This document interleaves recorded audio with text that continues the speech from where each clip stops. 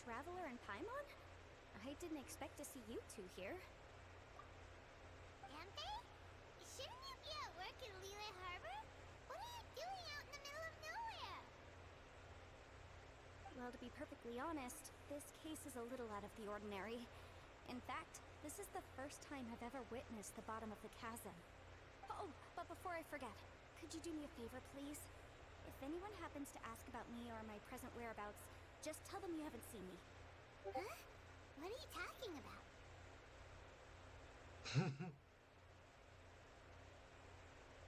No, it's not like that. Look, it's quite a long story. So if you could, please just cover for me. I'll see you later.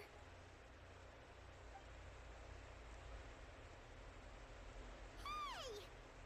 And there she goes. What in Tibet was that all about?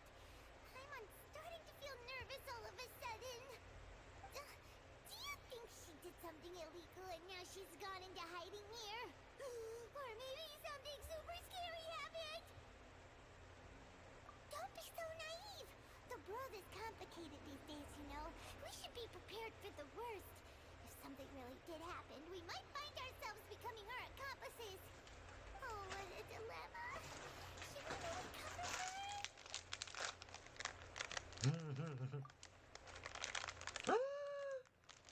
Hey, you over there! Yeah, you! Cookie! Ah! Someone's coming!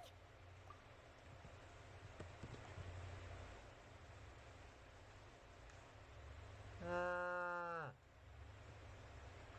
But that voice sounds pretty familiar.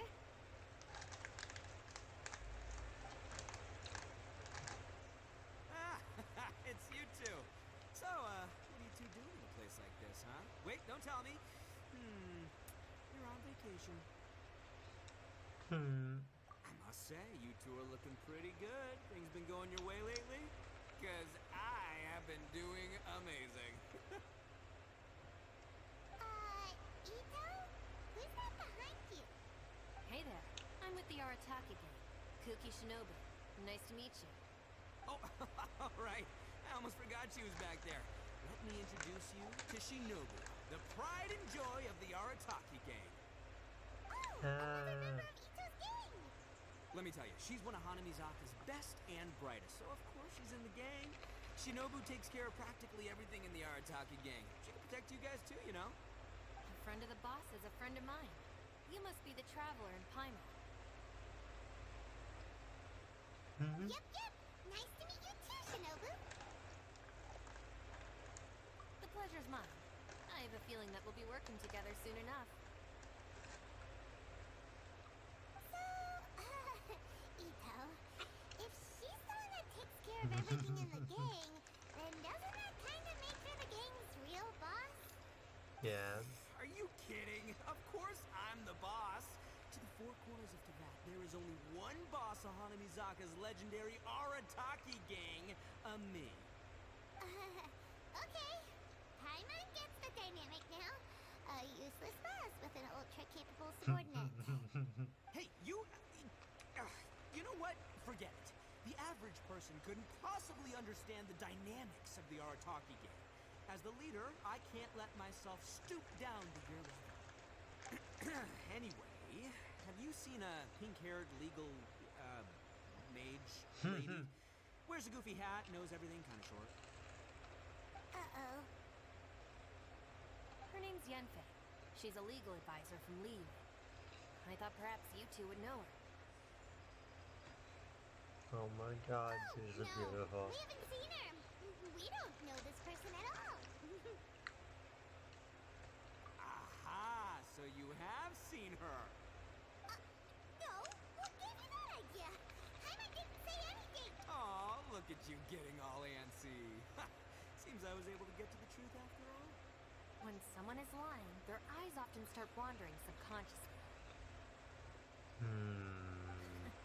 Anyway, don't worry. I assure you we don't have any ill intentions. So, you guys know Yanfei? Well, she, kind of saved my life, so yeah, you could say we've met. She saved your life? Wait,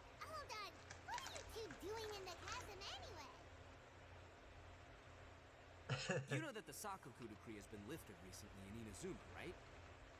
Well, Shinobu wanted to come to Liyue and pick up her graduation certificate. I came along because it's safer to travel in numbers.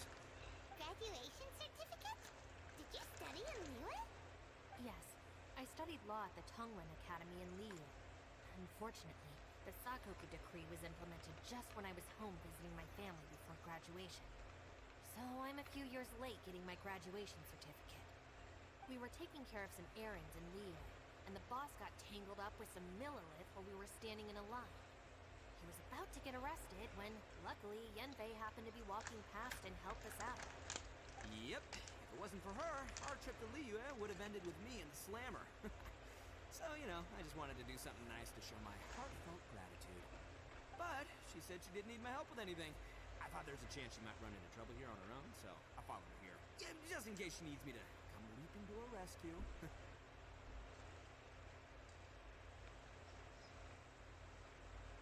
Listen, Granny said that a man must learn to be grateful, and I'm gonna help this legal advisor lady no matter what it takes. There's some really Nice and all, but what if she really doesn't need your help? You're joking, right? I mean, that's not possible. Of course she needs my help.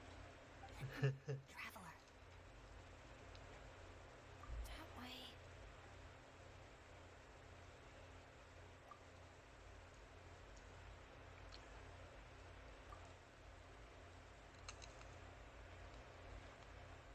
Ah, great. Thanks. I'll go after her. Shinobu, time to roll. You're not my savior.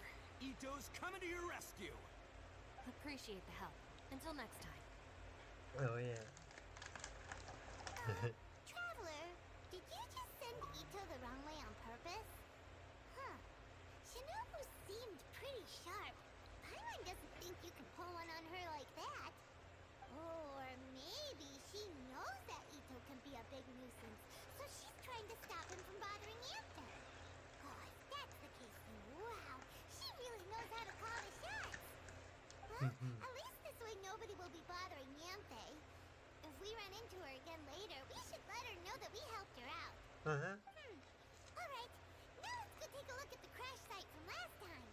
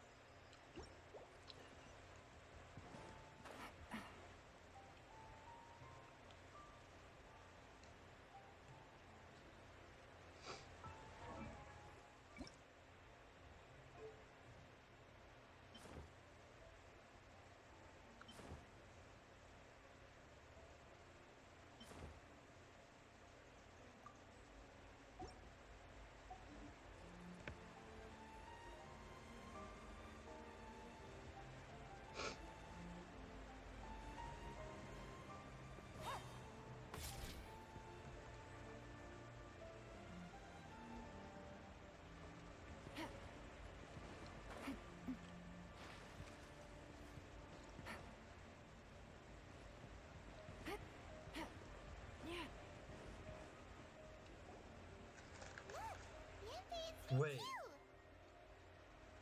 Hey, Yanthe! We sent away the people that were following you. Oh, good. Thanks a lot. The guy with the weird outfit seemed super outgoing. Normally, I don't mind making friends, but I've got work to do today. Huh?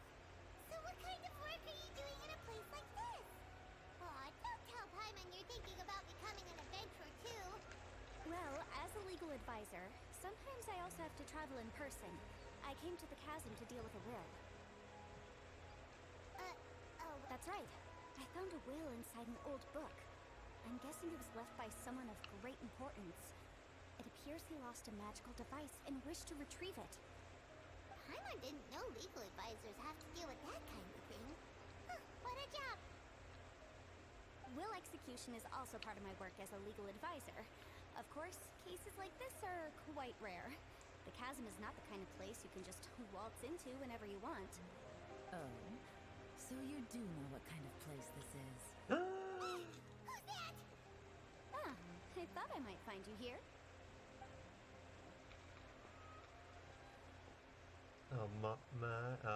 Hi. Hero landing! Whatever case you're working on in the chasm, I'm sure Liyue's top legal consultant can handle it without my input. Huh, that's funny. I thought we'd established that my legal opinion doesn't count for anything when Yelan's around. Who is she? This is Yelan. Liyue's, well, let's just say she works in the Ministry of Civil Affairs. I can at least say that much, right? Anyway, she's a friend of mine. Sure. Coincidentally, I have something to do here as well. Seems chance has brought us all together. You may not know me, traveler in Paimon, but I've certainly heard about you. You're all here on business, and it's my job to monitor the chasm. According to regulations, I should accompany you. But, as it turns out, I have other things that require my attention. I'm afraid I can't join you this time. You may go about your business. Just try not to make a ruckus. Oh, that's most unfortunate. I was about to ask for your assistance. Could you spare a little time to help me take care of this will? For old time's sake? I don't know. Depends what's in it for me. Fair enough. I suppose even a guide needs to get paid. It just so happens that Madame Ping gave me some nice tea. I'll treat you to a cup if you agree. Why don't you tell me a little more about how you got here first? Then I'll... Hey, you! Oh, god damn it. Ito? I know what you two did. You really tried to throw me off, didn't you? And I thought we were buds. They're also my friends, so. That's close enough. Huh? Who are you? Sorry, this area is part of the chasm. It's closed to the general public. Are you kidding me? I don't see any warning signs or fences. What gives you the right to keep me out? Kid, where there's real danger, you'll never see a warning sign. Paimon never knew this place was so important. Oh yeah. It's true. This is not a place you can just go in and out of as you wish. That's also why I didn't want anyone to follow me. Unfortunately, you didn't listen. The Traveler has done a lot for Liyue in the past, and Yanfei is a renowned legal consultant in Liyue, so I can trust their intentions. As for you two... Hey, what's that supposed to mean? You trying to say that I'm not famous enough and my intentions are no good? I don't know your background, so I can't give you free passage here. Besides, Yanfei doesn't seem to need your help, does she? Ha! How would you know what Yanfei needs? What, are you two joined at the hip or something? Right. Anyway, I don't need to be a mind reader to see that. In any case, as a visitor from Inazuma, I'd suggest you defer to a local when in doubt. Stick to the local rules and keep yourself out of trouble. Oh, yeah. You? Please, try not to be so impulsive. She is right, you know. Uh-oh. Things are starting to get a little heated here. Not good. You really shouldn't start butting heads with Yelan. It's true that we don't know anything about the unique conditions of this place, so we'll heed your advice and leave immediately. But if this really is a dangerous area, seriously, you should put up a sign. Thanks for the suggestion. I'll consider it. Oh yeah? And what if we don't leave? Just pull him by the ear. Then, I'm afraid... Is that so? You really think you can take the two of us? Gotta admit, I like your optimism. Although you're friends with the Traveler and Yanfei, I'd still suggest you heed my warning. Thanks for that, but too bad I'm not buying it. If you're so strong, then why don't you show me what you got?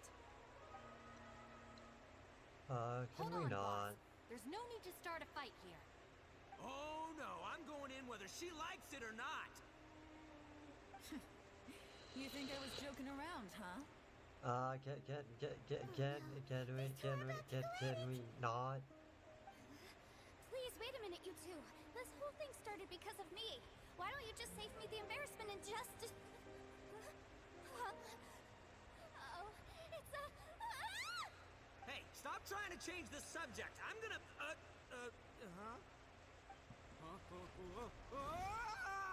Bye.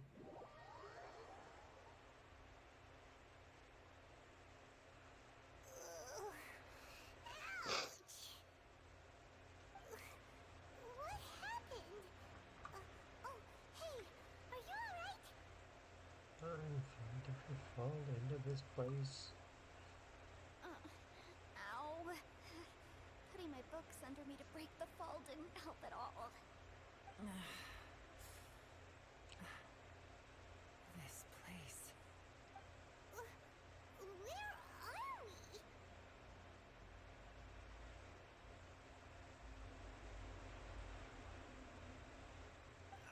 I'm gonna feel that in the morning. Hey, Shinobu, Traveler, and my savior. Is everyone okay? Well, this is an unfortunate turn of events. Hey, so, how far down did we fall? It seems the ground collapsed during our little confrontation up there. Perhaps because we triggered the elemental forces. Well, don't look at me. If you weren't so rude, maybe I wouldn't have gotten mad. Who can put up with that kind of dude? It's my duty to stop intruders from breaking into important places. If telling the truth sounds rude, then I'm afraid you're just a little too fragile. Hey, life's too short to give in all the time. Okay. Boss, I'm afraid you're not going to win this argument. I suggest we stop provoking her. Hey, whose side are you on here? I'm simply pointing out the facts. I understand how you feel, but you're making my life difficult by starting random fights with everyone. Looks like Ito can't argue against either Yelan or Shinobu. He's in a real tough spot now. Hey! What do you mean? Don't you dare compare Paimon to Ito! Whoa, whoa, what do you mean? You looking for a fight too? Oh my god. Paimon was just saying how it is! Everyone knows you're a bit of an idiot. Oh You my calling god. me an idiot? Oh yeah? Well, you're a puny little flying lavender melon, ha! Flying lavender melon? Oh, that's it! Paimon's mad! Time to give you an ugly nickname! Bullchucker! You better mind your manners, Bullchucker! We seem to be a long way down from where we fell. It's impossible to see what's going on up above. It's unlikely we'll be able to climb back up that far. We'll need to find another way. I'm sorry to interrupt your lovely little chat here, but I think there's something you may need to know. The chasm is regarded as a mysterious area in Liyue. It was sealed off for years due to a mining accident. Whatever goes on down here, I suggest you remember this. You didn't see anything, you didn't hear anything, and you're not gonna ask any questions. Save you from getting caught up in things you shouldn't know about. I won't treat you as hostiles, and in exchange, I hope you won't make things difficult when it comes to keeping secrets. I'll do what I can to find a way out. Huh? Well, where does she think she's going? Like she said, to search for an exit.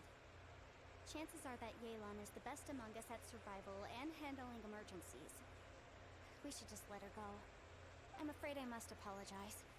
I don't typically disclose details of a client's will to third parties, which is why I couldn't tell you the truth. I'm sorry. I came to the chasm in search of the Fantastic Compass, which is mentioned in the will. Many years ago, my client gave this magical device to someone ambitious, hoping that it'd be handy in times of need. According to an eyewitness account, the person who received the device took it into the chasm and has been missing ever since. Throughout history, many wars have been fought in the vicinity of the chasm. Even if that person died in one of the wars, I still wish to do my utmost and find the device and fulfill the client's wish. Yelan's words of caution were not unwarranted. There are dangers lurking in the chasm. I'm sure you've all realized that by now. Given that we're all caught in this mess, let's try to find a way out together. Whatever you say, my savior. I'll do whatever you ask. Oh From now my on, we're God. a team. All of us.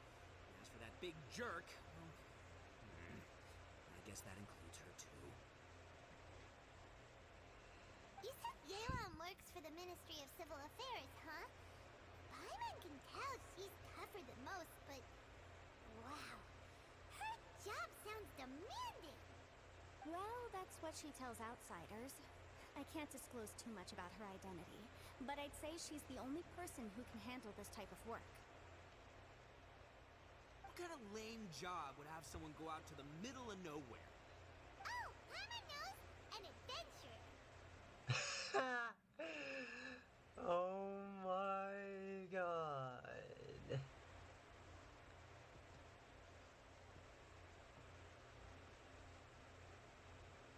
New face.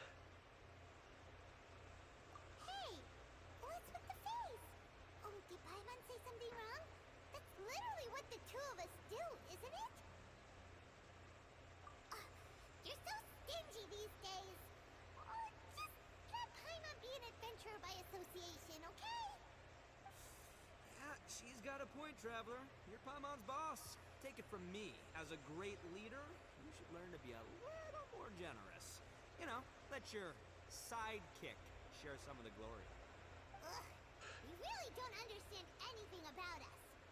Paimon, don't take him too seriously. He's just joking. Ugh, for the sake of Shinobu, fine.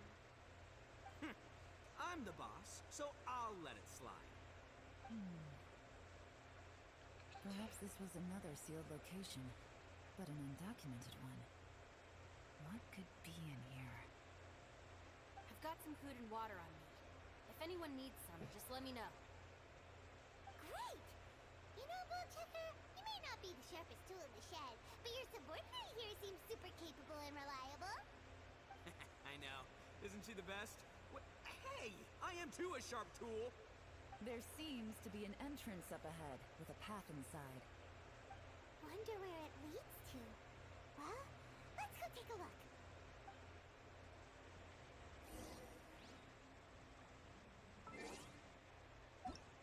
Wait a moment.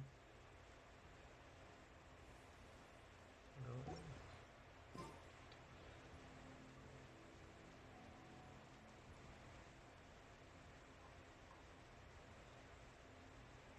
Hold on.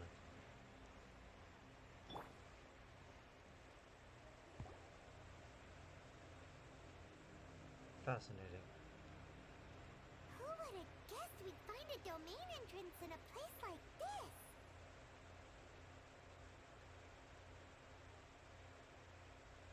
There's a way in, and there's a way out. Let's go and take a look. The rocks here seem to be old Leland mountain rocks. They're similar to what I've seen in books. This domain must have existed for quite some time now. What's that sound?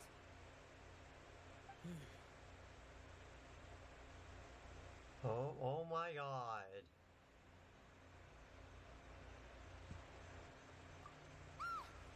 Oh, it's Conqueror of demons?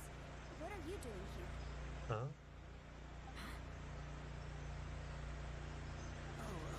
I came down from above. I heard a noise, so I followed it. So you're not here by accident. Wanna team up? No, I have something else to do. I'm looking for someone. You shouldn't be here. I would urge you to go back as soon as possible. Well, that's Shell for ya. Shows up without a warning and disappears without a trace. Huh. That guy looked pretty tough. Maybe almost as tough as me. Seems like a solid dude. Seriously, Bullchucker? Where do you get your confidence from? Should we really be letting him go off on his own? Oh, he wouldn't listen no matter how much you tried to talk him out of it. He is super tough though, so don't worry about him. Everyone, keep your eyes and ears peeled from here on out. We don't know what lies ahead, so we have to be ready for anything. Oh, look. I'm happy to say we're all on the same team and everything, but could you cut the little speeches and the whole follow the leader act? I, for one, think I should be able to look after myself. Boss! Okay.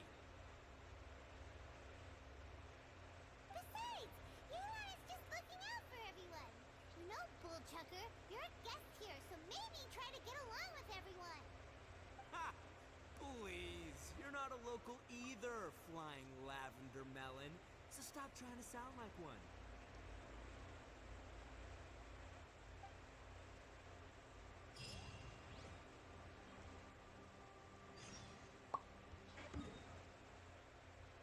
Where the fuck?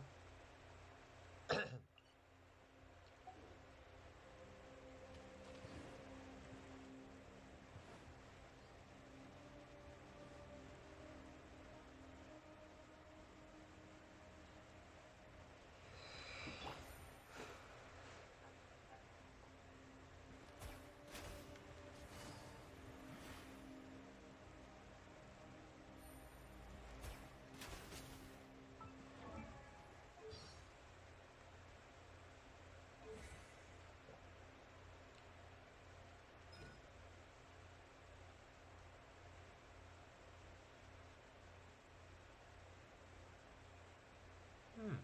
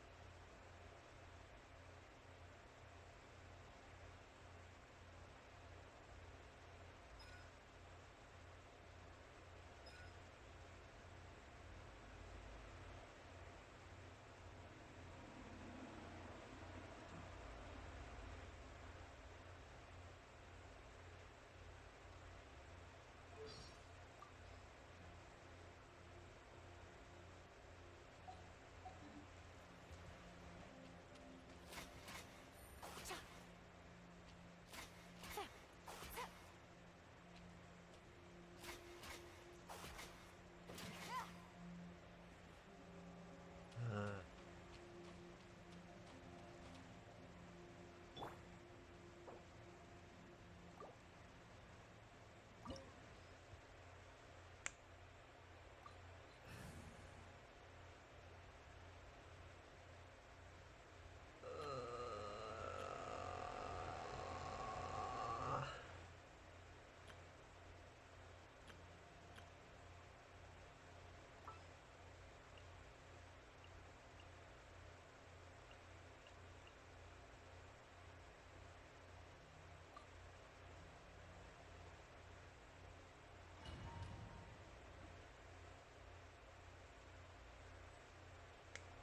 wait a minute.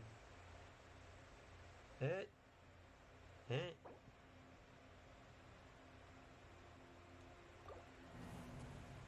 Ah.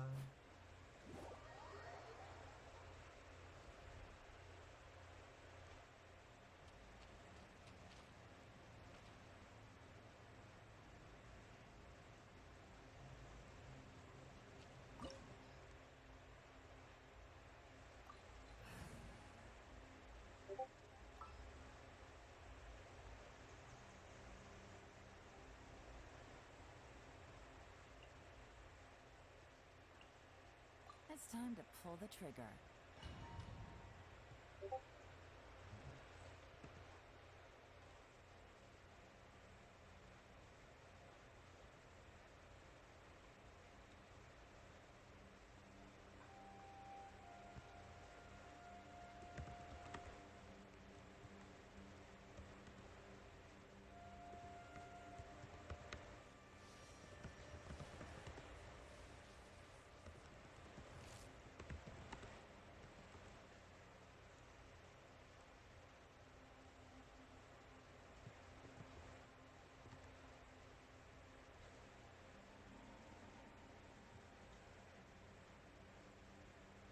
It's just, yeah.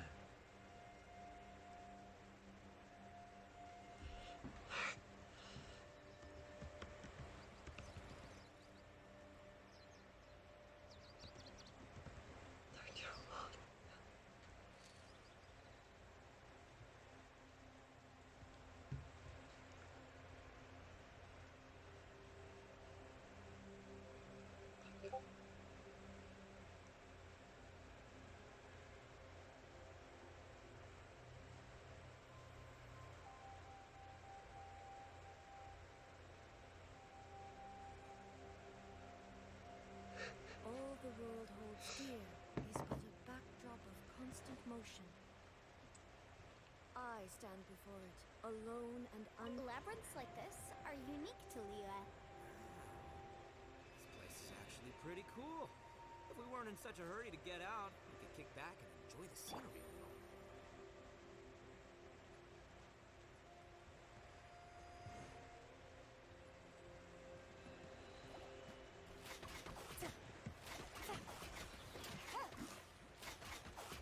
illusion shattered.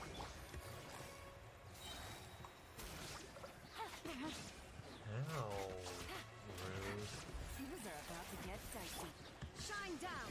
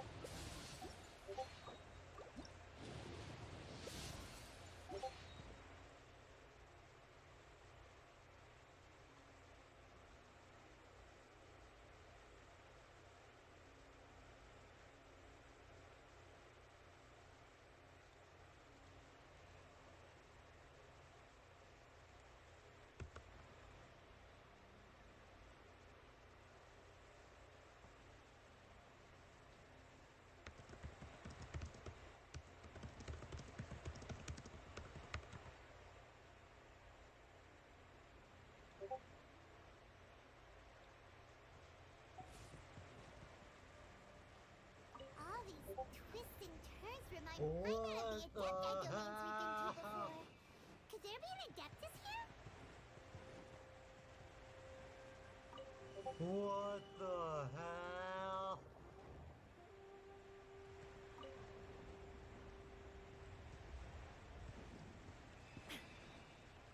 What the fuck?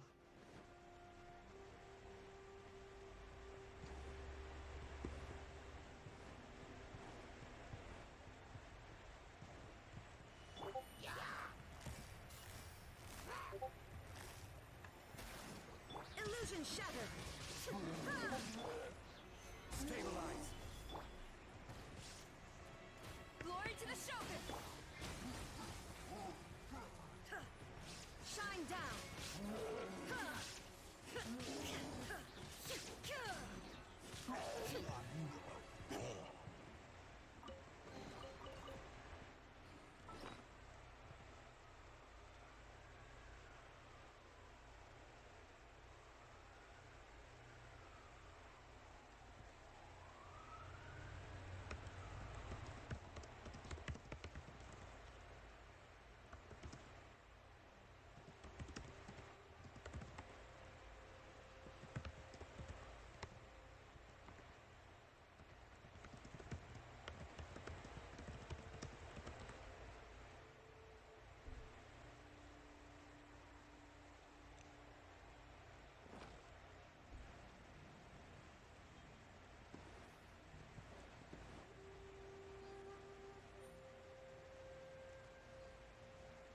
Wait a minute. Ah!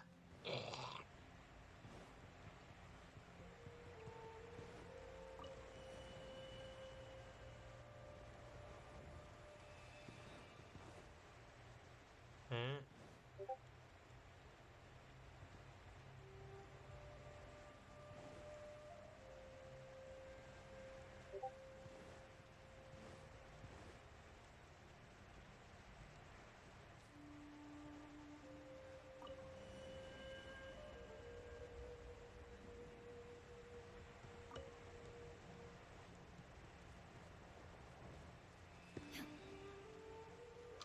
Ah, I see.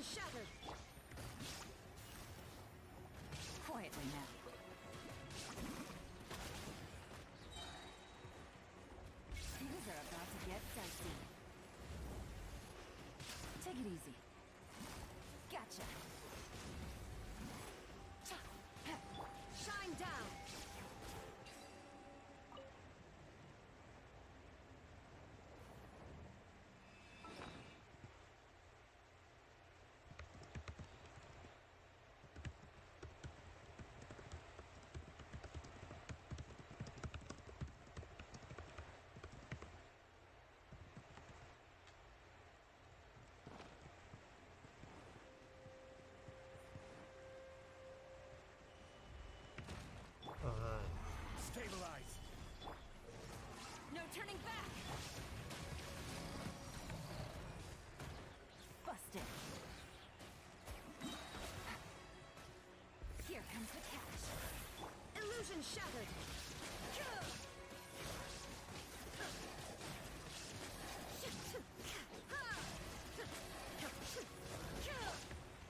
Solidified. Order guide you. There is no escape! Gotcha. Torn to oblivion!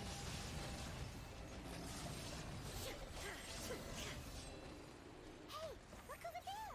It looks like an exit.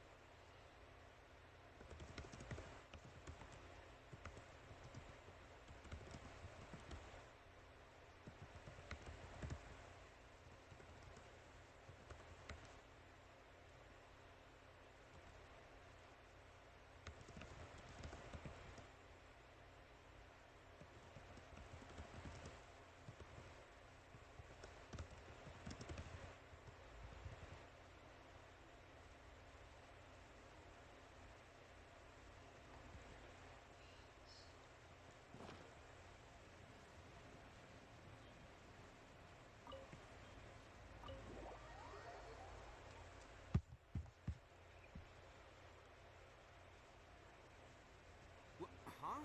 Wait, this ain't right.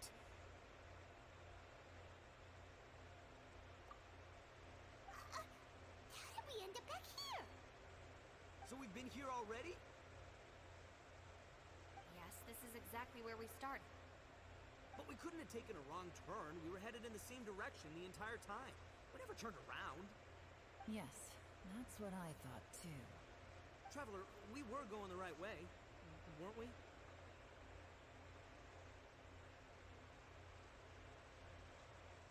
How strange.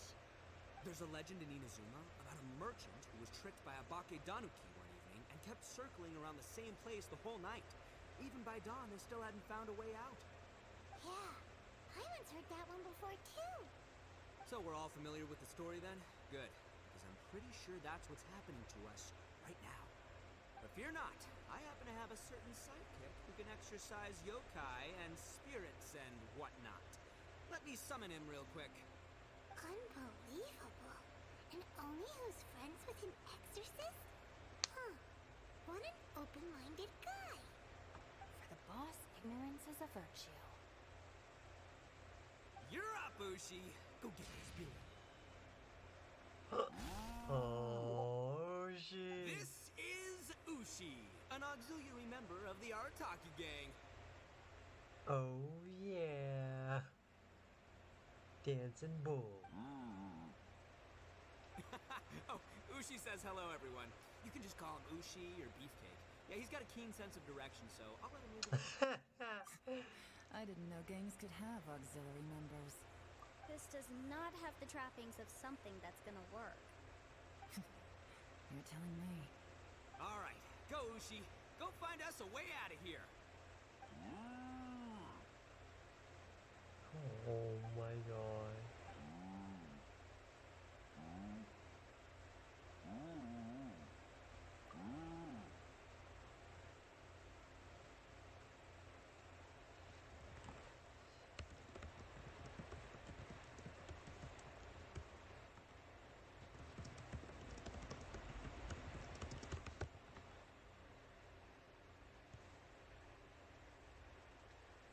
Huh? What's that? Oh, really? Oh, no. What's wrong? Ushi says he searched everywhere, but there's no exit. That doesn't add up. If we were able to come in, then there must be a way to get out. Has anyone else noticed this? We initially thought we fell here from above. At that time, there was a way out high overhead. But now, it seems even that exit has disappeared. Inexplicable, if you ask me. It seems there's more than meets the eye with these underground structures.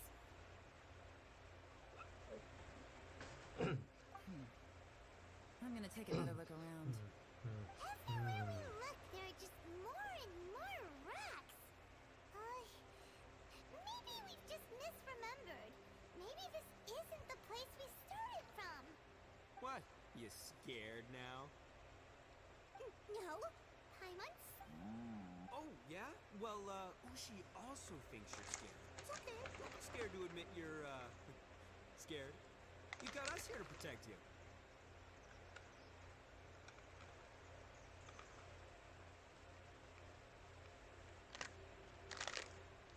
We can't just sit here twiddling our thumbs. Let's keep looking for a way out. Shinobu, you stay here with my precious savior. I'll take the traveler and Paimon with me. Got it. Be careful, everyone. Please, there's no need to keep calling me savior. Just Yanfei is fine. Mr. Arataki, it seems that as the head of the Arataki gang, you possess a strong sense of leadership. Too kind, too kind. And just call me Ito. Since we're a team now, we should have each other's backs. Paimon, if you feel scared again, I can cover your eyes for you.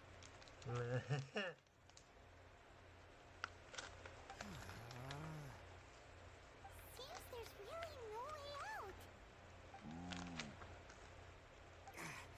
I can't shake the feeling that there's something off about this place. Boss, did you guys find anything over there? Not only that, I could have sworn I saw some shadows moving a second ago. This place better not be haunted. Probably not the right time to ask this, but Paimon just can't help it. Ito, you're an Oni.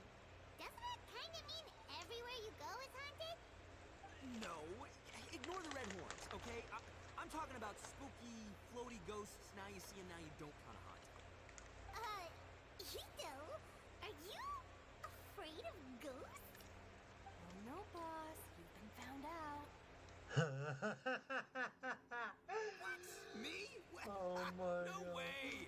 What, are you kidding? Stop joking around. Seriously.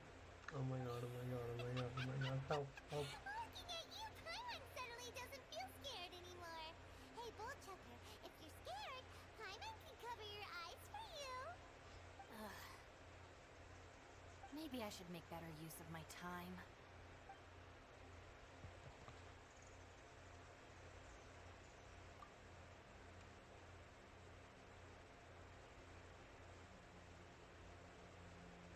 Add a little salt and some pepper.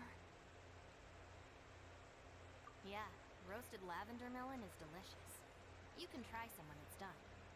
Oh right, there are two types, sweet and savory. Which would you prefer? Alright, you can try them both then. It's important that we remain calm, especially when we're in the throes of a tough situation like this. If I'm reading the situation correctly, there seems to be some secret here that the boss and I are not supposed to know about.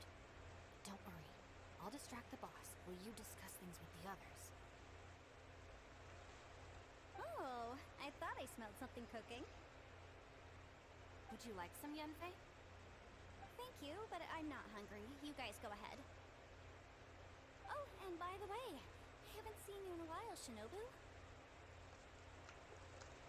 Yeah, it has been a while, hasn't it? The last time I saw you was when you taught one of my classes as a substitute while I was studying in Liyue. Substitute teacher? Ah, yes, now I remember. It was during winter, wasn't it? Yes, I remember everyone said your lecture was very interesting. Now that I think about it, I should call you senpai. Oh my god. Ooh, I like the sound of that. Oh no.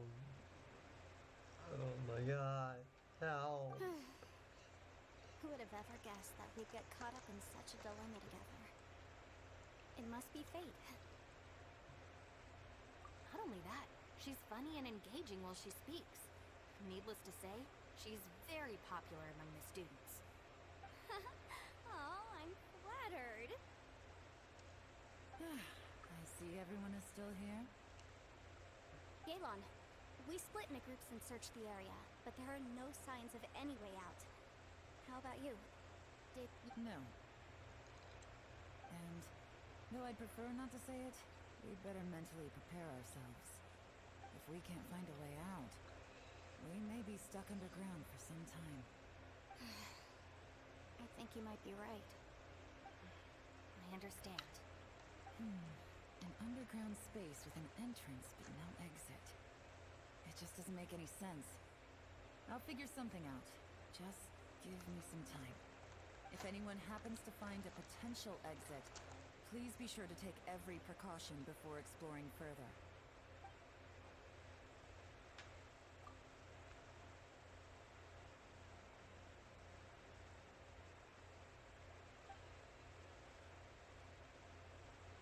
Hey, Traveler, what's with the serious face? Do you have a plan? Yeah. Oh, right! Do you want to get in to help us? Sure, let's give it a shot. Huh.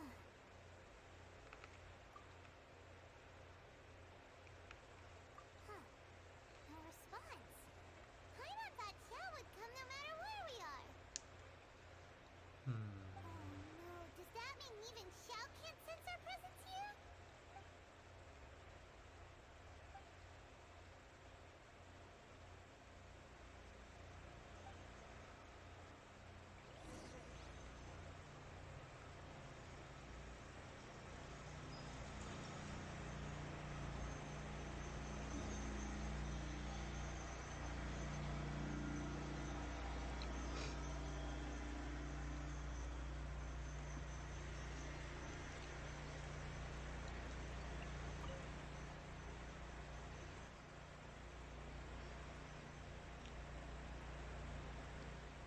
Oh my god. Oh my god. Help.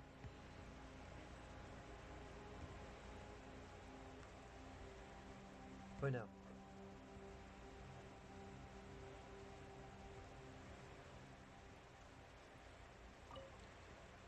That's it. I want to take another look. And this time, I, Arataki, the one and only, will... Boss, Whoa, whoa. What's up, Sourpuss? time for some roasted lavender melon. Huh? We're trapped in a life and death situation underground, and you're telling me it's time for roasted lavender melon? Interesting. You hear that? Ushi says you're completely right. Wait, hold on. Whose side are you on, Beefcake?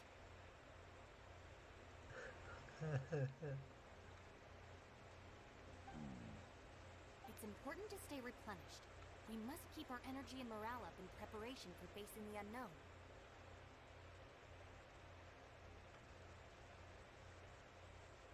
Even Ushi knows that. Fine. You two... Hey, are you already eating?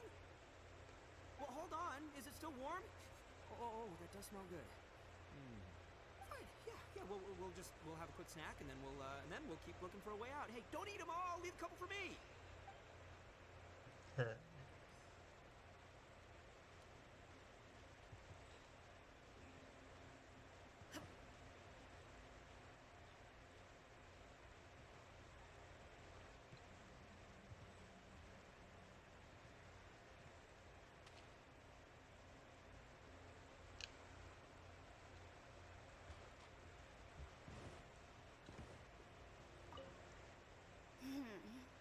Who could have ever guessed we'd get trapped in a place like this?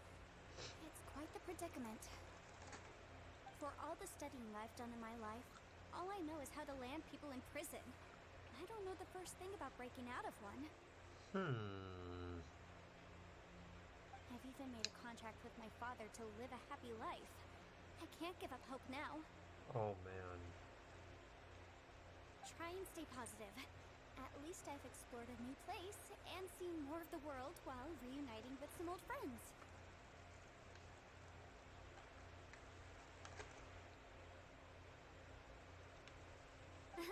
Yeah, there's still a silver lining, I guess.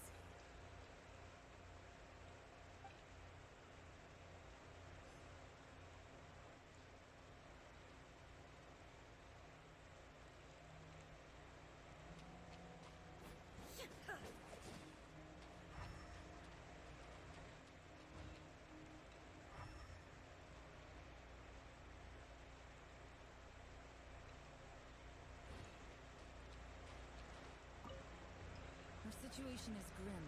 There doesn't appear to be a way out from you. We should be prepared to stay for a while.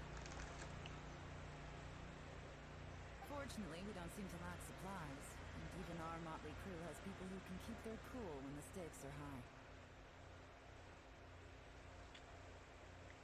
Just focus on taking care of yourselves. I'll figure out the rest.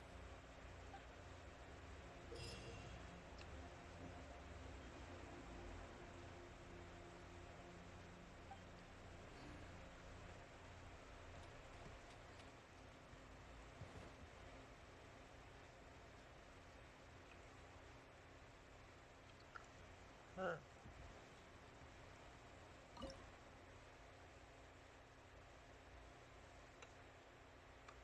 Huh.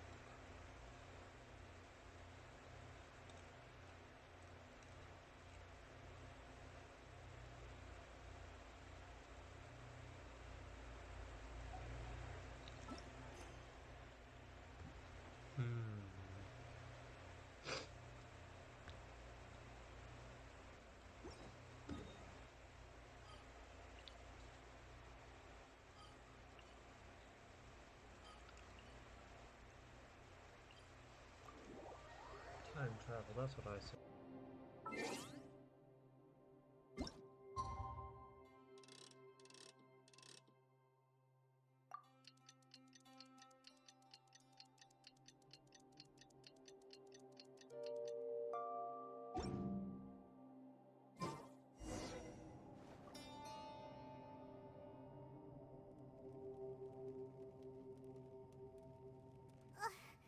There's nothing for Paimon to do here.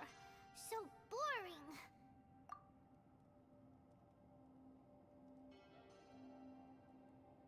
Oh, how Paimon longs to stretch her legs and run free in the world outside again. Alright, fly free then. Basically, Paimon just wants out of here. Just a day? No, it feels like we've been down here for months. Maybe not months, but at least like 20 days, surely. Yo! Thought I heard you chatting over here. Oh, hey, Bullchucker. Well, everyone, I just completed another survey of the surrounding area. Still nothing has changed today. Here, have some water and take a rest. Thank you, Shinobu. It's easy to forget to keep hydrated down here. Out! I want out! All I want is to cruise the streets and have beetle fights again. Boss, remember there's your image to consider. But it's so boring, walking around this hole every day.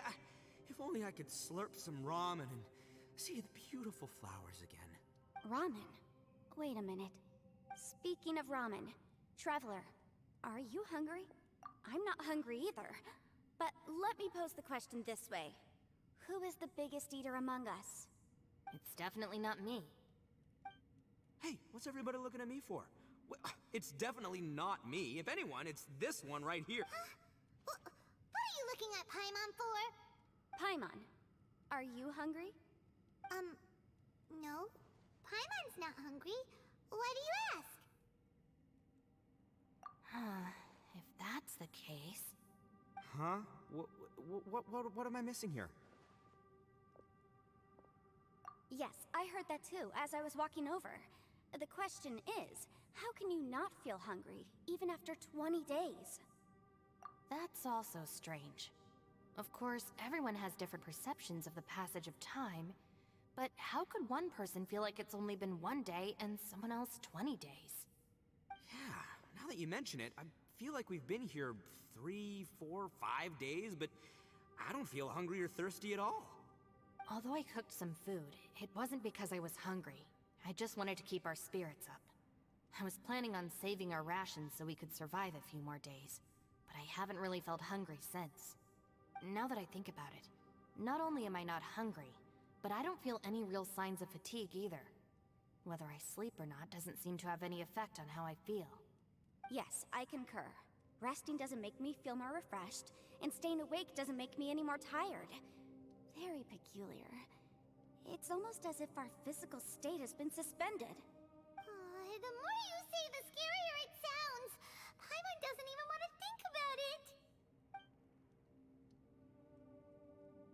Huh? What's wrong, Trap? That's pretty weird. Sounds like the little dude must be in danger. But he is an Adeptus. This kind of situation should be no trouble for him. I fear that this problem underground is bigger than we thought. I found something, everyone.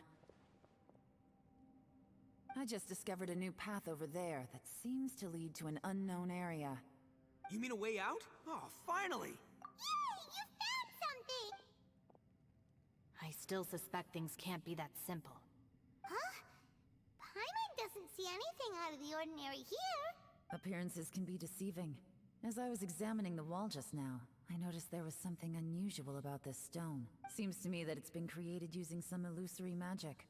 Hidden behind it lies a passageway. Whoa! So there really is a path behind here! Gotta hand it to ya. That sure wasn't easy to find. But at least we can finally get out of here. Miss Yelan's determination and eye for detail are certainly impressive. Not to mention, you've hardly had any rest the whole time we've been trapped here. It doesn't matter. Well, given we're already here, we might as well go in and explore. Right behind ya! Paimon can't wait to get out of this place!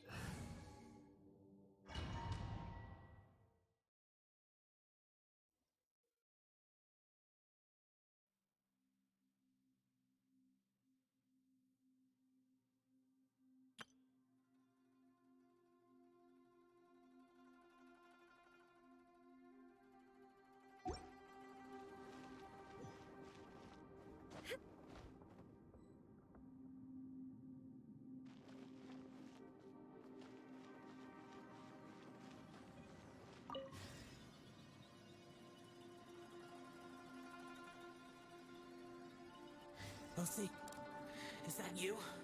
Hey, did anyone else just hear that voice? It sounded super creepy.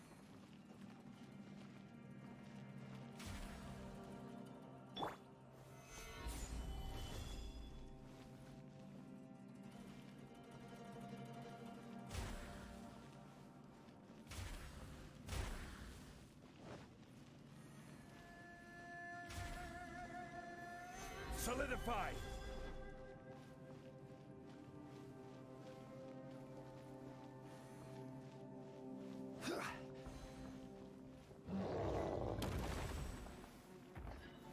Stabilize! Gotcha. Crush. Beg for mercy.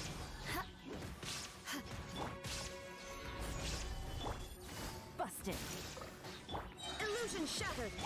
Here comes the challenge. Shudder. Flood of frost.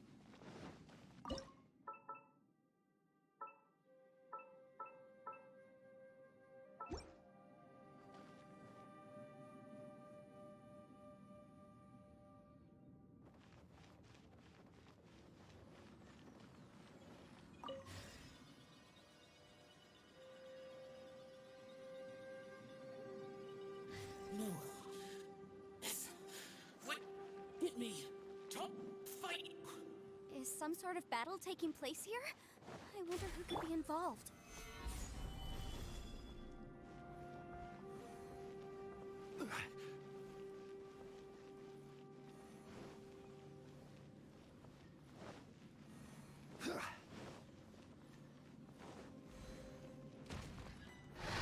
Stabilize. Gotcha. There is no escape.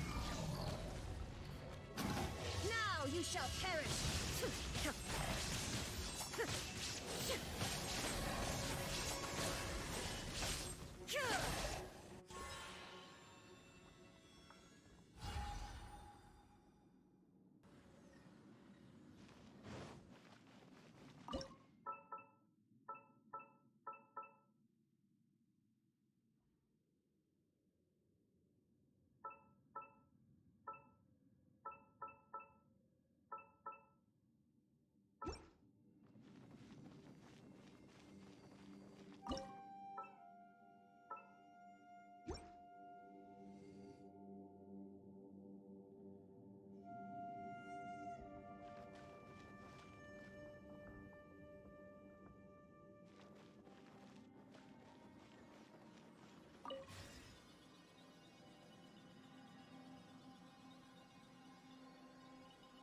No, it's still alive. Why would you become like this?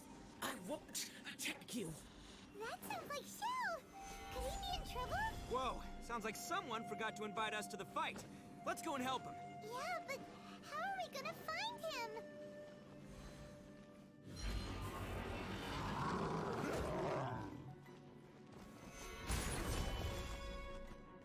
Order guide you. Things are about to get dicey. Inazuma shines eternal!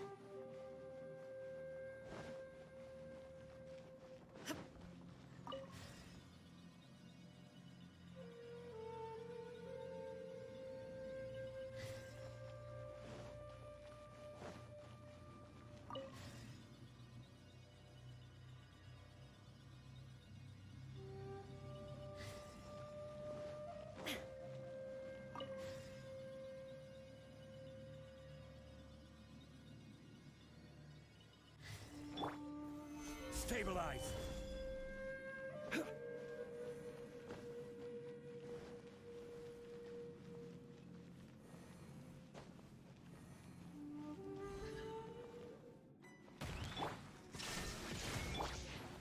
Stabilize.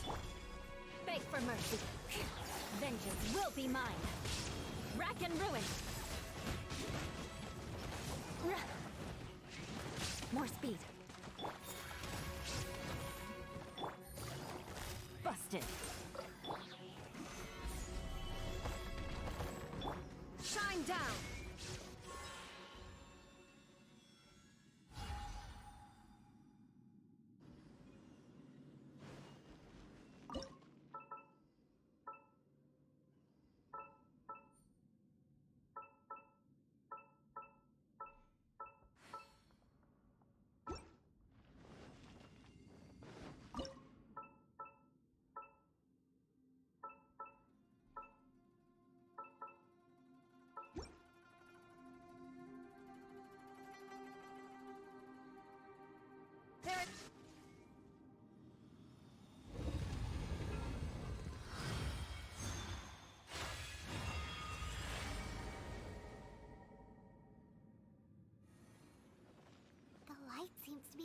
to another platform. Let's go and take a look.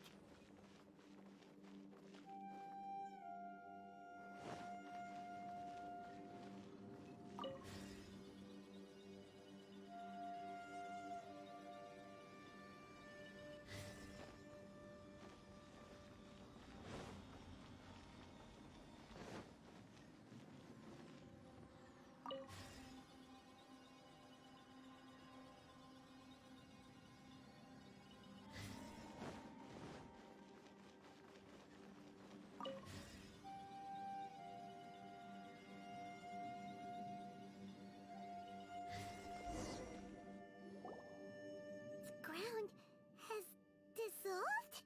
What's down there? Is that little dude called Xiao down there? We gotta help him. Hold on. Something's not right here. What's this? It appears to be a small fissure. What can you possibly find inside? It can't be a living person, can it?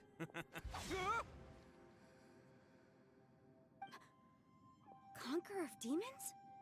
Xiao, is that you?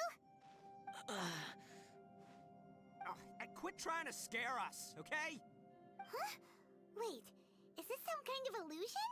Paimon can't touch him! Conqueror of demons, can you hear us? Hello? Little dude! Anyone home? He isn't responding. What's going on here? You. Oh, he finally said something! Oh! We followed your voice and found you here, but it's kind of strange. We can't touch you. How did you become an illusion? An illusion? Talk about a coincidence. We were just thinking you went missing and stuff, and then we heard the sound of you fighting. Pretty lucky we found you, if you ask me. You didn't get hurt, did you? A coincidence? Wait, something's not right. Something's wrong with this domain. Leave now! Get out of there! If he can, we should have him regroup with us as soon as possible. Tell us what happened and where you are now. We'll come find you immediately. No. Your safety is the top priority. It seems this space can... Huh? He disappeared. Where'd he go? It sounded like he might be injured. We need to go help him. It seems the only option we have to explore any further is through that entrance over there. Huh. He's injured and telling us to be careful? It's not like we're in any danger here. Anyway, the secret behind whatever's going on should be in this cave, right? Don't worry, little dude. Ito's on the way! Boss, please don't go charging ahead. You're an Oni, not some hunting dog. Don't worry, I'm invincible! Ah! Oh, my butt! Looks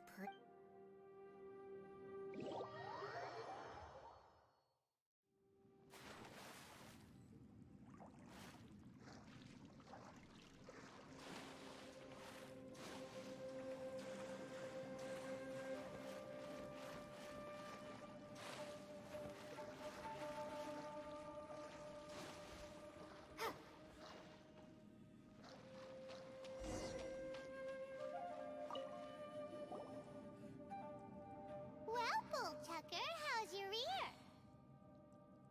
It's fine! Ugh. My butt is tough! Go ahead, you can cry if it hurts. I promise I'll try not to laugh.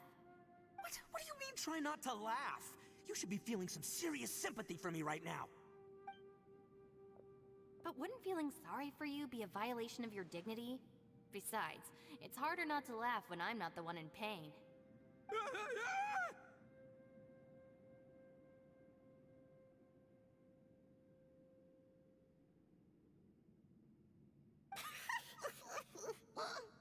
Paimon, don't laugh. It's okay, everybody. If you want to laugh at him, just let it out. Don't you have a heart, Shinobu? Oh, and people think I'm the monster. Wait a second. Xiao's not here, but...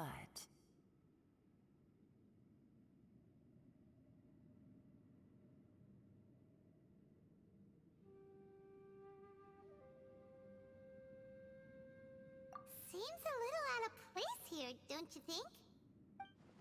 Maybe it's some sort of, I don't know, an emergency shelter? There was a picture book I read once that said nice people sometimes build cabins in dangerous places so that anyone in trouble can take shelter inside. Our little dude must be inside then. Yeah! I wouldn't be too sure about that. Any person with a normal sense of danger wouldn't be so optimistic. Wow, Bullchucker! Looks like your subordinate is telling you what's what. Oh, I believe she was talking to both of us. Yeah, so you can wipe that smug smile off your face.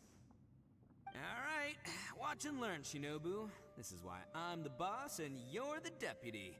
If no one is macho enough to open the door, then allow me. Step aside.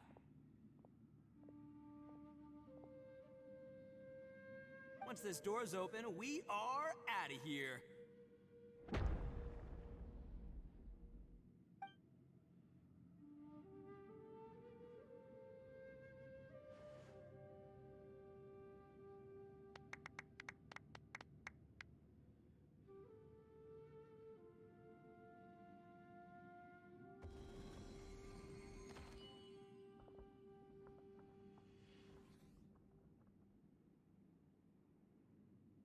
Eviloni, be gone!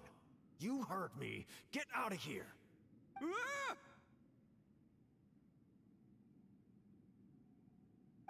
Am I seeing things? Or was there someone behind the door?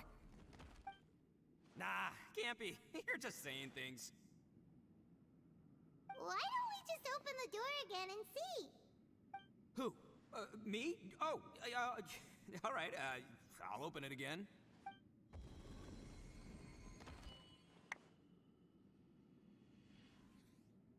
All you do is goof around all day. You're a bad influence to our child. Be gone!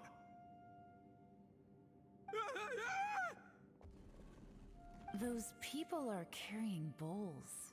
Bowls full of beans. What's that all about? People throw beans to drive out Oni. Boss is an Oni, so they throw beans at him to get rid of it. Gave me the fright of my life. What are people from Inazuma doing in a place like this anyway? Calm down now. You're a person from Inazuma too, you know. Hey, let's get one thing straight, all right? I'm not a person, I'm an Oni! Right, but that's not the point. The question is, does this door lead to Inazuma? Huh? How could that be possible? Ugh, this... You guys go right ahead. I'm not opening it again. So, who's up? Oh, how about Paimon? Why don't you open it? No way! All right, I'll try. That's our Shinobu! Now, don't let whoever's behind that door push you around, okay? All right, let's see what's behind the door this time.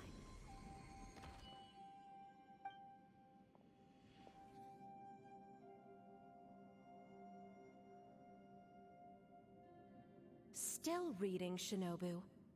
Listen, young lady. You should keep your nose out of those books and start taking my advice. I've already found you a perfectly good job as a shrine maiden at the Grand Narukami Shrine. You'll be far better off there than... Shinobu? Who is that? No way! Was that who I think it was? Oh, this is embarrassing. That voice was my mother. This is one place I wasn't counting on having to hear that speech again. Your mother wanted you to become a shrine maiden? The whole reason I came to study in Liyue was because I didn't want to become a shrine maiden. My family never approved of my studies, so they wanted me to work in the Grand Narukami Shrine after I returned to Inazuma. From what we know about Lady Guji, it seems being a shrine maiden is a pretty cushy job. Think of it this way. Some cats can be domesticated and kept in the house, while other cats are meant to survive in the wild.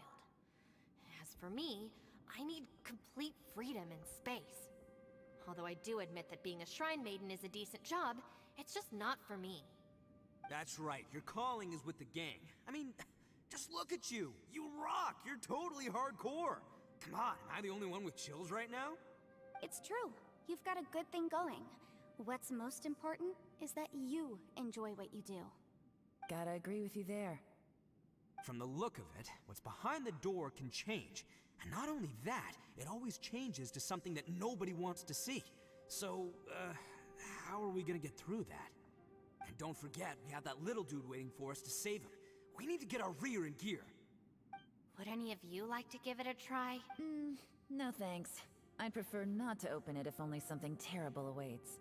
If anyone's going to find a way through, it's not going to be me. Why?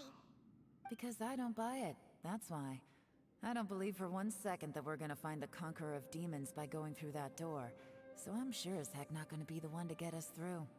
Not gonna lie, you don't really sound like you have much of an imagination. All right, I'll try. Yeah, my savior. Show 'em what you're made of. I'm sure I probably do, but nothing springs to mind right now. Anyway, I suppose I'll find out once I open the door.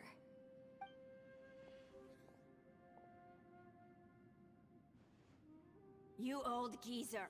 Out of 8 pounds of salt, today you gave away 3 for free, sold 2, and exchanged 3 for booze. How much money did you actually make in the end? Huh? But didn't you tell me to sell things as I pleased? Why can't I give the customers something for free? You fool! You told the old man next door to come and fetch the salt. Well, he broke his leg on the way over, and now his son is asking for compensation. Seriously. Huh. A civil dispute. Didn't see that coming. Who were they? No one in particular, but it is a prime example of the many difficult civil cases that I've had trouble handling before. So you mean you don't like handling disputes over petty matters? Not exactly. What I mean is that I don't like working with people who cannot let go of trivial grievances, especially of the kind you saw just now. They start with good intentions, but end up making a big fuss. It's not long before those good intentions plunge into injury and accidents. It's always a shame.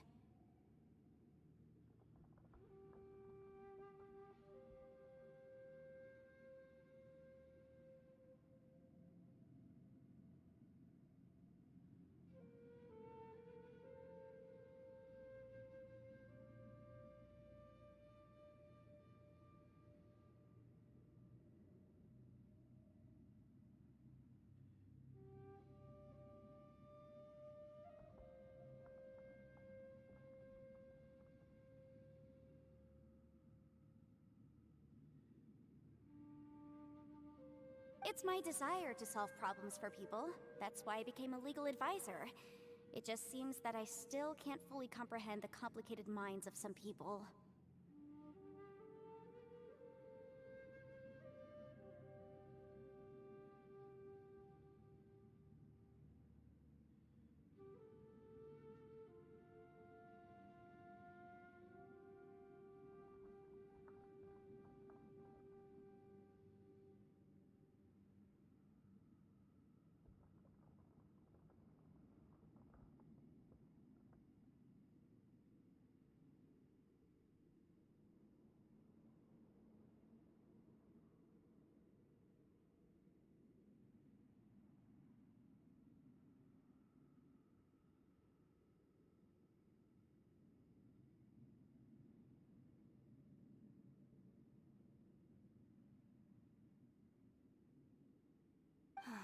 I understand what you mean.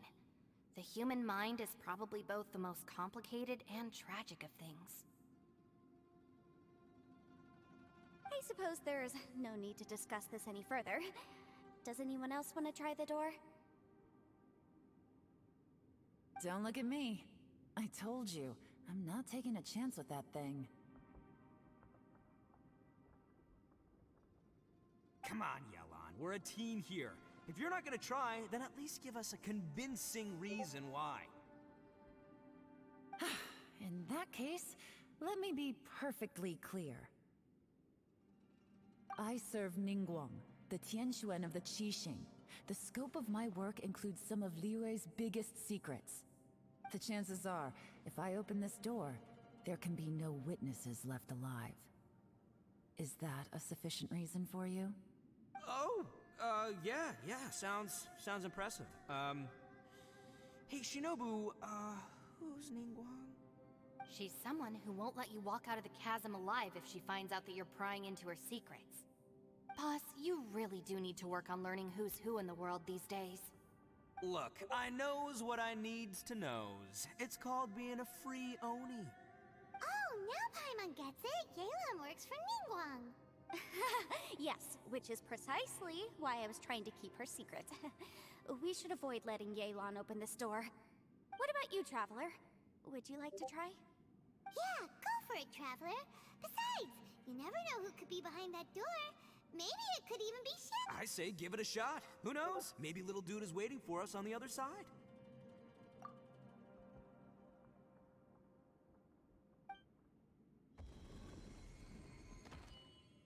So, wait. What's Paimon looking at?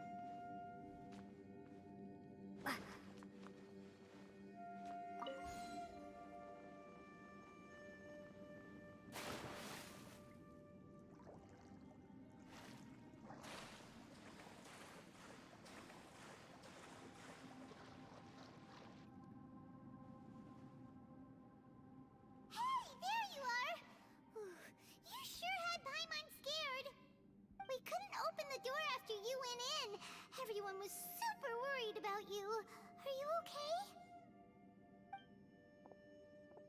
Did you find anything, Traveler? So, did you find the person we want to rescue inside? Judging by the look on your face, I'm guessing you saw something a little unpleasant in there?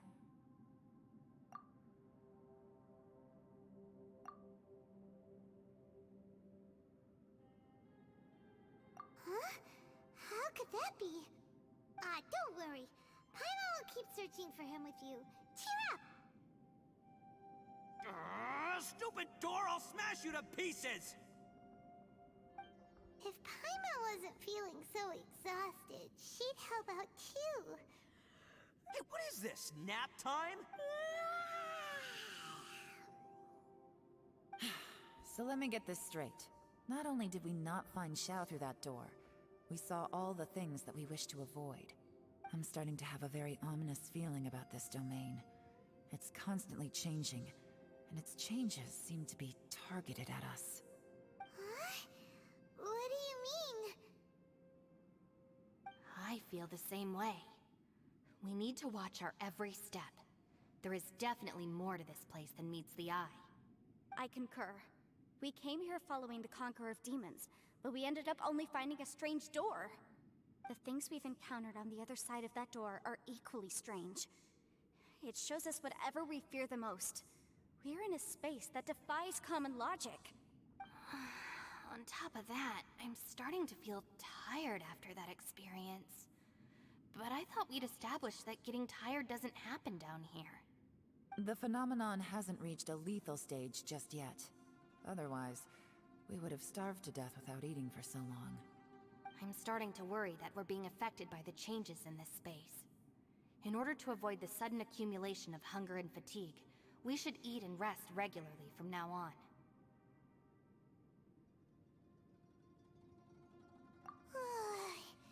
Paimon suddenly feels exhausted. It's really tiring going through all this. Now that you mention it. Paimon's whole body just feels so heavy now. According to the current evidence, it seems our physical condition was suspended in this space before, which granted us immunity to the effects of fatigue and hunger. But now it seems that mental fatigue is unavoidable. Though we have yet to locate the Conqueror of Demons, I suggest we go back and get some rest. It'll be difficult to rescue anyone if we're on the verge of collapse ourselves. She's right. Hey, Lavender Melon. You okay? Want me to carry you?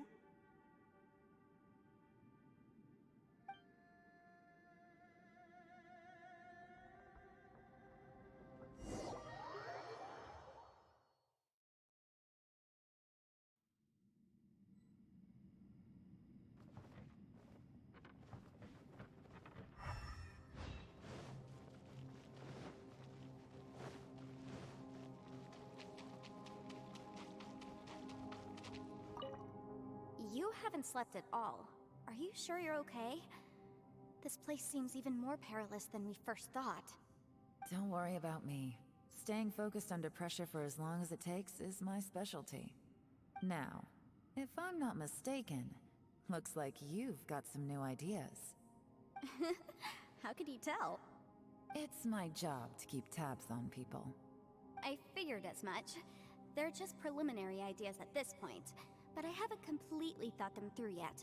I'll tell you more once my ideas have taken shape. Sure, sounds good.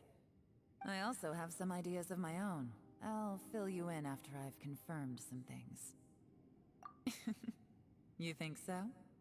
As they say, two heads are always better than one.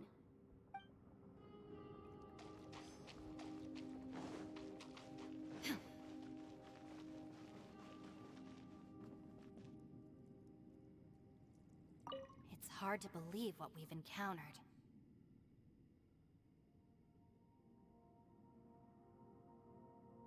Well, I suppose there's no use hiding it anymore now that everyone's seen it. What you all saw really was my biggest fear. I never want to become a shrine maiden. Who could tolerate such a boring life? After these last few years with the Arataki gang, I suppose you could say I've seen it all. It's taken every skill in my arsenal to constantly clean up the messes they make.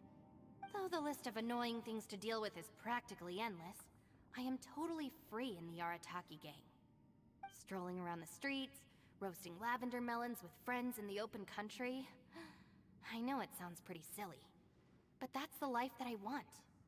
Just don't laugh at me, okay? Otherwise, you might find yourself on the receiving end of a good beating.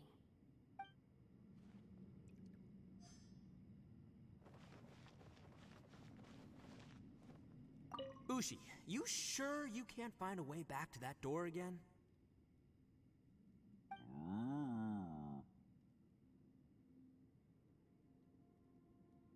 Ah, perfect timing. I was just having a you know what? I can handle those mean people behind the door throwing beans at me, but causing trouble for you? Nuh-uh. That ain't gonna fly with this guy. What? There's nothing we can do? Listen here, Beefcake. You shouldn't give up so easily. Can't you have one last look for it? If you really can't find it, we'll just have to find another door. With any luck, one that connects to the outside world. You feel me? By the way, Traveler, if you have a moment, could you do me a favor? I'd like to discuss something with you. Ushi, you sure you can't... Yep, that's the big question. Gotta be honest, I have no idea. Oh, come on, don't get mad at me. I'm just being real here. I did think about just using my Oni super strength to dig our way out, but the rocks here are even tougher than prison walls. The rocks didn't even budge when Ushi charged him. It's pretty obvious this place is meant to keep us in here. The only thing I can do now is, well, take care of this exhausted little lavender melon. Yeah, I know. You're helping too, Ushi.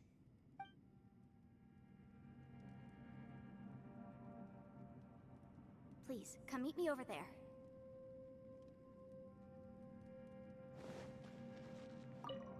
It's hard to believe what we've encountered. You don't look very well.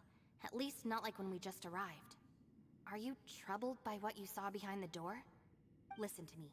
The most important thing is always the choices you have in front of you. Get some rest before you gather the courage to take your next step. Once you've chosen the path to take, don't hesitate. You must believe in your decision.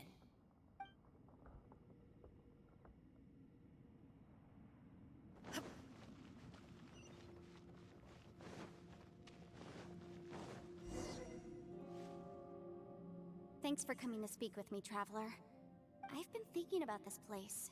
Since we still don't know just what kind of danger we're up against, we can't afford to delay any longer. We have to find the Conqueror of Demons as soon as possible. Don't you think it's a strange coincidence that as soon as you told us about the Conqueror of Demons, we heard his voice in that place? It almost seems deliberate. As if something was trying to convince us that the Conqueror of Demons was there in order to lure us into the unknown. I have a theory, but I can't tell the others just yet. I don't want anyone to panic. Judging from the Conqueror of Demons' reactions, I think that he was somewhere else, but his voice and image were projected to our location. Is it possible that we've entered into a chaotic space? We're seeing things and people that shouldn't be here, even ghosts. And we don't feel hungry because the state of our bodies is suspended. It's as if time itself has stopped for us. If that's true, it means we've entered into a place where normal logic doesn't apply. When you put it all together, everything points towards one possibility. This is a place where time and space are thrown into chaos.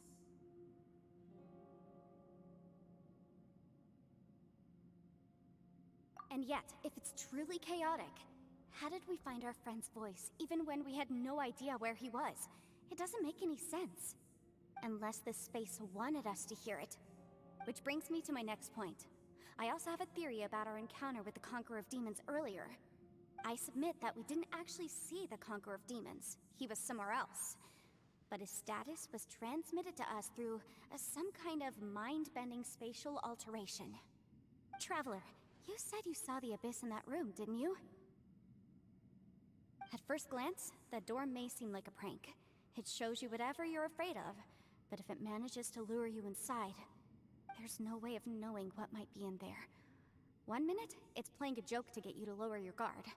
The next, the danger is real, and it's trapped you. This space is a powerful opponent. It wants to use our minds against us. But I'm not gonna sit here and do nothing. Do you remember that small spatial rift next to the dissolving ground? It felt like spatial magic, but it seemed much more powerful than usual.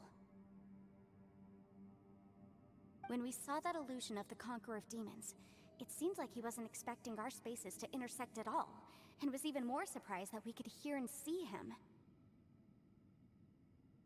I think that this space purposefully transmitted the Conqueror of Demons' voice to lure us into a trap. But I also think it didn't count on that spatial rift happening. In other words, the fact that we saw and spoke with the Conqueror of Demons was never part of its plan. Yes. Also, I had a good look around after coming back.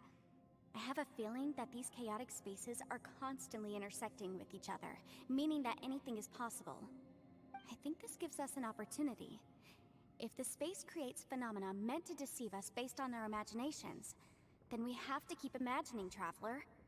If we try to stay calm and listen carefully, maybe, just maybe, we'll hear the Conqueror of Demons' voice again. Can you feel that? Let me see. I think it's here. And break! I secretly learned Yelan's illusion-breaking method without her knowing. Really didn't expect that to work. The sound came from behind this illusion. Let's go in and take a look.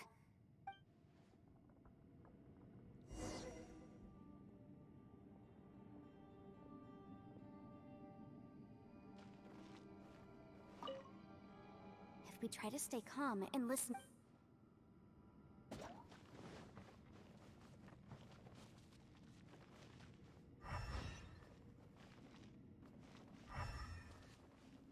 It's getting clearer.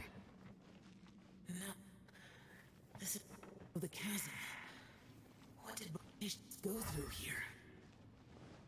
If it was just in that battle some years ago, what is he doing here? The voice is much clearer now. We're close.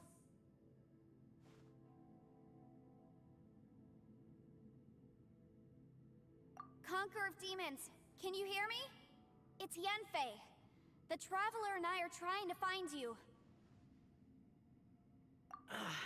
Traveler? Yanfei? It worked. Are you okay? I'm fine. Listen to me. It's chaotic here.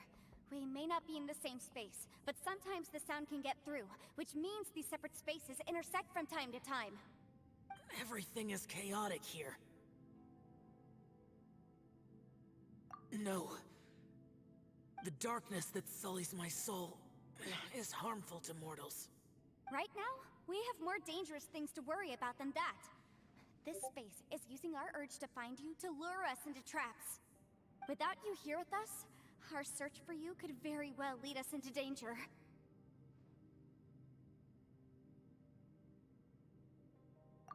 So, you're in danger too?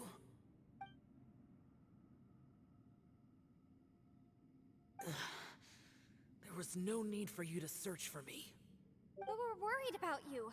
And earlier, the Traveler was tricked into entering a dangerous place. How do we meet? Conqueror of Demons, can you find out where our voices are coming from?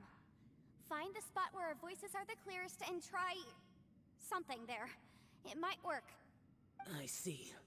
The spaces may intersect amidst the chaos. By try something, do you mean... Hurry! If we miss this chance, we might not get another one.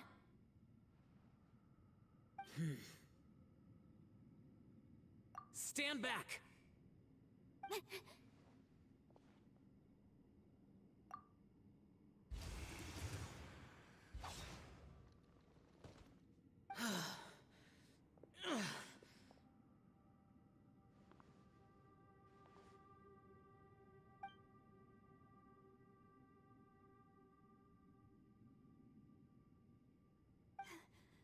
Let's get him back to the camp.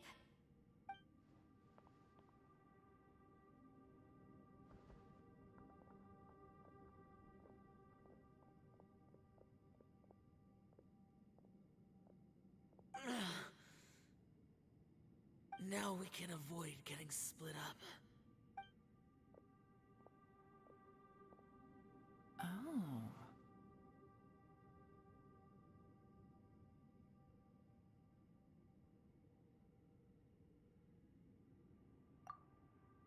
A lot's happened here, but this wasn't just for our own safety. You're injured. We can't just leave you alone. It's just a flesh wound. I am fine. I shouldn't let myself be a burden to you. You're not a burden. Don't think that for 1 second.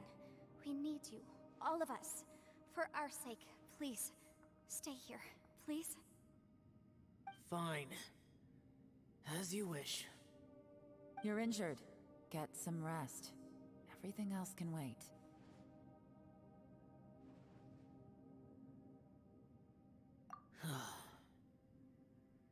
All right.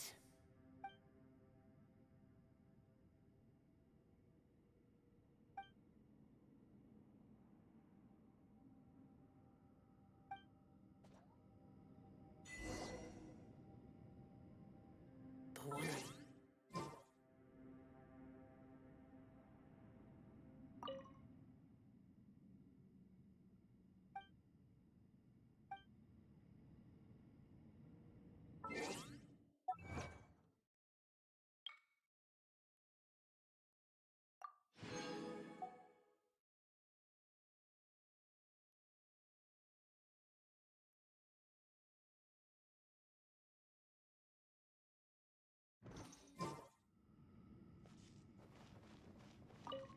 You don't look well.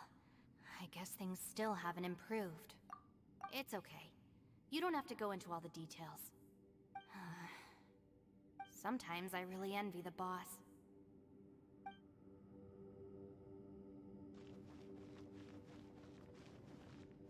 Hey, Ushi. Looks like our little lavender melon has fallen asleep, huh?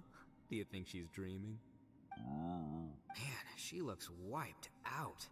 It's kind of hard to see her like this. I mean, most of the time she never shuts up. Aw, poor thing. And that little dude looks stunning too. I'm kind of worried about him. I sleep like this when I'm in jail? Traveler, when did you get here?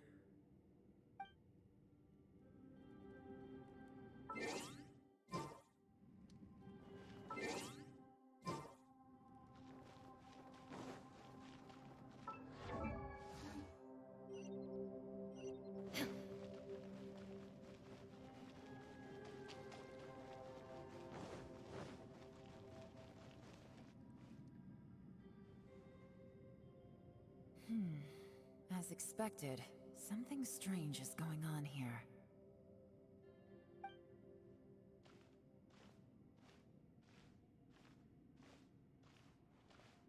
Oh, Traveler? You're both here. Great. I want to talk to you.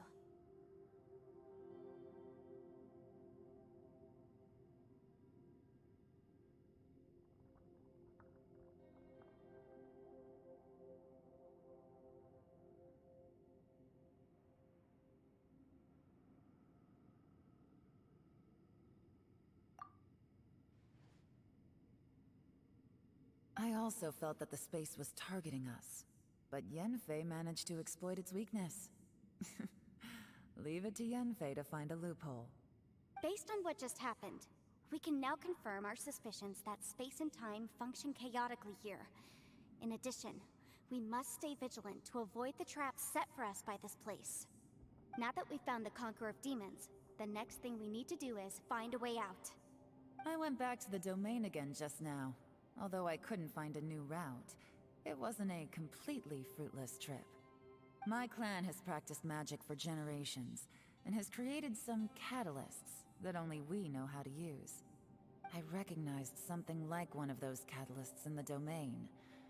Unfortunately, it disappeared as soon as I approached it.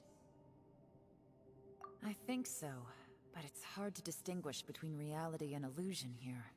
I can't be sure. Also, I am the only one out of all of us who could know what it would look like. To me, that confirms that this place really is reading our minds. Just like with that door, it's like it's alive and testing us. By reading our minds and showing us what we want, it creates the reality that we want to be true. Everything it does is either to get us to lower our guard or to wear us down. If that's the case, it can only have one goal: to trap us here until we die. What else could it be? We should prepare for the worst, but we mustn't give up. I've always known there were secrets hidden in the chasm, but even the Qixing have never heard about anything like this. Yelan, when we first ran into you, you said you had something to do. What were you referring to? I was looking for the truth behind the monster invasion from Conria.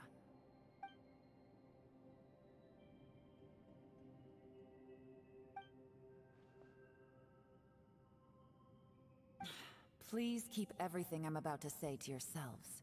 No one else can know. Otherwise... We got it.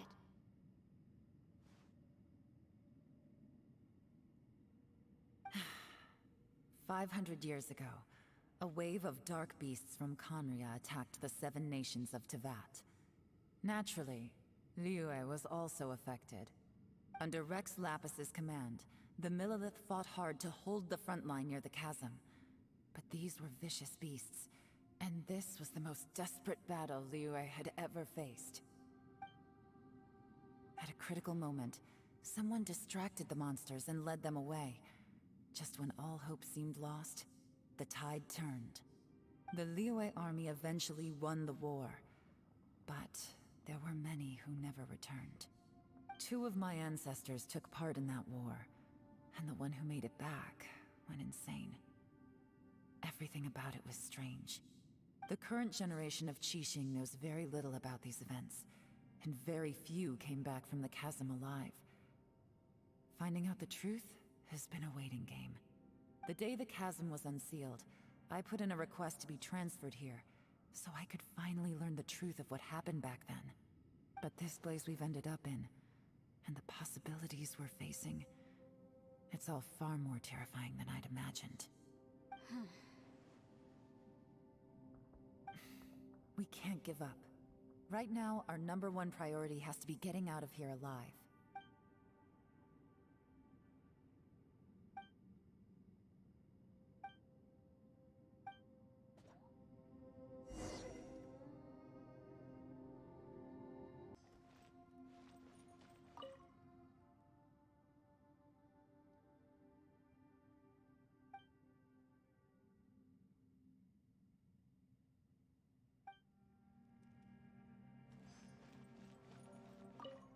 Ushi, looks like our little lavender melon has fallen asleep, huh?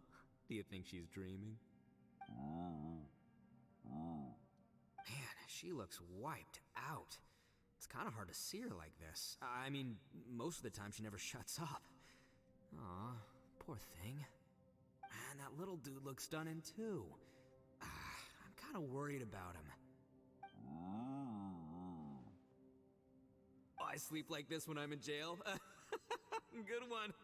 I do slumber like a king. Traveler, when did you get here?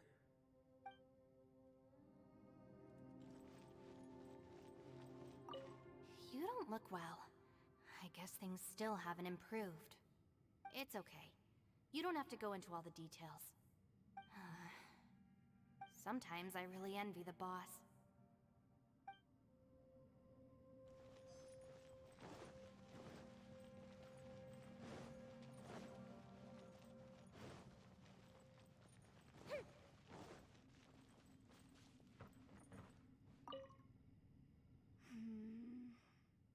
Are you all right? You've suddenly gone quiet. It's not like you at all. Shh, we'll talk later. I'm just processing all the existing clues we have. Maybe the key to our escape is hidden in some detail I've overlooked. I have to go over everything again. All right, well... Oh, don't worry. I won't write down anything that you told us about. No, I meant if you're going to analyze the facts, count me in.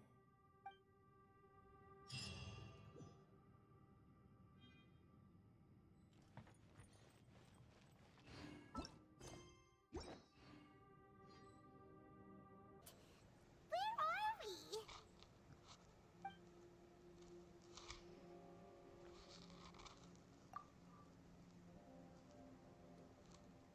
Yep, way better. Paimon just got a little fright because she's never seen a crazy place like this before. Who would have thought the best guide in all of Tibet could end up so out of their depth? Yeah!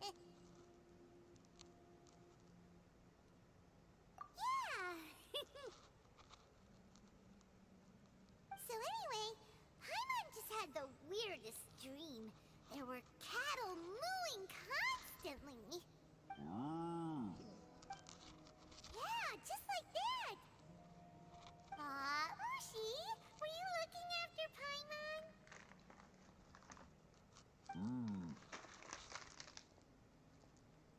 Oh my god, he's dancing.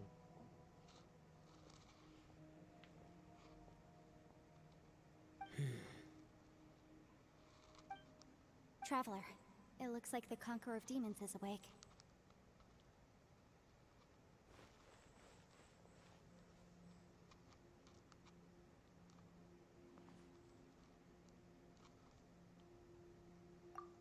I'm fine. Don't worry.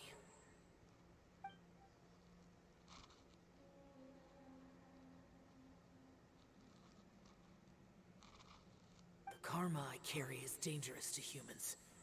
Keep your distance. Well, I have Okay. Adepti blood in me, so I wouldn't worry too much.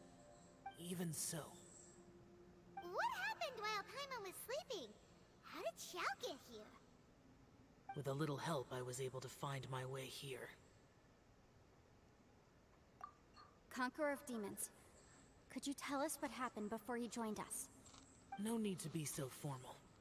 Just call me Xiao. Oh, sure. It was a senseless battle. I came here looking for someone, but when I found them, they weren't anything like how I expected. Madame Ping says that you usually base yourself at Wangshuin to guard the main road through Dihua Marsh. It's unusual for you to go looking for someone yourself. Are they an Adeptus? I'm looking for a yaksha called Bosacius. Bosacius? Is that one of the 5 Yakshas? Like you? I thought that you were the only one left. Aren't the other 4...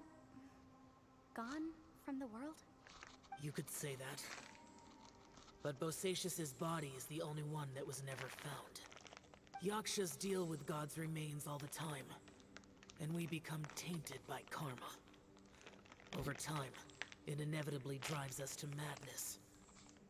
The last time I saw Bosacius, it was the day he lost his mind. He left. No one knew where he went, and I never heard from him again. But Bosacius was the eldest of us. He once told us, as Yakshas we will experience countless wars. Whether we live or die, we must promise to take care of each other, and know each other's fate to the very end. Did he forget his promise because he lost his sanity? It's possible, but I did not. I am the sole survivor. So it is my duty to find out the fates of the others. What made you come to the chasm? Did you hear something about Bosacius being here? Did you know that 500 years ago, the beasts of Conria invaded the chasm? That war lasted a long time. It is said that in the midst of the battle, a brave Yaksha was seen putting up a heroic fight, but no one knew the Yaksha's name. But there were many more than 5 Yakshas in total, so there's no guarantee it was Bosacius. Wow. But you must think it was probably him if you came here to investigate, right? I am by no means certain, and I didn't have any other clues except for this one. But Bosacius was proud. If he had taken part in that war, he would have announced his name. So at first, I thought the nameless Yaksha couldn't be him.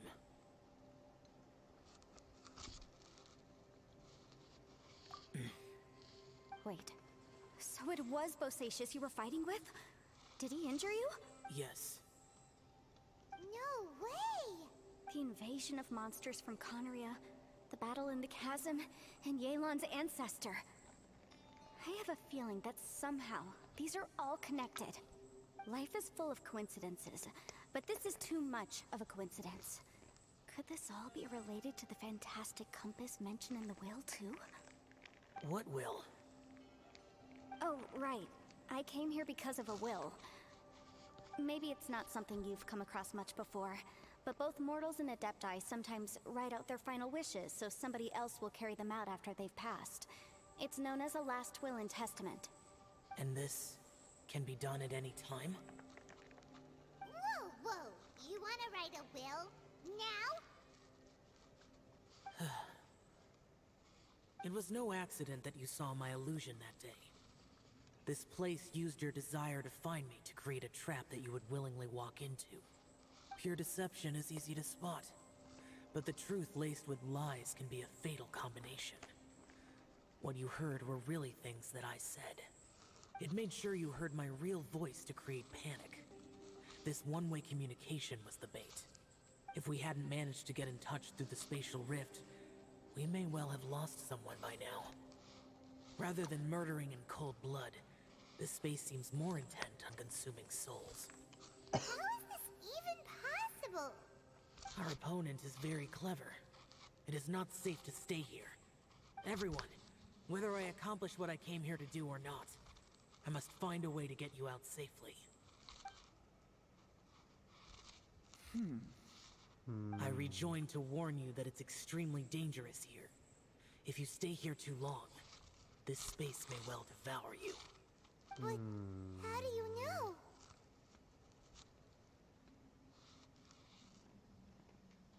You might become a shadow of your former self, wandering the underground like a lost soul. Sounds like you saw them too. Yelan, you're back. I've been back a while. I was listening to the conversation.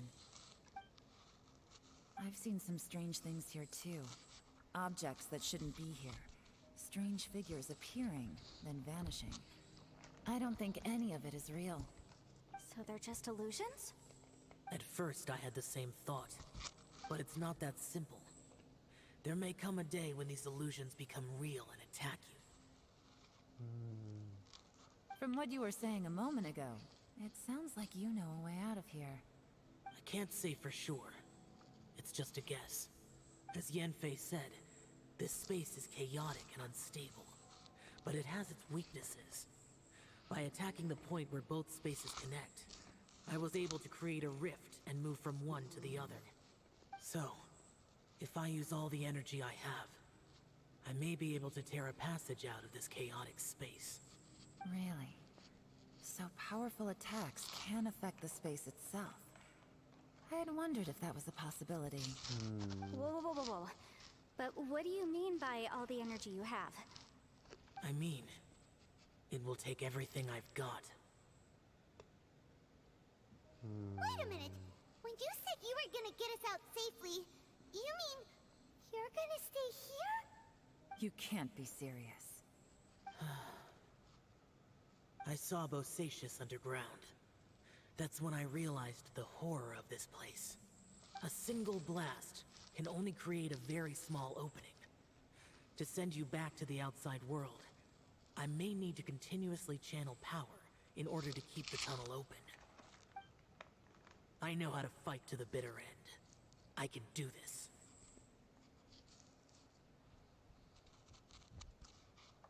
No. No way. Even if what you're saying is true, I can't agree to this. I'm on neither. It's not much of an escape plan if we gotta leave someone behind. It's only a good or bad plan if there are other options to compare it to. But that's not the situation we're in right now. I doubt you'd still be stuck here if anyone had a better idea. But can you be certain that your plan will work? I cannot. What is wrong with you? You can't bet your life on something if you don't even know it's gonna work. It's not worth it. To conclude, I'm not agreeing to this plan. What if I told you, this is my last will? You? Ugh. That's your strategy, huh? No offense, but we have no guarantee this plan of yours will succeed, or even that it's safe. You said it yourself. Yakshas pose a danger to humans. You really expect us to accept your self-righteous plan just because you say so? The battlefield is a treacherous place. Every opportunity you take, you put everything on the line for. If you fear sacrifice and failure, you can never be victorious. I've been in my fair share of treacherous battles, so I know full well that you never bring up extreme measures like this until the very, very end. You say these things in the hope that we will understand and accept them. But if you don't even know that your self-sacrifice is going to pay off, all you're doing is hurting morale. Besides, if you were really so determined to end it all, you wouldn't have given us the opportunity to share our opinions. You think you're oh so cold and ruthless, but I'm not buying it. And anyway, losing one of us so the rest can escape? Some victory that is.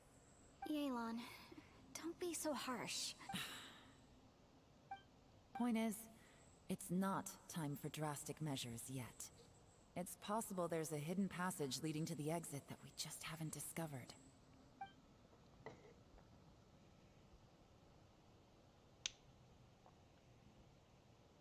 What if there isn't? Or if we don't find it? And in the end, I'm so weak that I don't have the strength left to sacrifice myself. What do you propose we do then? As things stand, there's no difference between sacrificing you and trying to find another way out, in terms of the likelihood of success. If we can't say that one strategy is better than the other, we certainly shouldn't be rushing into a risky course of action. Did someone say a strong enough strike can break us out of this place? Yeah, that's right. I heard ya. No one's staying behind to let anyone else out, all right? Enough talk. It's time for action. Yes. Come on, whatever you are. Let's see how long you manage to keep us trapped in here after I'm finished with you.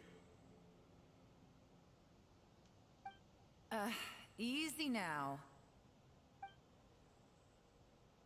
Have a taste of this! Nothing!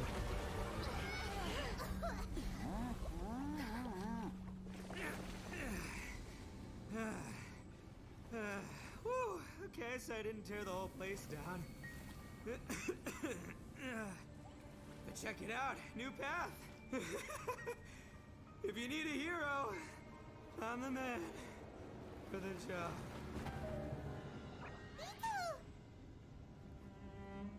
Should have seen this coming.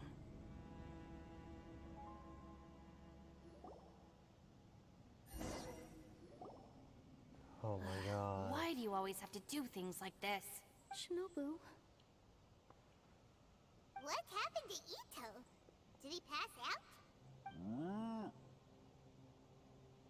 The boss used up all his strength in one punch. Maybe that's the reason he managed to tear open a passage. Let me see if there's any way I can stabilize it. He did this because he heard us arguing, right? The thing with Boss is, he just can't stand conflict between teammates. Whenever we get into an argument in the Arataki gang, he always goes and does something shocking to calm everyone down. Today, he's done it again.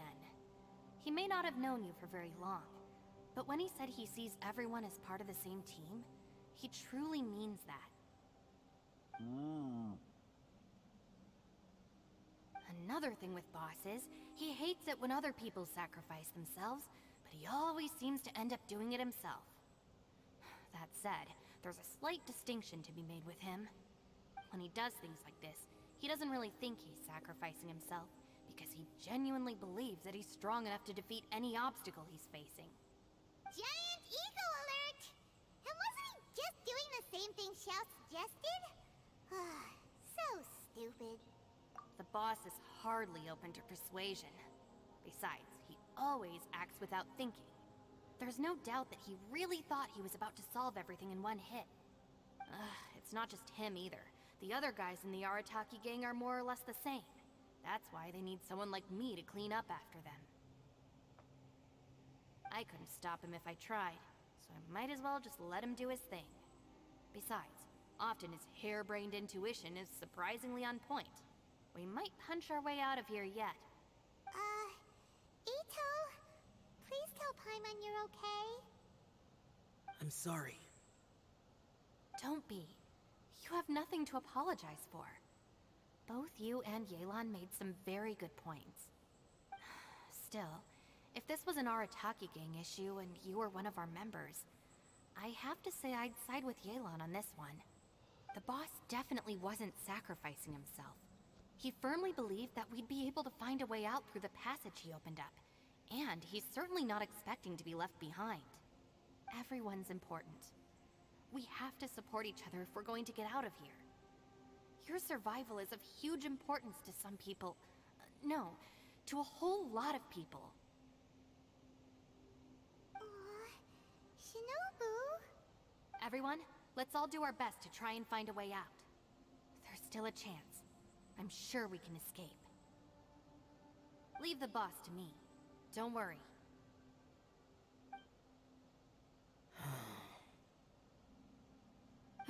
Everyone, it seems this passage doesn't lead to the outside world, but deeper inside. What the? So Ito's efforts were in vain? Not exactly. No, it's still worth exploring.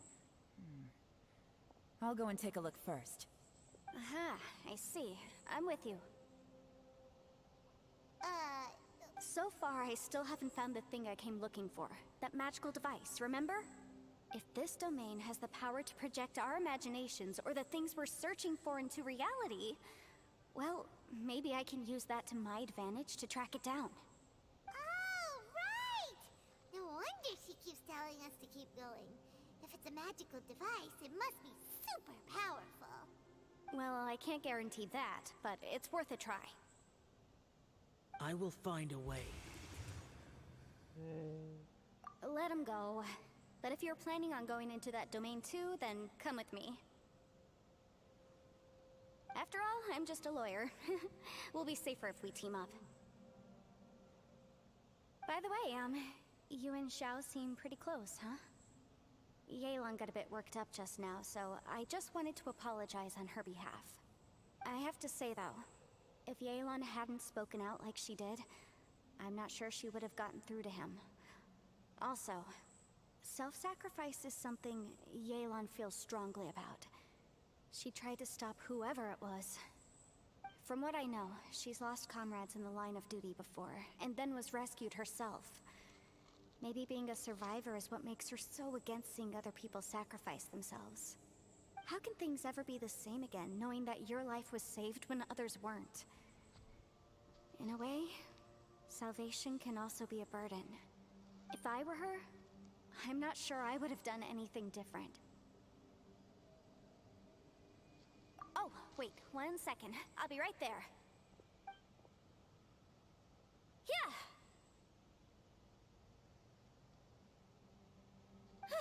Right, that's much safer. Since Ito can't fight right now, I've cast a spell to protect you guys. Thank you, Senpai. Please, be careful. We will. Same to you. All right, Traveler, let's go.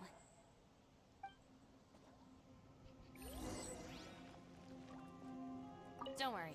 Ushi and I know how to take care of the boss. I think I can speak for both of us in saying it's not our first rodeo. Go on, get out of here. And be careful.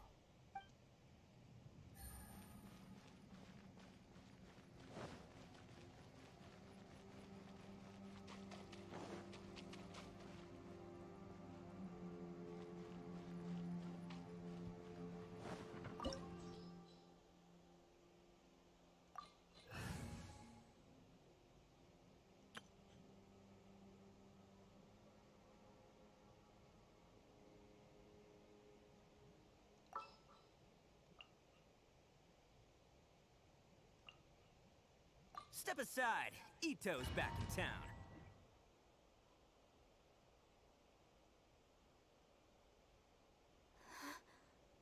What's this? Huh? Look at that huge disc in the distance. Hold on. Is that the fantastic compass?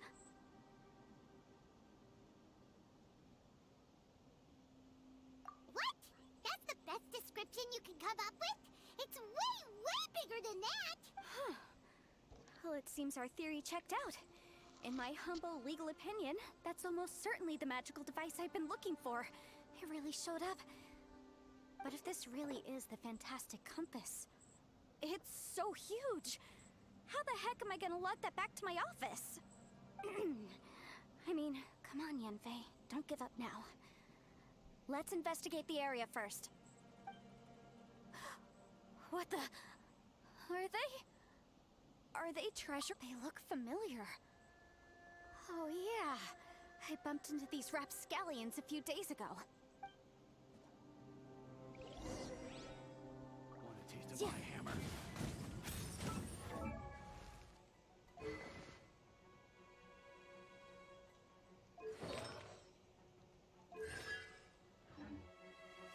Incinerate! Boom!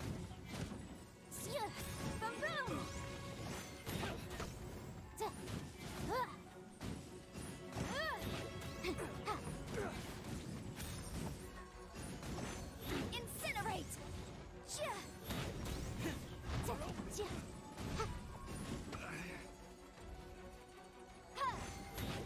There's a smaller disc here. Judging from the appearance and design... In all likelihood, this is the fantastic compass. Why is there a small version of the fantastic compass stuck in the ground? What's it for? Invisible evidence!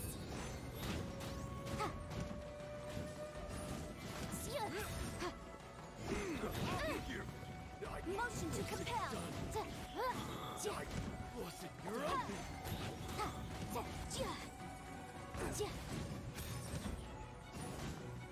Boom!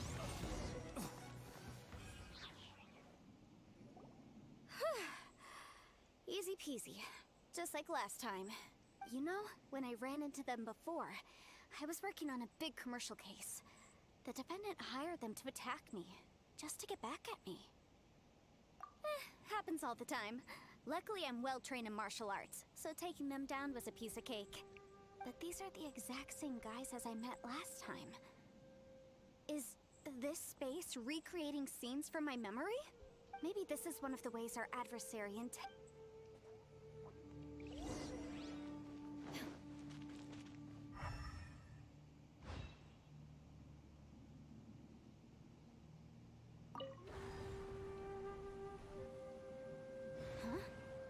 entrance. Great.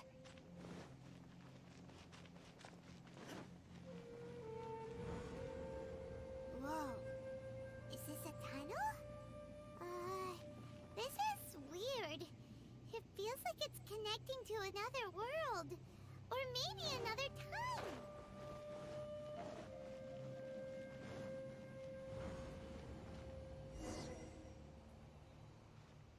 I thought we might run into some other people here, but apparently not. The Fatui? Whose memory is this? Ah! Watch out! Just as I thought. Yelan, you're here. I will take you down no matter how many times you show up. Hey, relax. We're together now. Motion to compel.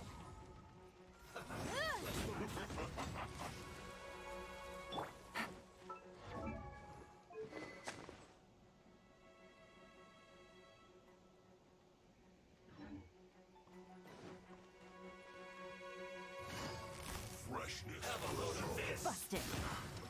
Frozen. Boom boom! Chia!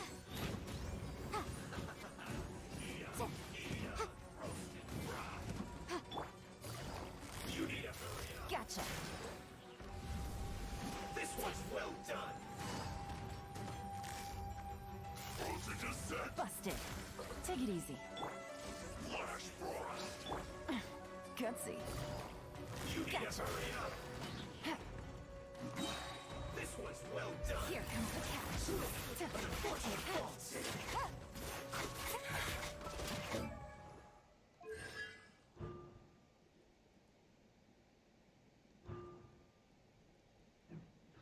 Listen, give up. Out of here. I will recall. See. In the compass. Amateurs. And still they dare to come after me. You've still got it. Remember how I said I'd seen some illusions myself? Those were the same words I heard last time. The space seems to be reproducing that memory. Now that you know, at least we're all on the same page.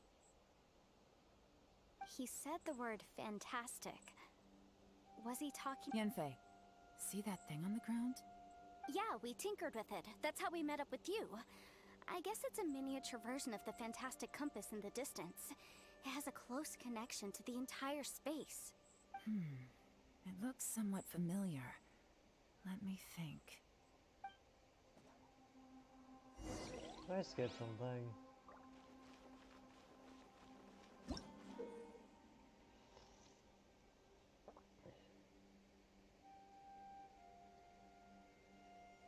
Oh, time travel.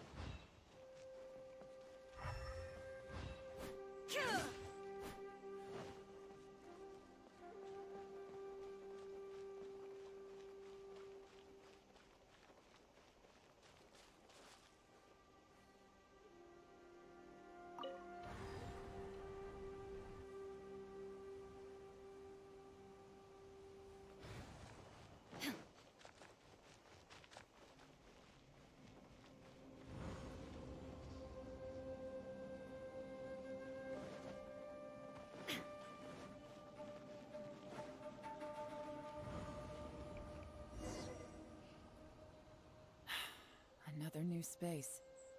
If everywhere within this space follows the same rules, there must be another small fantastic compass somewhere around here. Bosacius, I can't believe someone like you would end up as a lost soul underground. No enemies. Hold on. Wait, is the enemy hiding itself? Oh no, we should go— Stay back! This is my fight. Do not come near me. Filthy monsters! So many people have died at your hands! I lured you here to this underground space because I found your weakness. Hiding and ambushing from the dark is Bosacius' signature tactic. Die here with me! How did a valiant warrior like you die here?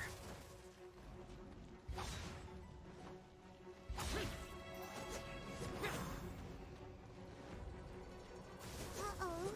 This is not going well for Xiao. No matter. I know how this ends.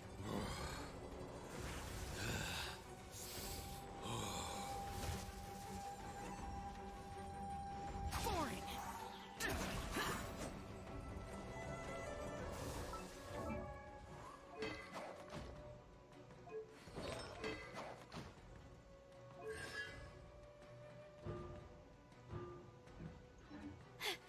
Look! Bosacius is showing signs of fatigue! Bosacius, Martial Retris, even your strength is finite. But your illusion is not as mighty as you. This is not you in all your glory. I wonder what Rex Lapis would think if he saw what had become of the first Yaksha. Leave! I'll deal with the rest. We can't let the monsters get to the surface. Everyone, remember, we must hold the line at 60 miles outside the chasm at all costs.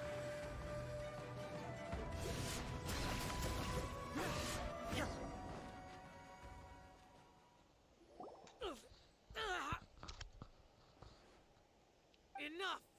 Phantom, be gone!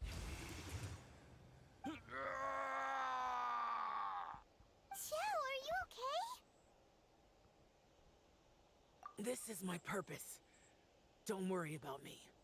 So your invisible opponent was the legendary Bosacius, Martial Vitris? Yes. So excuse my stubbornness. Bosacius has been missing for centuries. This may have been the last time I will ever see him. He was saying something about holding the line at all costs. He fought here. The nameless Yaksha from the legends. It was him. But didn't you say he'd always announce his name? How could his name be lost to time? What happened?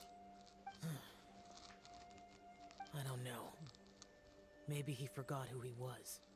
Because the karma you spoke of drove him to madness? Bosacius had already gone mad before he disappeared. There was no way of knowing if his memories were intact. He still took part in the Battle of the Chasm despite having gone mad? We Yakshas are not a race that thrive in peacetime. It's likely that he was drawn by the scent of bloody war. Slaughter is what we do best. Maybe it's the only thing we know.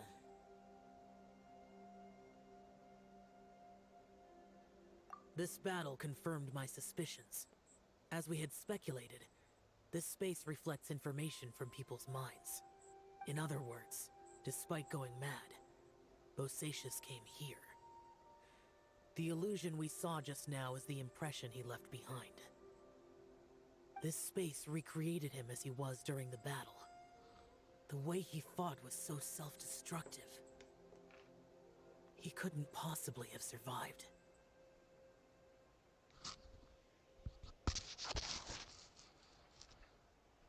Bosacius's illusion said he'd discovered the monster's weakness and lured them underground. What kind of place could this be? Defeating Conria's monsters is no small feat, that's for sure. Guys, it could just be me, but I think I'm suddenly feeling more tired than I was. This space is really starting to affect us.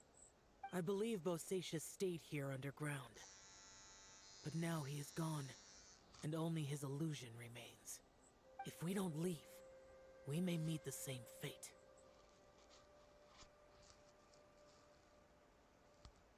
Time to move on.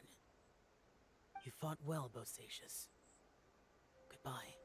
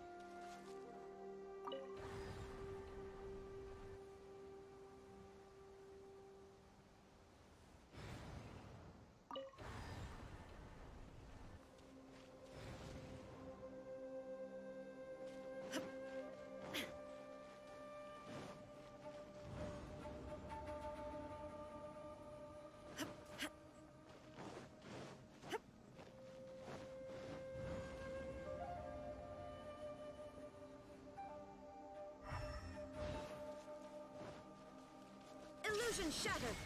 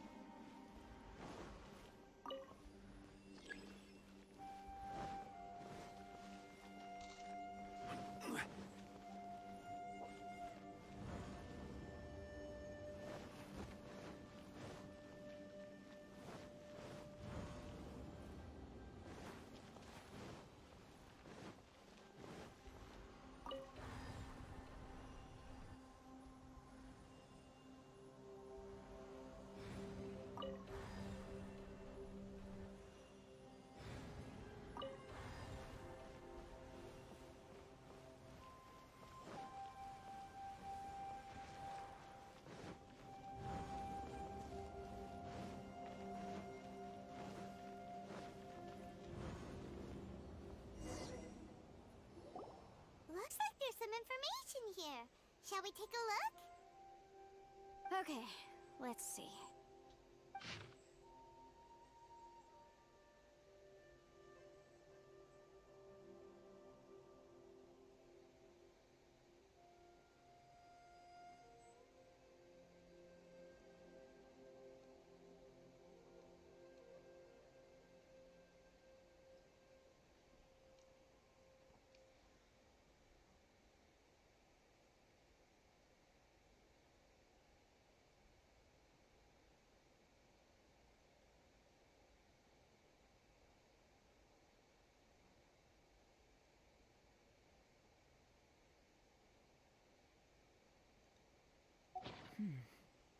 It looks like these were letters written by the Millilith soldiers who stayed here. So, who's this Boyang they mentioned? Boyang was one of my ancestors. The one who didn't make it back. You mean Boyang fought alongside Bosacius? I believe so. And the Millilith soldiers were their brothers in arms. I guess now we have a pretty good idea of where everyone that went missing ended up. Yes. So scary. What happened? Come on, let's not stay here. I have a gut feeling that sooner or later we'll connect all the dots. And then, we'll finally know the truth. Still, who knows how this space is planning on revealing the answer to us.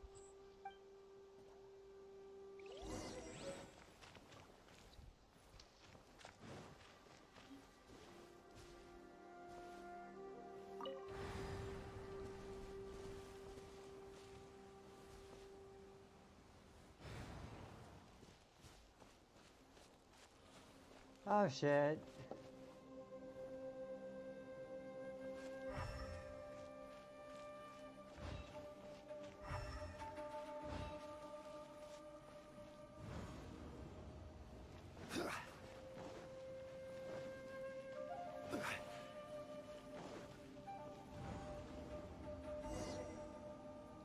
There's nothing here at all.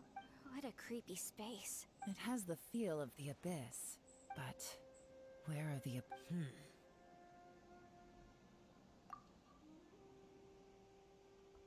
Your memory of what? The abyss? So, this place is created purely based on your memory?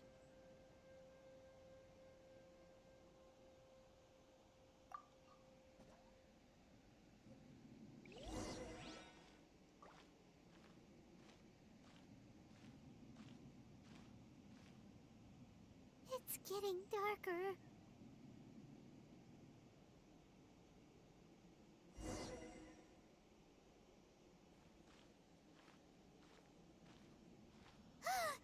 It's...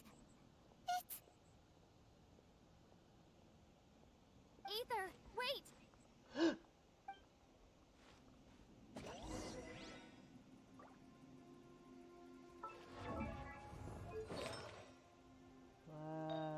Let's do this in the meantime. Not used.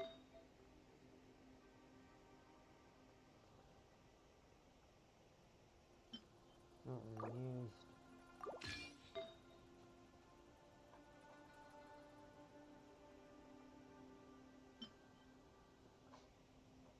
Nothing is used to me. I don't.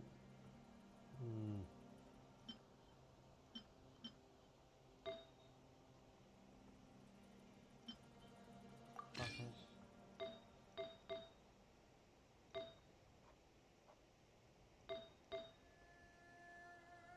Oh well.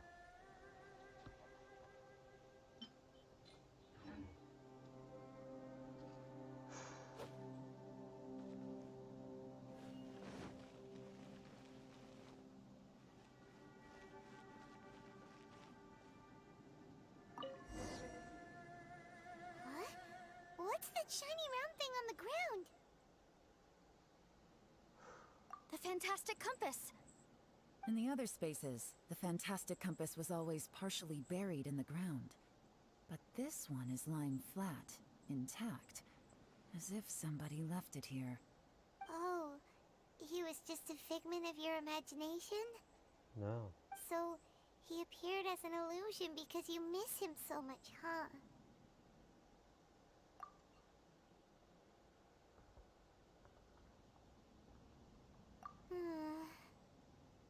Yanfei, are you sure this is the fantastic compass you're looking for? I think so. There were no pictures in the will, but based on the description, it seems to check out. Yelan? What is it? From the design and build, this fantastic compass looks extremely similar to the catalysts used by my clan. I just need to do this, and... Someone's used this before. There may be a hidden message inside. Let's get out of here and find somewhere safer. Oh. Alright, here we'll be fine.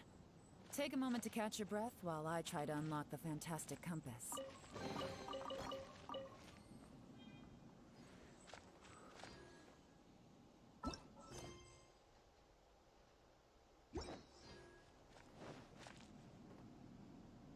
Now that I've found the fantastic compass, my work here is done. But if the Bosacious we saw was just an illusion, will we really be able to take anything we find here back to the outside world?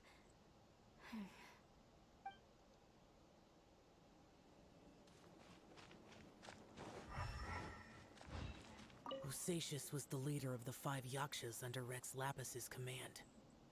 He could control electro energy, unlike me. He was both a formidable warrior and a talented commander.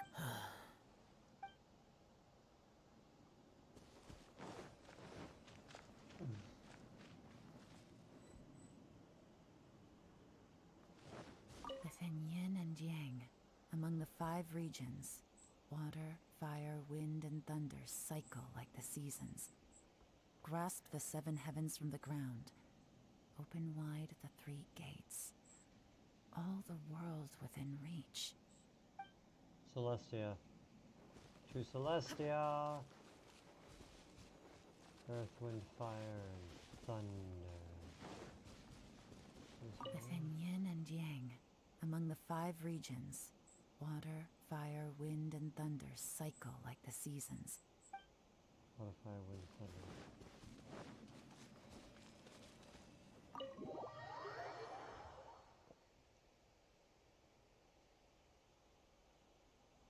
Well, well. This is not what I was expecting. Oh, seems like you've made a new discovery.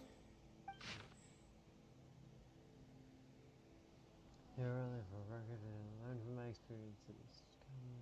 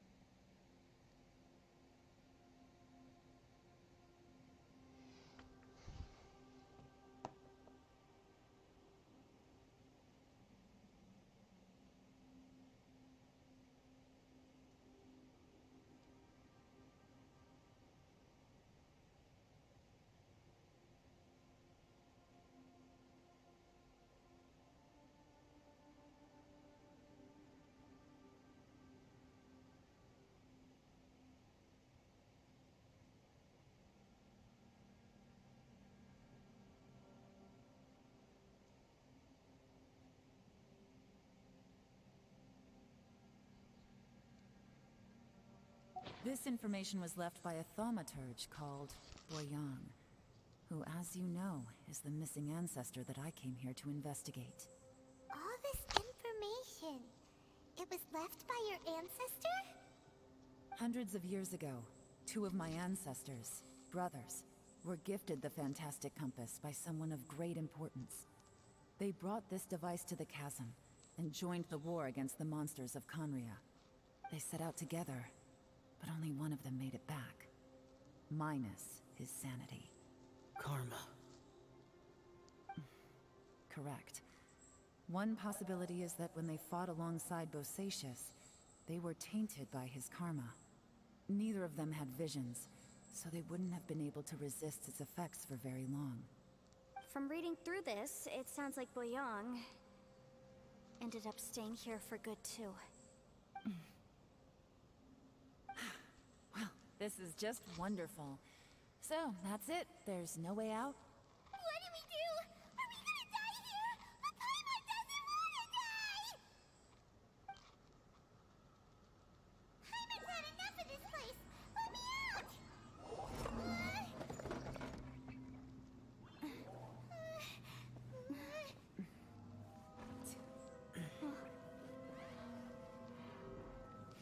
What was that?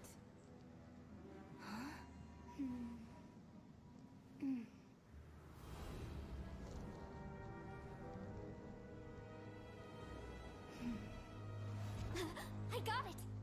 I just had a thought. Give me a second, I just need to double check.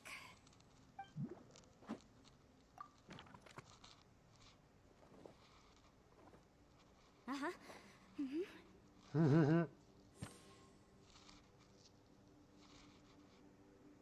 Okay, good. Traveler, I just realized something. Okay, so on my way here, I was studying the will the whole time. But I didn't give any thought to the book that the will was inside of. I don't know it verbatim, but I have read it before. The gist of the story goes like this. Millennia ago, an Adeptus made a magic device to seal away evil monsters. Later, he made good friends with a human and gave the device to him to use as a catalyst. A few years later, great demons haunted the mountains. The mortal and the Adeptus joined forces to exorcise them using the same device. And that's not all. The book also says this. When mortal and Adepti powers are combined, one can move the heavens and shake the earth. This contraption is proof that mortals and Adepti may coexist, that there is unity between heaven and humanity. I have both Adepti and human lineage. Maybe my power can work.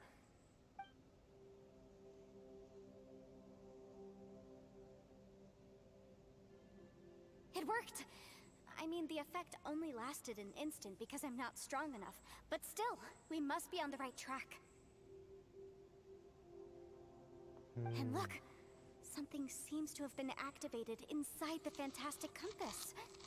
By heaven's might and the gods of the 5 regions, Yaksha and mortal together take this contraption in hand. That's their voices from when they made the seal. Bosacius and my ancestor. They sealed off this space at the top together. I see. It makes sense now.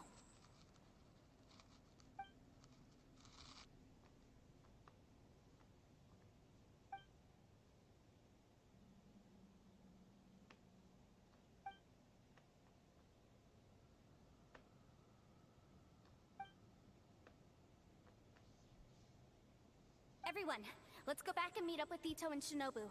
I have a suggestion to make. Paimon can barely move anymore. Oh, why can't we get out of here? Paimon doesn't want to die. Paimon wants to stay with you. Paimon, just hang in there, okay? Trust me, there's still hope. Let's go.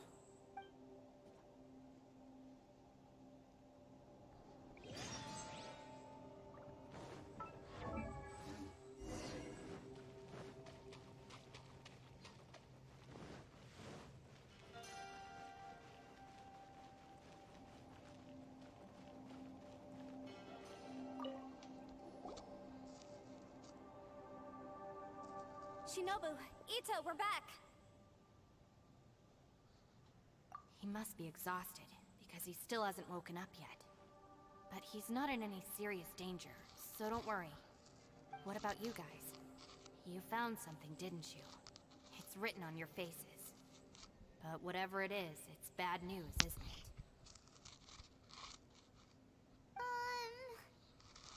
We found the fantastic compass. The previous owner left a message inside, and from the looks of it, there really is no way out of this space after all. It seems like the previous owner was stuck here forever too. Shoot! This isn't over yet. Listen to me. Just now, I tried channeling my power into the fantastic compass, and it responded. But all that did was activate the records from when the seal was created.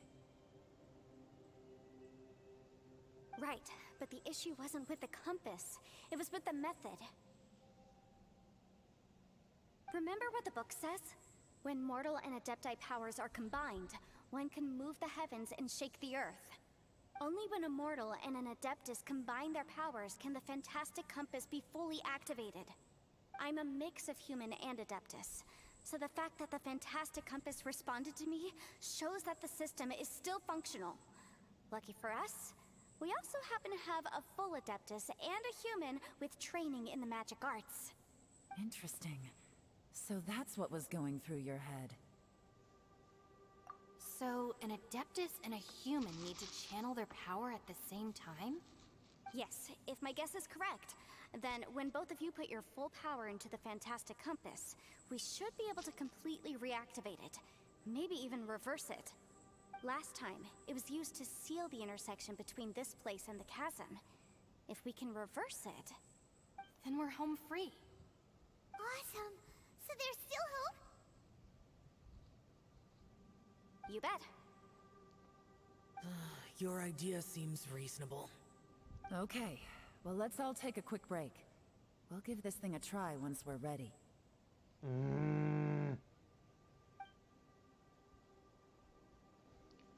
Oh boy, Paimon's so nervous. This is going to work. Yelan, Xiao, how are we looking? I'm all set. I'm ready. Oh, but Yanfei, there's one thing you might need to mentally prepare yourself for.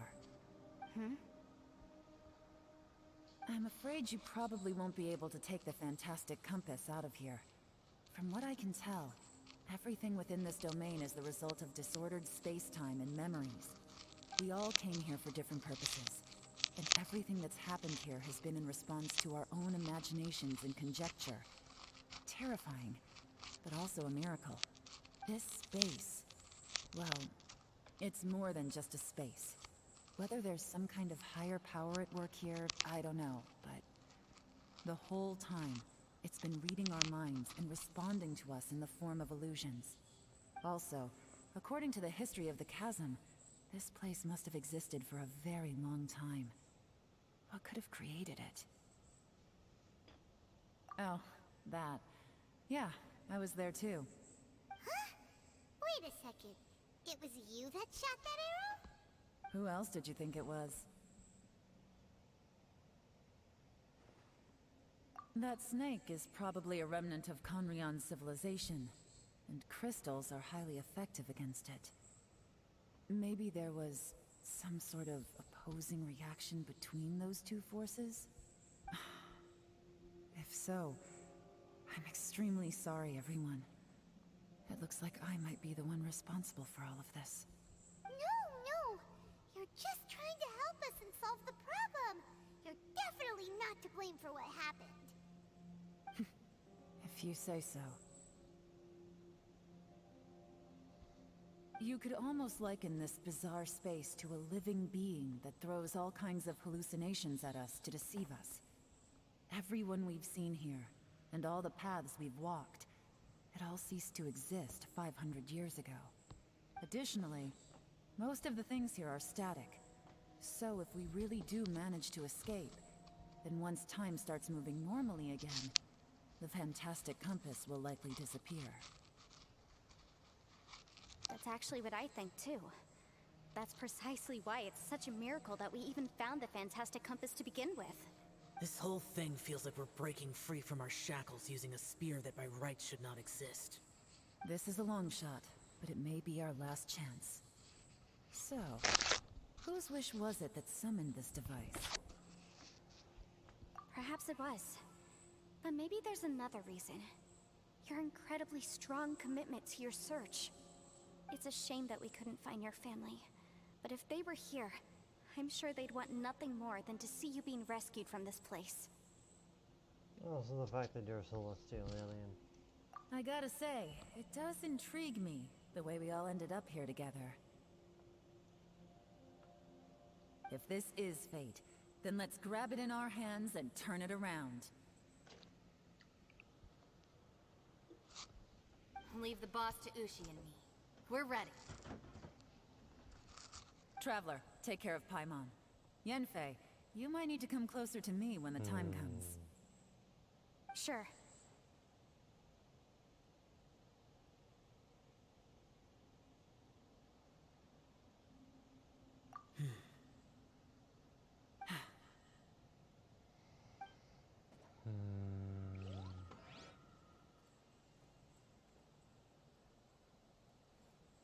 Stars align, bestow your light, evil purged by thunder's might. Spirit curbed, pneuma surge, by dictum divine, heed these words. Do as I command! Aha! The fantastic compass is an amplifier.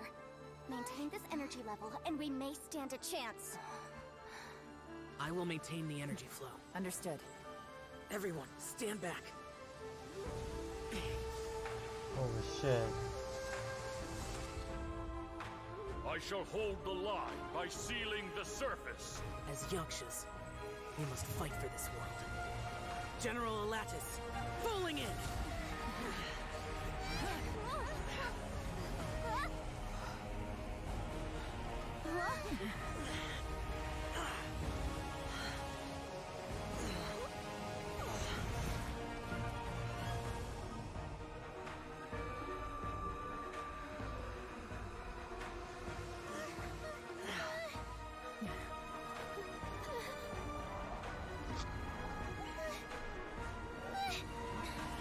Watch out! Holy shit.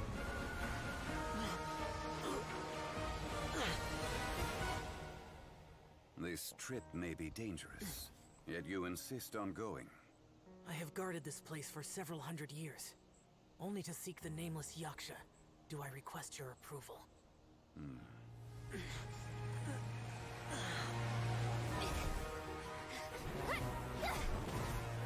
Oh my god.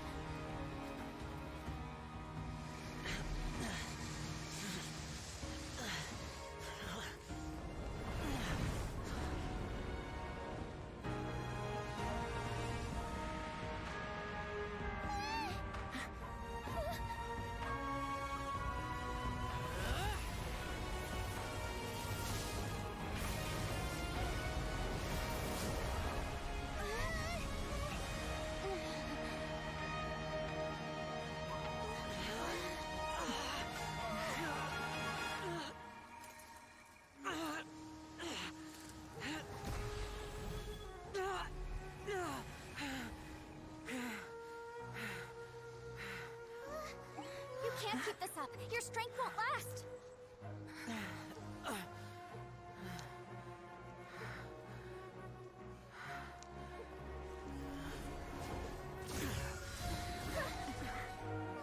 No, no.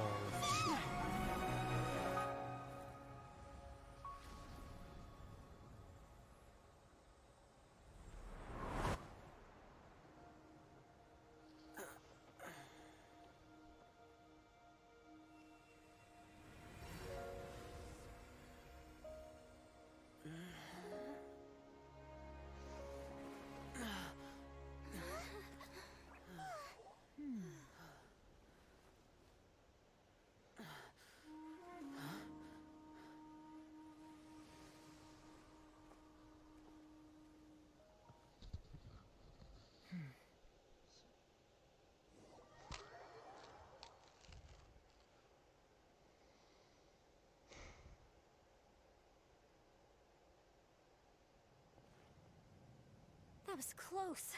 I thought you were gonna get left behind. I'm so glad you're okay. That was terrifying.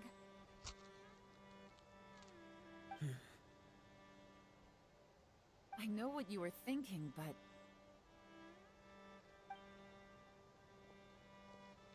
Never mind.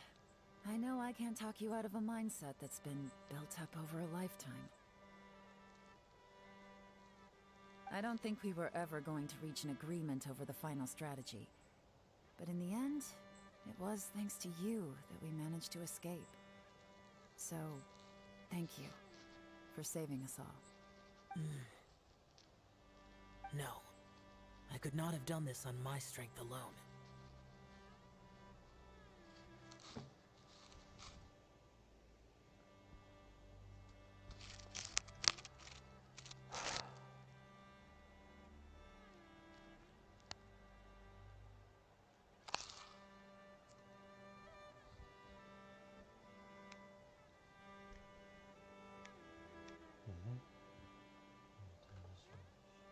Don't mention it. Looks like everyone got out unscathed, but you all look pretty exhausted. Rest up. There's no hurry to move on from here. As for me, I'm gonna check the area for any unusual activity.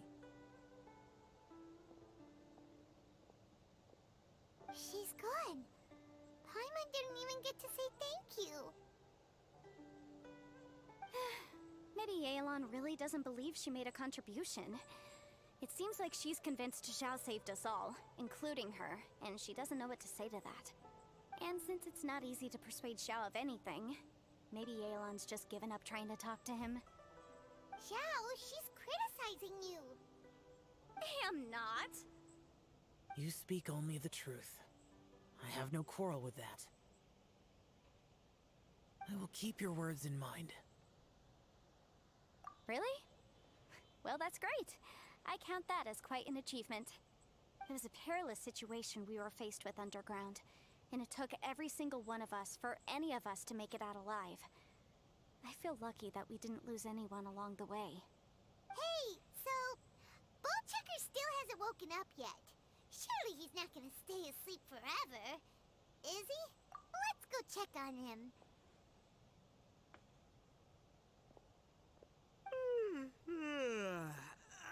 I slept like a rock. Good times. Huh? What you doing? What's going on? Why are you looking at me like that? Are you in any pain?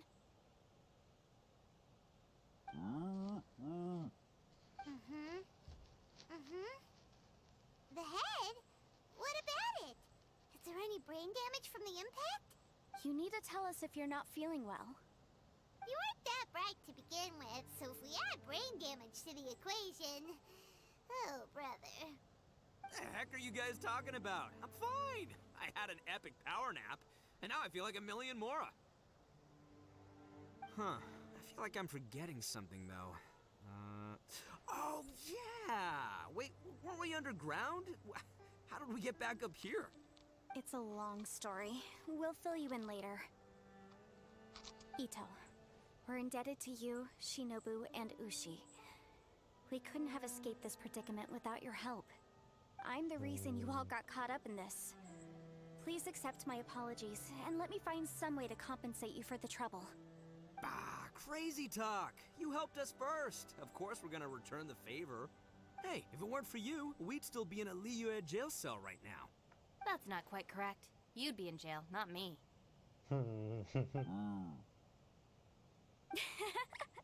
Good point. Well, okay then. How about this? To celebrate our newfound friendships, how about you let me take you to Liyue Harbor for some sightseeing and a proper meal? I like the sound of that. Now that you mention it, whew, I am famished. Oh, I can barely walk here. I'm hungry too, Senpai. Why don't we head straight over? Paimon too! Paimon wants to come too! Fine! Alright, well, I promise I'll take good care of your friends from Inazuma. Take it easy, okay? What we just went through was a lot. Oh, wait! Yelan left already. I was gonna treat her to some tea. But I'll take this to mean we're square.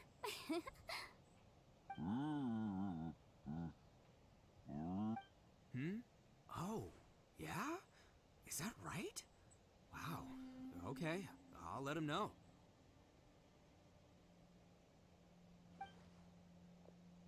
Traveler, Flying Lavender Melon, Ushi has a couple words he'd like you to pass on for him. What? Oh, I want to hear this. Me too. Count me in. Good idea! Let's do that! Paimon never would have guessed that Ushi was so gentle and thoughtful. Never judge a bull by its cover, huh? Sometimes the profoundest truths can also be the simplest. I think Ushi's words may well come in handy. You betcha! Just leave it to us! All right, Ito, Shinobu, Ushi, let's go. Oh yeah! Grub time! See you next time. Finished taking care of business? Oh, there wasn't any business. We were just saying goodbye to our friends. You're still here. I saw the two Inazumans leave with Yenfei, heading towards Liyue Harbor. Aren't you going with them? We still had some stuff we wanted to say to Xiao. I figured as much. I've checked the area. Nothing strikes me as out of the ordinary. Looks like this chapter has come to a close. Now, I just need to take care of the confidentiality issues. Let's hope our friends from overseas can keep their mouths shut. For their own sakes. We got it! We got it! We'll make sure they don't say anything. Please don't hurt them. Oh. You figured me out, huh? All right, I'll quit pulling your leg. Everyone really rose to the occasion this time. I won't ever forget what we went through. Where could that strange space have come from? And how has it existed down there undetected for so many years? I have to investigate this further. I have a feeling that whatever lies behind all this runs deep. Maybe so deep that no one can be allowed to know. Also, I think someone helped us out at the last minute. They did a good deed, of course, but somehow I couldn't tell anything about them. It must have been someone of great importance. Anyway, these questions will have to wait for another time. I have some follow-up work to do and reports to make. So it's back to Liyue Harbor for me. See you when I see you. Bye, Yelan! You knew I was waiting for you? Really? There's somewhere I want to go. If you have the time, you can join me. Where is it? A place that has to do with the Yakshas.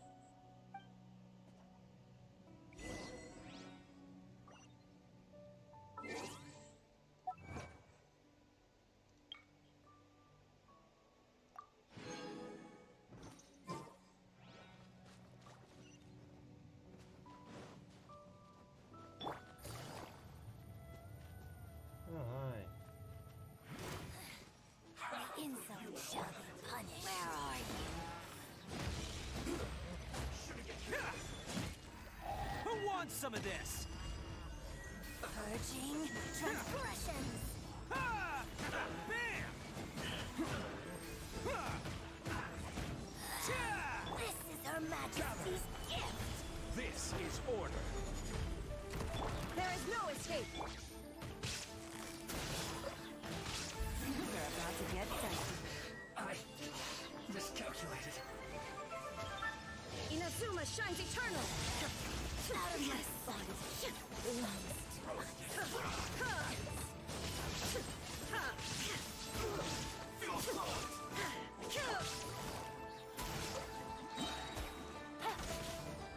Let's roll! I'm on a roll. Woohoo!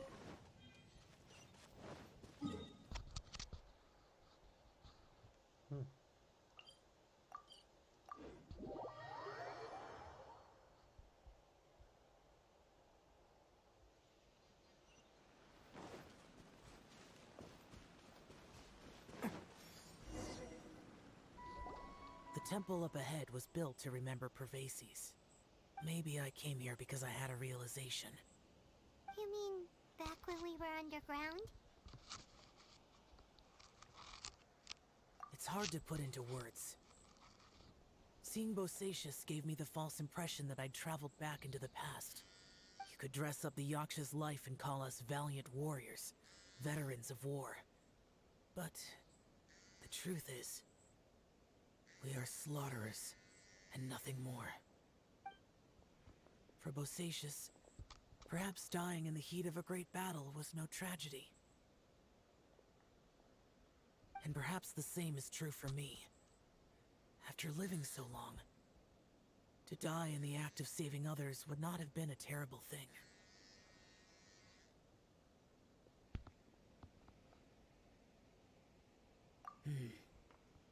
So maybe these thoughts are my own form of insanity. Hey, don't say that.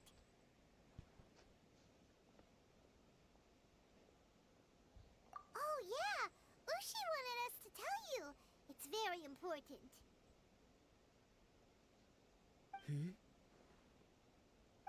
said he has the power to exorcise demons, so people use him to fend them off. But after he met Ito, he's never left his side. He also said that he doesn't have any grand philosophies. He just thinks we should spend our lives around the people who make us happiest. Maybe there aren't so many rules about how we should or shouldn't live our lives in this world after all. So, he hopes you can come to understand that even though the power of a Yaksha may be harmful to other people, it doesn't mean you shouldn't hang out with them.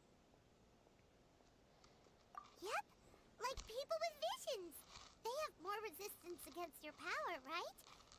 And... Well, anyway, there's loads of people out there who really care about you. Suddenly you sound a lot like Bosacius and the others. They used to talk about how they hoped to live a mortal's life once the world was at peace. I think I was the only one who didn't think that way. The Bosacius recorded in the Fantastic Compass had lost his sanity. He addressed the people around him as Alatus, Minogius, and others. These are the names of the 5 Yakshas. I am Alatus, and Minogius is General Capesus. The others are Bonanis, or General Chisapis, and Indarius, or General Musatus. I heard that people call the 5 of us Yakshas, the Guardian Adepti. Bosacius and Yelan's ancestors stayed underground to the end. So that space must have read their minds in their last moments as they approached death.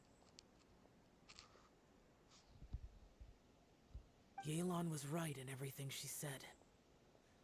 Both of our proposals had their drawbacks, and both were sensible suggestions. But the power of that space was far beyond all of us. I couldn't have done all I did without everyone's help. Even in the final moments, it took every bit of my power to break free from that place. Well, Paimon still thinks you were amazing.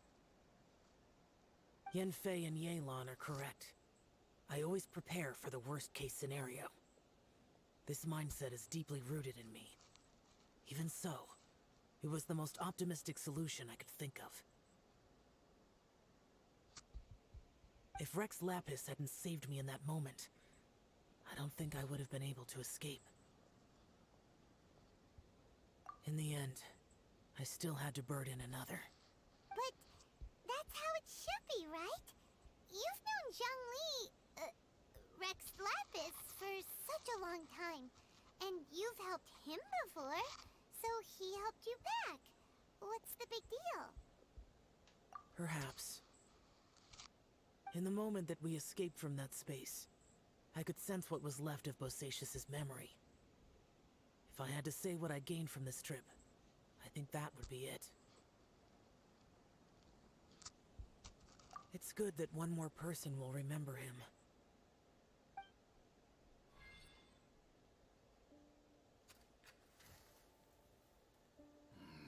Minogius, where have you been?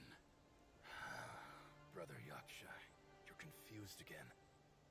I've told you countless times, I am Boyoung, a thaumaturge who fought with you in the chasm. Boyoung? Boyoung? You are Boyoung, but who am I? much as you do. Here we are, the two who agreed to stay here together, and I can't even call you by your name. It's a shame. Stay here? No. No, you have to leave. Nonsense, Brother Yaksha. We're down here for good now. Don't you remember? It's too late to have regrets. The seal can't be broken. The seal. Ah, yes. I'm a Yaksha who came here to fight. Brother, are you okay? Look at the state of me. I don't think I've got long now. We're the only two left. Don't go dying on me. You know, today I saw my family down here. Clear as day. What do you think? Am I losing my mind now, too? Boyang, do you want to go home? I made my decision to leave Zhongzhou up on the surface. I obviously... Of course I want to go home. I must have family too. You mean brothers and sisters? I'm sure you do. Brothers and sisters. Yes, but who am I? Where is my family?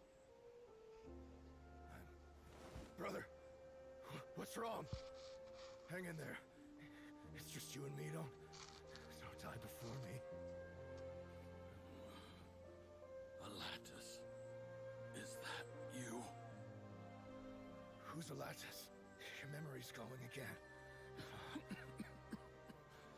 I'm sorry. You all have to see me in this state. Brother!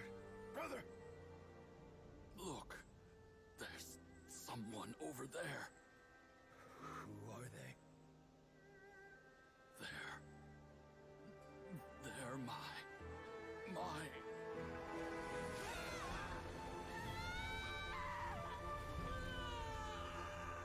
remember now. I know you.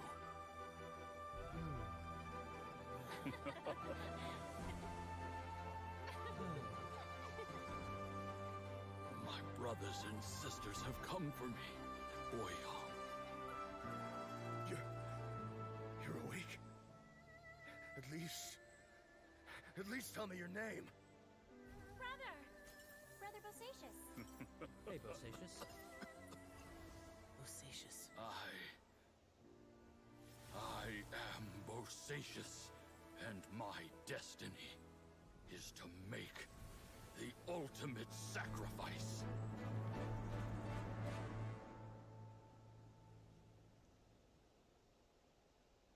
I've said so much today, but I don't need to hold back as much when I talk to you.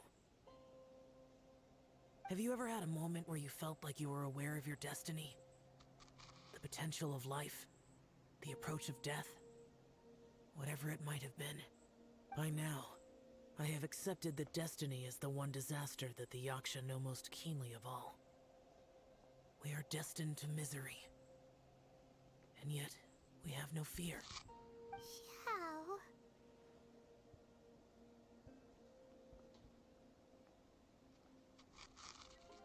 It matters not. Rex Lapis had said that you are a witness. It is right that the events of the world are relayed to you. Bonanis, Menogius, and Indarius all perished, and only Bosacius's fate was unknown. This has always stung my heart like a thorn. That is why I went to the chasm, despite being fully aware of the danger. Now that I know what happened in the chasm back then, I can finally put this matter to rest. Before we left that place, I picked up a stone. I thought if I could take it out with me, I would place it in the temple to Pervases in memory of Bosacius. Unfortunately, the stone did not survive. Pervases died in the Archon War thousands of years ago. He was younger than us, and Bosacius was very sad when he passed. Too many Yakshas have become casualties of battle. We are like a flock of birds, scattered to the four corners of the world. And in the end, as Bonanas said, it's rare for a Yaksha to find repose for their soul. Bosacius, Boyang, and all those soldiers.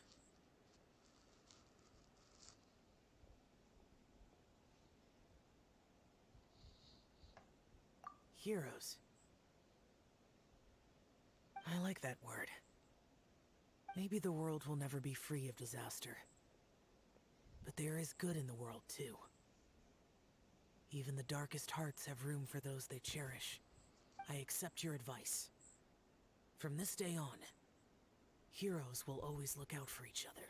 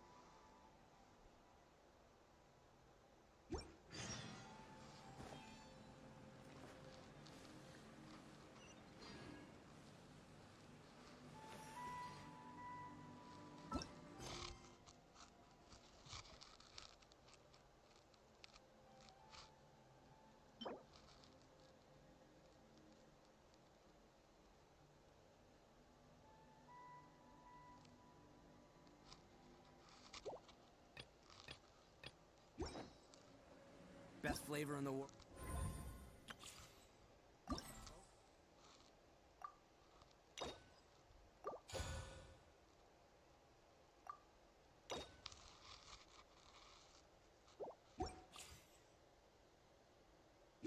The sweet, sweet taste of victory. And that's why I've never spent a single more on any of my snacks. I've won.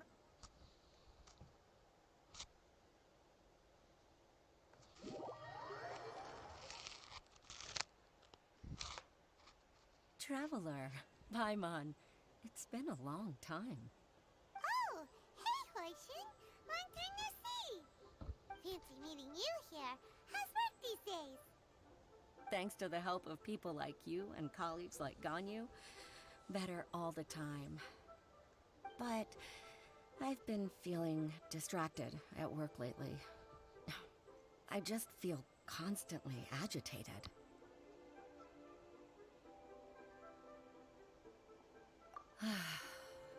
It's a long story. But my father, he's thinking of stepping down from the Tianshu position due to health issues.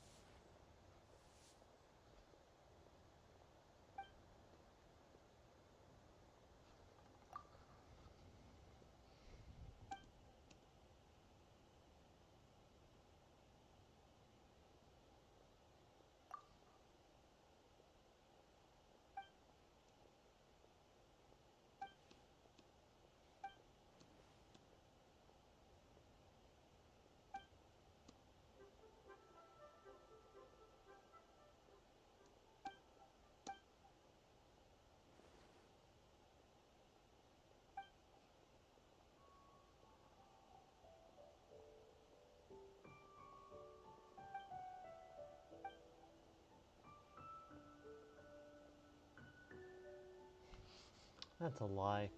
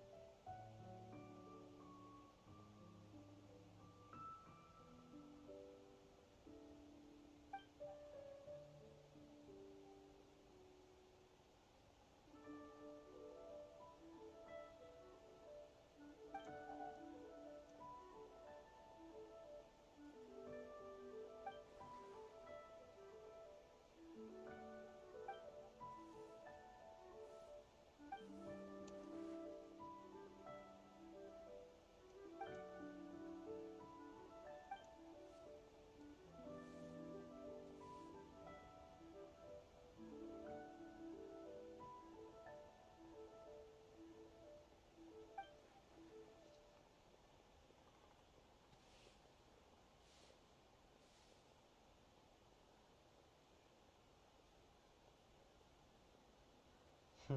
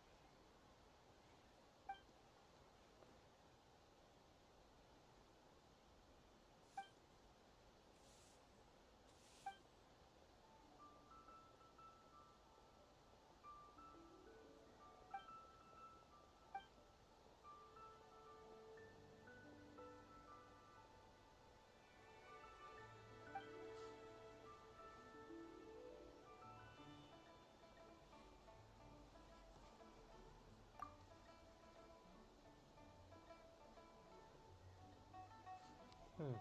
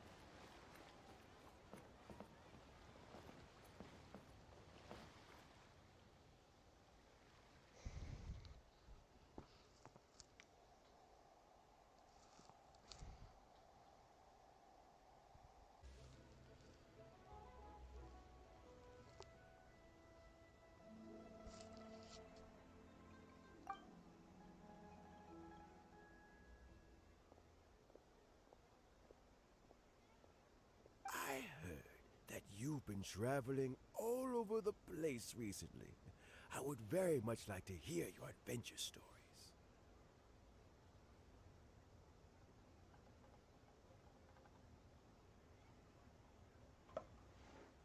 Hoishin told you, didn't she?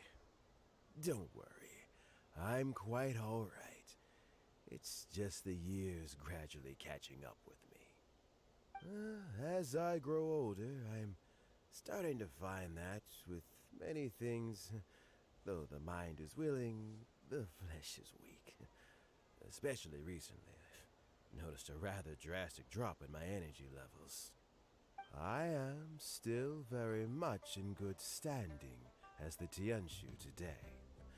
Nevertheless, I wish to pass on the position before my mental acuity begins to decline beyond redemption. How difficult is it to transfer the Tianshu position? Oh, well, you see, the Tianshu is a rather unique position among the Liyue Qixing. Historically speaking, the Tianshu rarely appears in public. We stay behind the scenes, planning and giving advice, so a public selection process would not be suitable.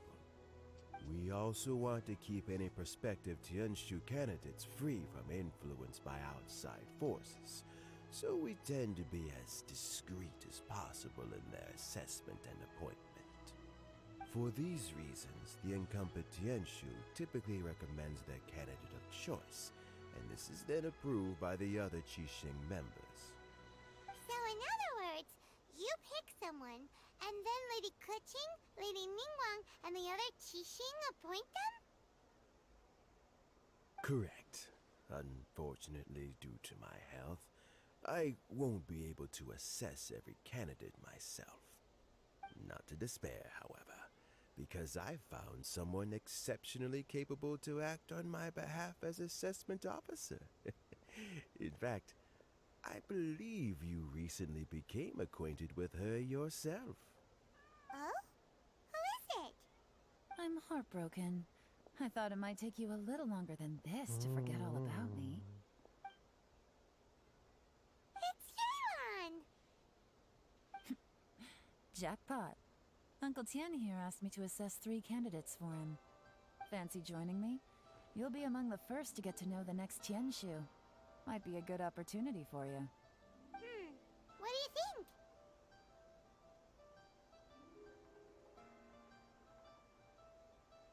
Paimon thinks so too. It can't be a bad thing to be on good terms with a new Qixing, right? Alright then. Though, I gotta say, Uncle Tian, you say you're into behind-the-scenes planning? My work's of the covert variety too. Don't you think I might make a good Tianshu? Huh? Yelan, you want to be the next Tianshu? I'm not opposed to the idea, but I suspect Ningguang wouldn't let you go very easily after how long you've been working together. So, how about this? If your investigation reveals that none of the other candidates are qualified for the position, I'll recommend you for the job. Deal. Well, you guys take your time. Everything's all set for the assessments to go ahead. Meet me on the first floor when you're ready. Until then, have a pleasant conversation. Oh, and no need to pay for your tea. As the new owner of this fine establishment, this runs on the house.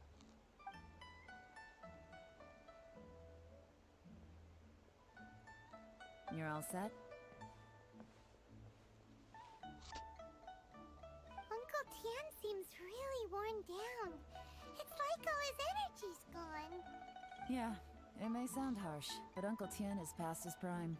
He's not cut out for this anymore. So he's recommended 3 candidates. Their names are Qinwei, Mingguo, and Zhi. Qinwei is a wealthy entrepreneur. Mingguo works at the Liyue Ministry of Civil Affairs, and Zhi is focused on study and travel. Try to keep all that in mind. Of course, it doesn't really matter if you forget, since we'll be assessing them at Yuehai Pavilion in a short while. Qianwei, Mingguo, Zhi. Paimon should be able to remember their names, but what does the assessment involve exactly? Let's leave that until we get to Yuehai Pavilion. All right. Heads in the game, people. The stakes don't get much higher than a change in the Qixing. We can't afford to miss anything, no matter how small. Got it. We'll keep our eyes wide open.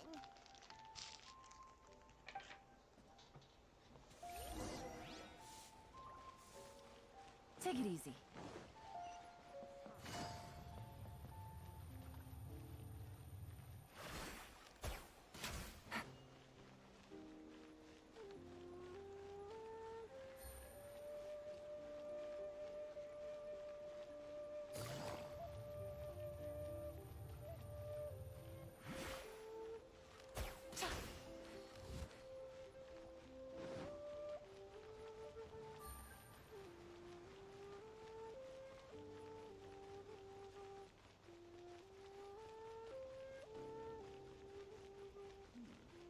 This is a peaceful neighborhood.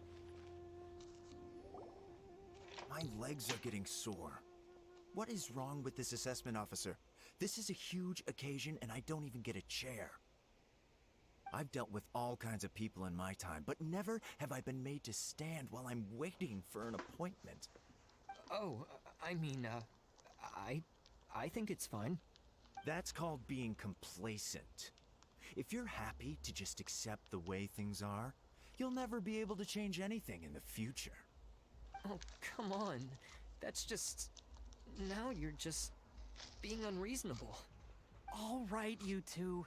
Let's not get into a big argument over this. It's not worth it. Qianwei, that was a bit uncalled for. And Mingbo, cut him some slack. We've all been standing around for a while. It's natural to be getting irritable. Look, how about this? There's no rule saying we're obliged to stand up while we wait, so why don't we borrow some chairs from the guild nearby? Fine. Ugh, they're not the best quality chairs, to be sure. But under the circumstances, it would be better than nothing. It looks like all 3 candidates have arrived.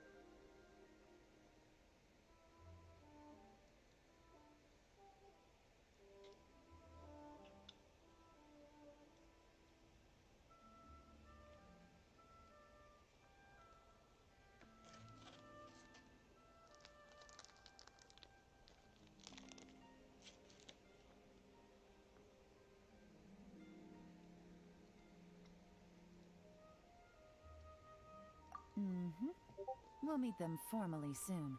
Before that, let me run you through the assessment process. I've split it into 2 stages: current affairs and planning, and face-to-face interview. In the first stage, candidates are required to submit a manifesto for Liyue's development. In the second stage, we will ask them some questions in person. Writing a manifesto takes time, so I informed them of this requirement in advance. These are the reports they submitted. Wow, one of them is really thick. It's also worth mentioning a stipulation I gave them. Whoever is appointed as the new Tianshu will be expected to implement their plan as put forward in their manifesto. Failing the occurrence of some cataclysmic event, they will not be permitted to change their plan. Therefore, these 3 piles of documents in front of us represent where each candidate stands on key policy issues. There's still some time. Have a skim through, get a first impression of what each person's proposing.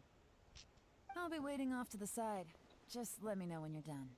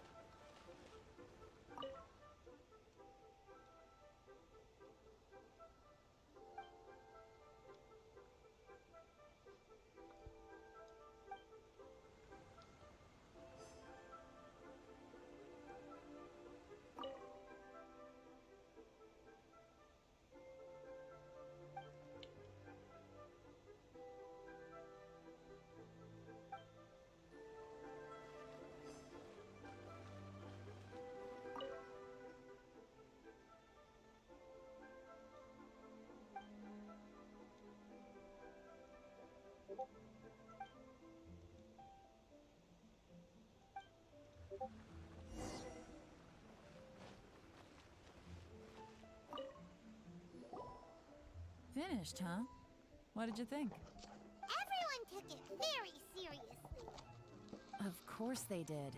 They have the chance to be picked as the new Tianshu, so you can bet they're putting their best foot forward. And keep in mind, whoever gets in has to execute their plan as written. Nobody wants to have any regrets.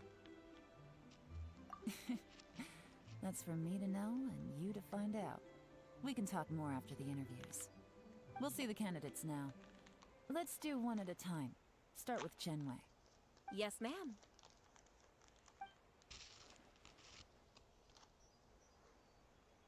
Oh? So you two are the assessment officers, are you?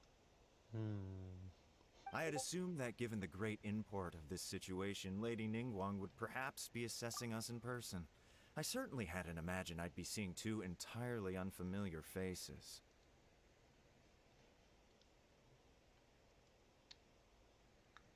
I trust you've read through my manifesto? I'd be more than happy to clarify any details you found difficult to grasp. It was written with an expert audience in mind, after all. Mind your tone, mister.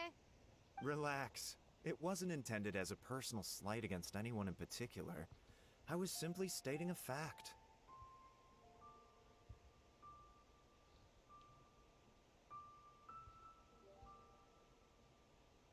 Cloud Retainer? You know this Adeptus? Oh, yes, I remember now. You must be the traveler that people are constantly talking about. With your sterling reputation, you must have a respectable level of erudition. Perhaps you will be able to understand the concepts I have put forward. Although I shouldn't get my hopes up. Oh, is it my turn? Yes. Please, introduce yourself. I'm, Mingbo. I work in the Ministry of Civil Affairs. I've worked there for, 9 years, 5 months, and 3 days.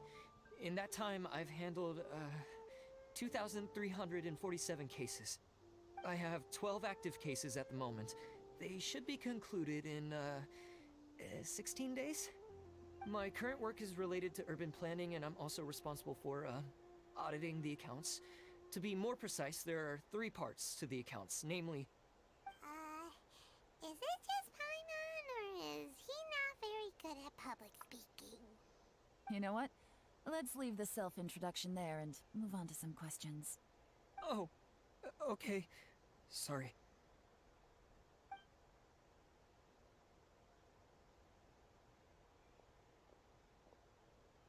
Hello. Not gonna lie, I'm feeling a little nervous. What would you like to know? You're here to assess me, so ask away and I'll answer your questions to the best of my ability. Your manifesto is very wide in its scope, but you don't seem to be personally involved in many of the specific fields. How can you be sure that you have the ability to put your plan into action?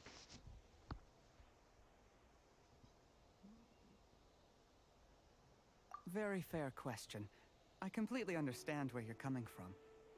But I'm confident in my plan.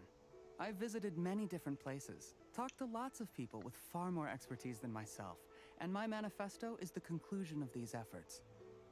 Of course, 2 different problems can be interconnected in very complicated ways, and you might reach 2 very contradictory conclusions depending on which one you're focusing on.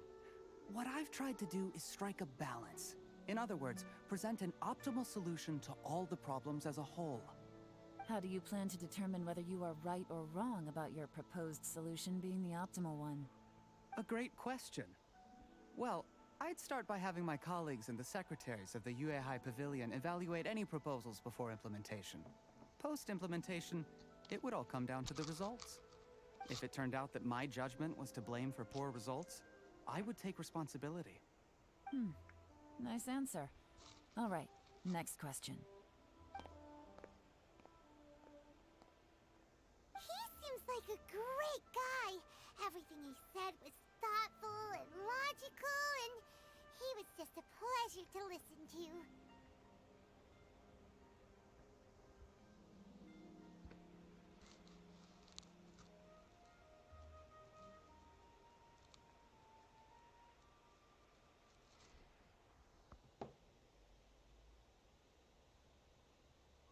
Here's my take on what we just learned.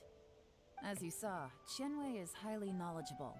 He proposes many excellent ideas in his manifesto which effectively target the big issues. But he is very proud and incredibly stubborn. He doesn't care much about other people's feelings. Mingbo's plan is more thorough and more measured. You can tell he's meticulous in his work, very detail-oriented. But he and Qianwei are otherwise polar opposites. Mingbo is not very articulate and comes across as very timid in conversation. Perfect summary! Paimon couldn't agree more! You're good at this, Yewan. Last but not least, Zhi. His manifesto is full of pertinent details, his methodology is sound, and his proposals cover a broad range of fields, which is quite a rare feat. The depth he goes into in each and every area means it can only be a product of painstaking work. Plus, he is modest and good at dealing with people. But what really interests me is that many of his views happen to coincide with Uncle Tien's. Having someone like Zhi take the position would certainly put Uncle Tien's mind at rest. Great! We'll see. Let's go back and report to Uncle Tien.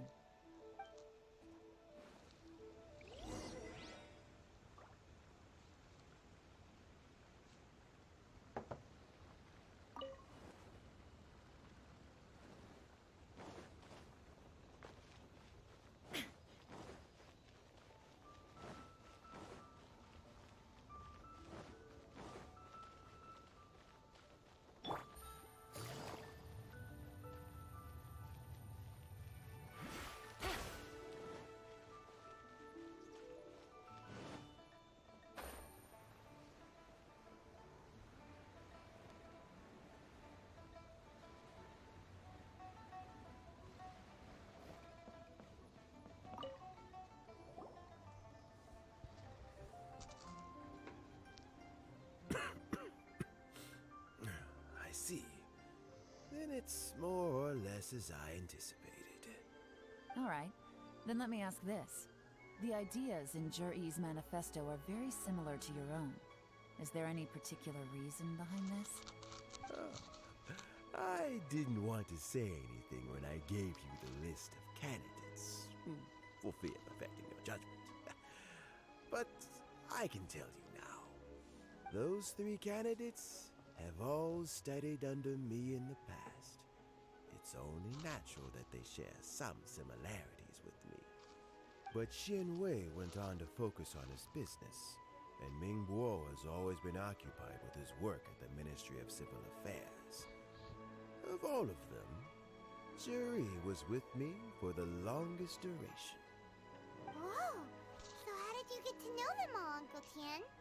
Qianwei was referred to me by an old friend. Mingbo came to my attention in the course of my work. As for Zhi, I was pure happenstance. We first met while fishing. Gradually, as we got to know each other, we started discussing all sorts of topics. Zhi came from a poor family, and his parents died when he was very young. But he was a gifted student and a fast learner. He reminded me of a younger version of myself. So I started out giving him a few words of advice when we were out fishing and noticed how quickly he got on.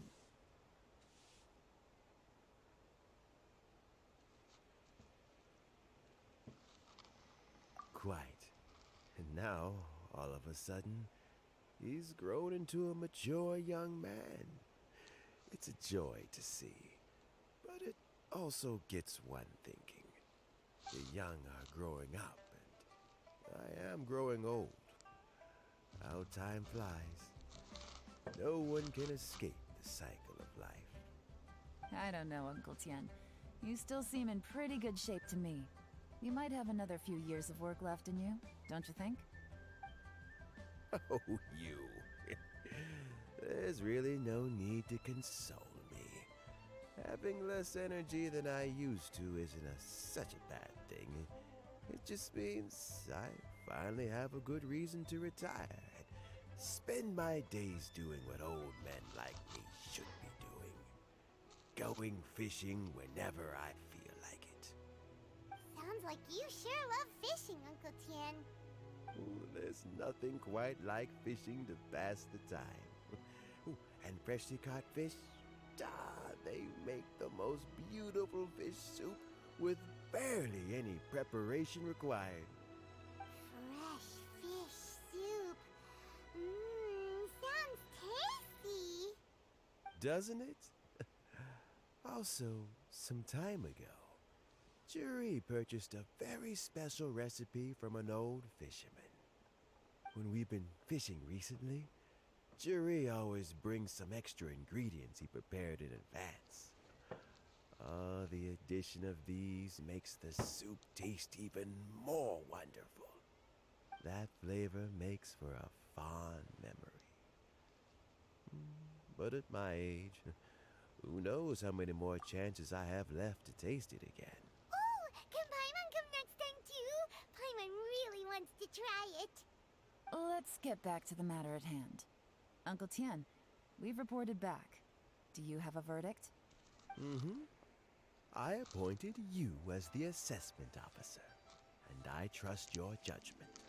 Had you not asked me why Juri's ideas were so similar to mine, I was not going to mention my history with any of them. This decision must be guided by what is fair and right. Please disregard all other considerations and make your final decision only after a thorough review of each candidate's talents and capabilities. Remember, you must be thorough. Understood. Come on, let's go talk somewhere else. Bye-bye, Uncle Tien. Look after yourself.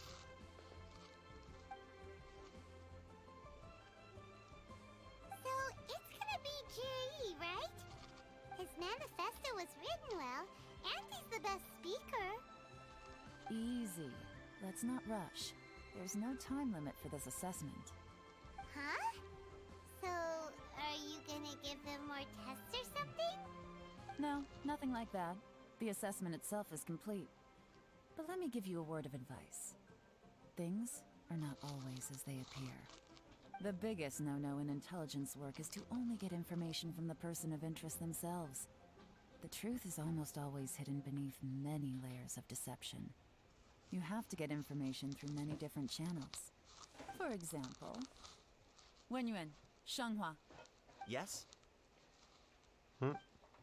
Lady Yelan, what are your orders? Who are they? Where did they come from? Did they scare you? These two are Wenyuan and Shanghua. They work for me.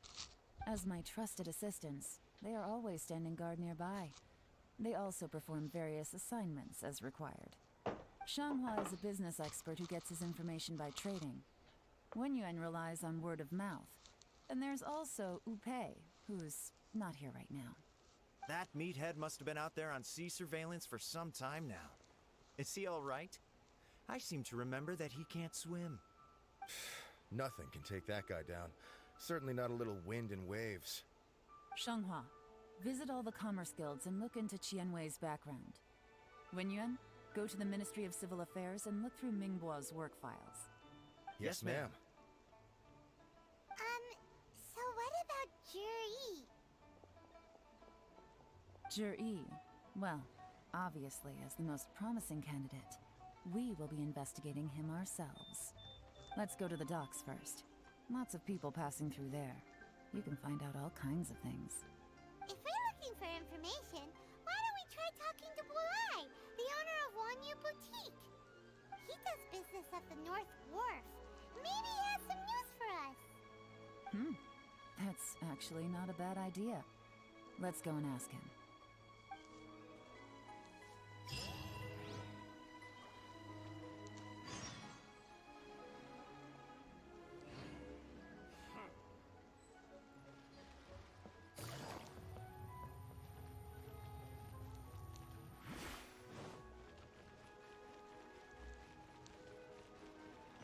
Take it easy. Huh?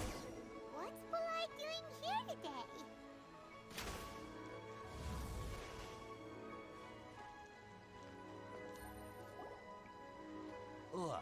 Your asking price for this batch is just too high. I can't buy in at this price. How am I supposed to turn a profit?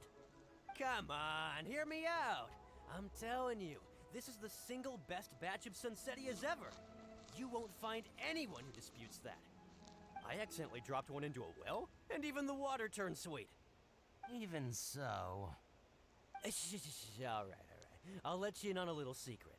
The boss of Second Life also wants to buy from me, but I haven't responded yet.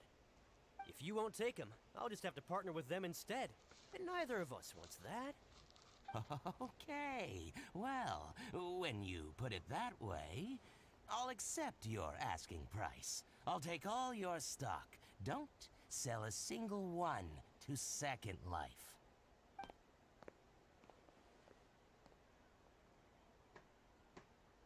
Oh, what are you doing here? And to be clear, these Sunsettias are mine. I got to them first. Don't get any ideas. I've got more than enough. Actually, we want to ask you about a guy called Juri. Have you heard of him before? Juri? Yes, he's quite well known. I've heard a story about him. They say he was born into poverty. His parents died when he was young, and he was treated cruelly by the local community. One of his neighbors was terribly rude to him all the time, but Juri never retaliated. And when his neighbor went bankrupt, he even helped support the family. He returned cruelty with kindness, injustice with peace offerings. A gentleman of talent and character, and... how did I not notice him sooner? In fact, maybe I'm not too late. Oh, he sounds like a decent man. We can finally breathe a sigh of relief. Why are you asking about him anyway? You aren't looking for a brand ambassador too, are you? Well then, in that case, the higher bidder takes the... that's Juri right over there. Why don't we go and talk to him? Where? It's him, all right. Looks like he's chatting with Lean Long. Come on, let's follow them and listen in. Try not to let him see you. We want this information to be as truthful as possible. I'll just go and fetch an employment contract. And hey, don't try and cut me out of this. Hey! I understand. Let's walk and talk.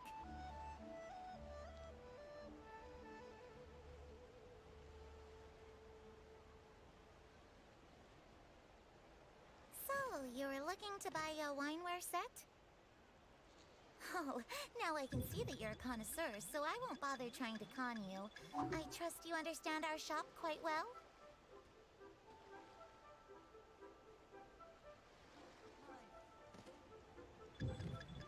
The truth is, an old friend of mine, who likes to have a drink now and then, he fancies himself as a man of culture, but doesn't care for needless extravagance.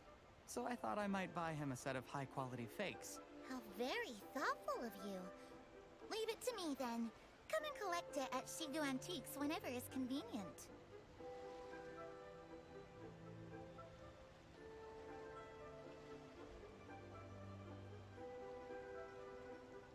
Thank you very much, Miss Linlong. It's my pleasure, Mr. Juri. These days, it's quite rare for someone of your standing to still keep up with their old friends. It's nice to see. I'll be sure to pick out a good set for you. You can count on me.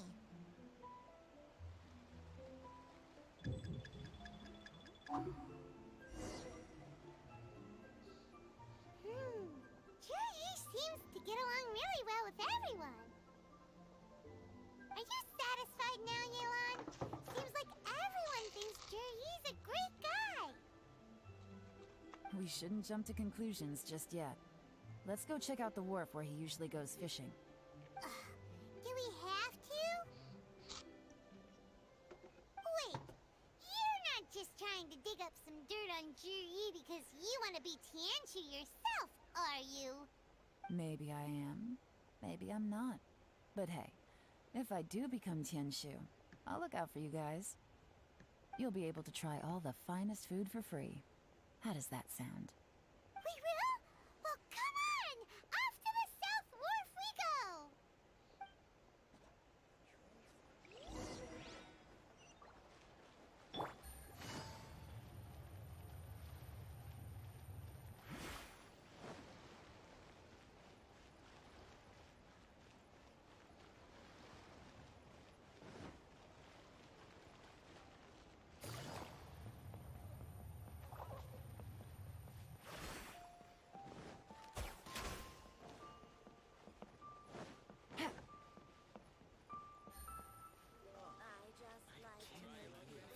Got polluted.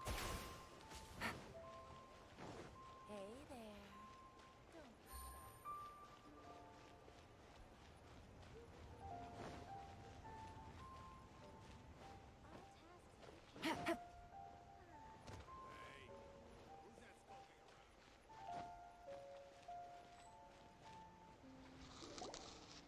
The wharf is as busy as ever. I hear the anglers here sometimes sell their fish to the nearby fishmongers. Let's see what Uncle Soon has to say.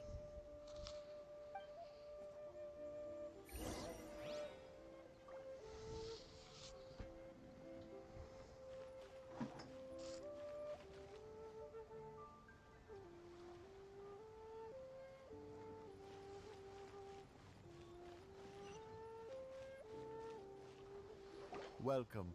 What would you like to buy today?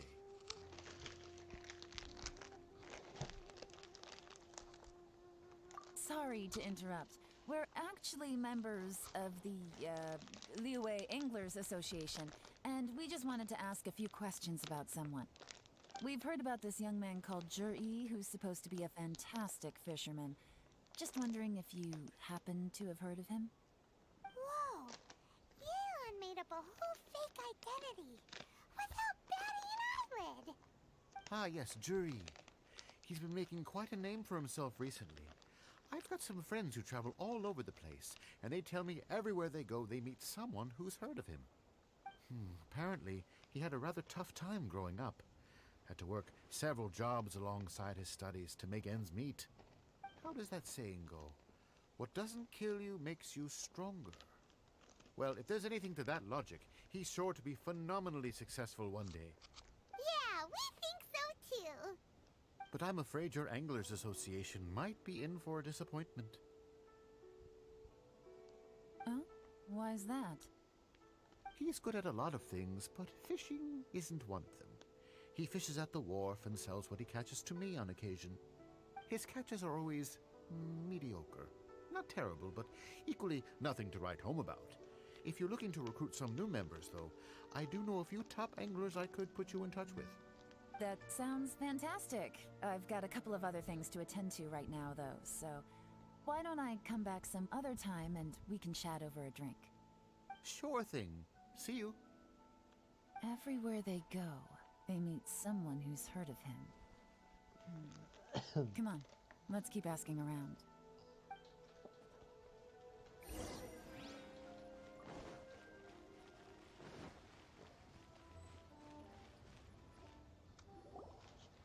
Here to buy some fish? It's 300 for one or 3 for 1,000. You better hurry. When they're gone, they're gone.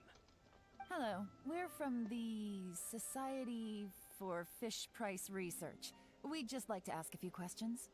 Wow! She switched identity again!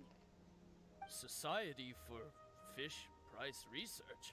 I haven't done anything illegal. Stay out of my business. Please, don't worry. We're just here to conduct a simple survey. We've heard about a certain Zhi who's been selling fresh fish at low prices in this area recently. Do you know anything about this? So this isn't about me. You should have said something, you know.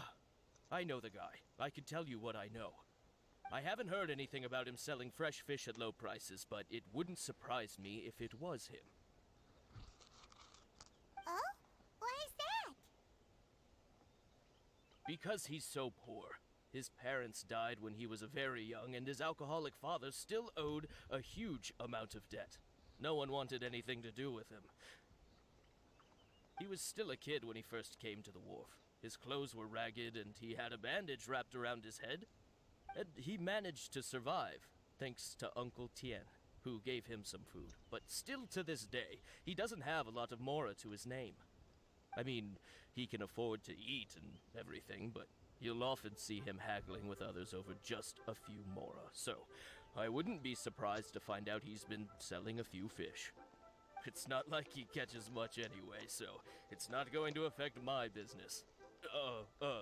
Don't tell him I said that. You'd rather he didn't know? Well, I spoke to him once, briefly, and I just had a feeling that he really cares what other people think of him. I think he has pretty low self-esteem, but hey, it's hardly my place to say anything. What he's achieved already puts most people to shame. And nobody's perfect. I just wouldn't want to upset him, that's all. I see. Well, thank you for sharing that with us. Not a problem. And just for the record, there's absolutely nothing wrong with the price of my fish. The more times you say it, the less convincing it becomes. Doesn't have a lot of mora to his name. Okay, let's keep going.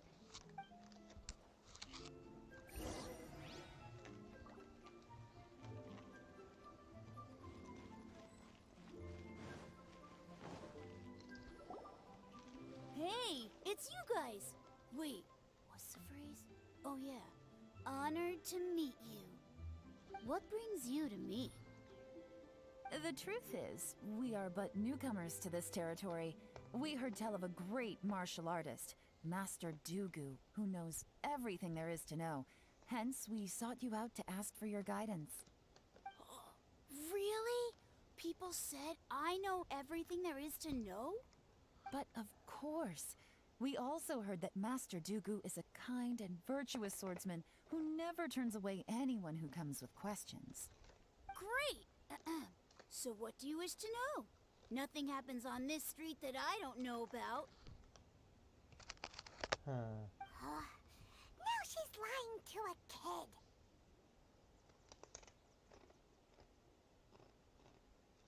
So, Master Dugu, have you heard of one by the name of Jur-E? Sure have. You mean that guy that all the grown-ups are talking about these days? I've heard many tales of Juri. For example, I can't remember. Probably because it's nothing that important. I prefer stories about sword-fighting heroes. Oh, I can completely understand that. Then let me ask you this. Do you remember roughly when the grown-ups started talking about Jur-E? Oh yeah, I know that. It was about 2 or 3 months ago. Before that, people always used to talk about Juri in a kind of nasty tone of voice. But 2 or 3 months ago, suddenly everyone started to like him. Sometimes he gives me candies, so I'm glad that people are starting to like him now. Just as I thought. Huh? What do you mean? I mean, just as I thought, Master Dugu is indeed as kind and virtuous as the legends claim. I'm not that great. Oh yeah, one other thing. These days, there's a lot of people I've never seen before talking about Juri stories in the street. They seem like nice people. Oh, definitely. Great! So next time I see them, I'll say hi.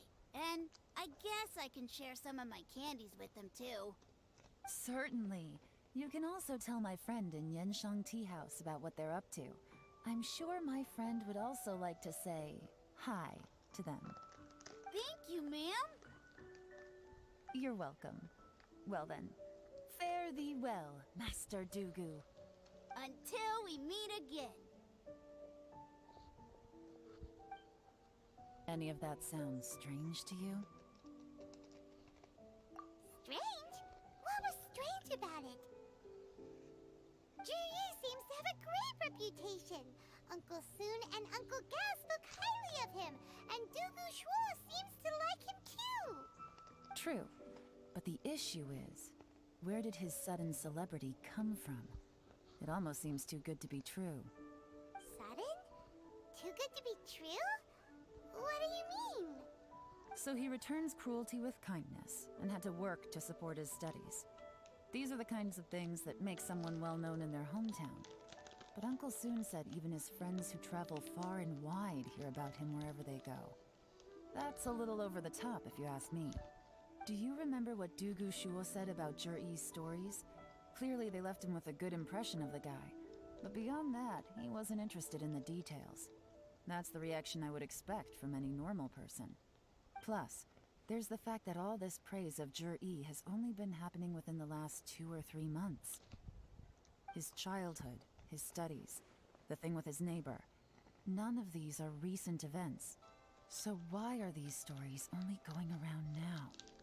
When you put it like that, it is kinda strange.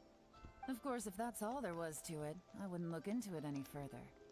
Jur-E was born into a poor family.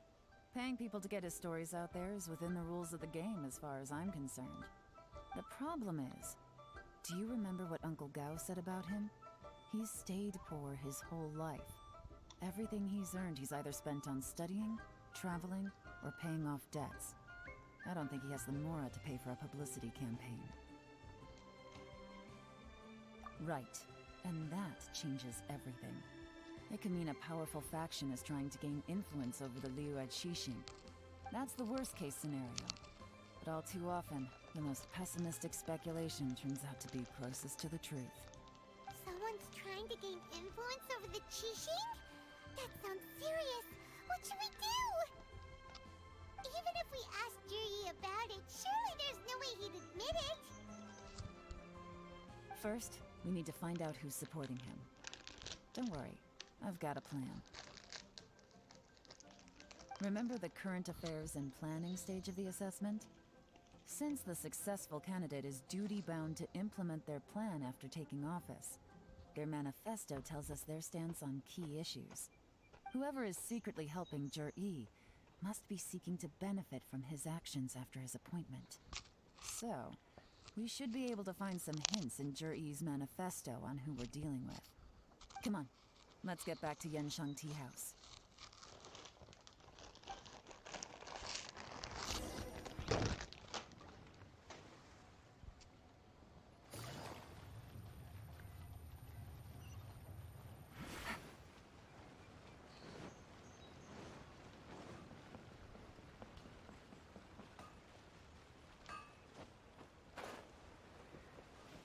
Take it easy.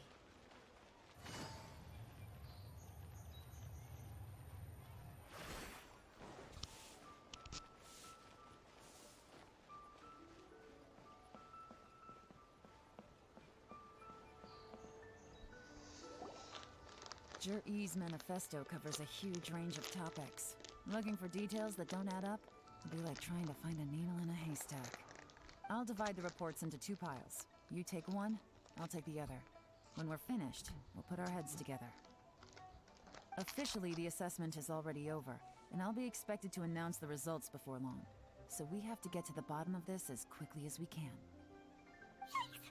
We better hurry! Whatever else Uncle Tian might think of Jur-E, the fact remains that he's one of his favorite students. Any evidence he's left is not going to be immediately obvious. We'll have to look carefully and think critically.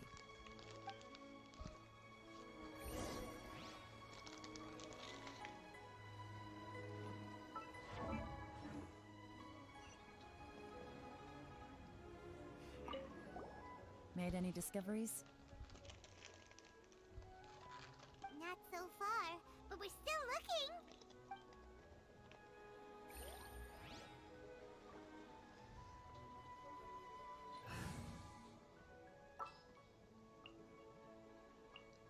This world is full of unsolved...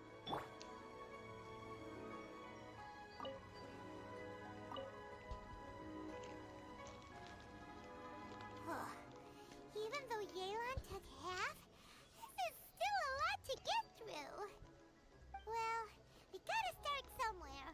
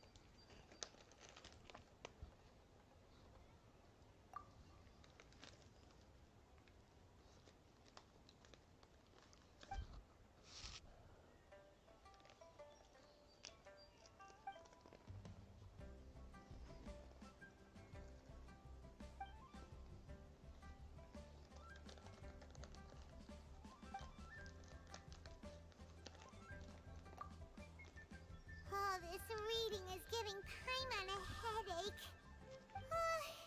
Let's take a break.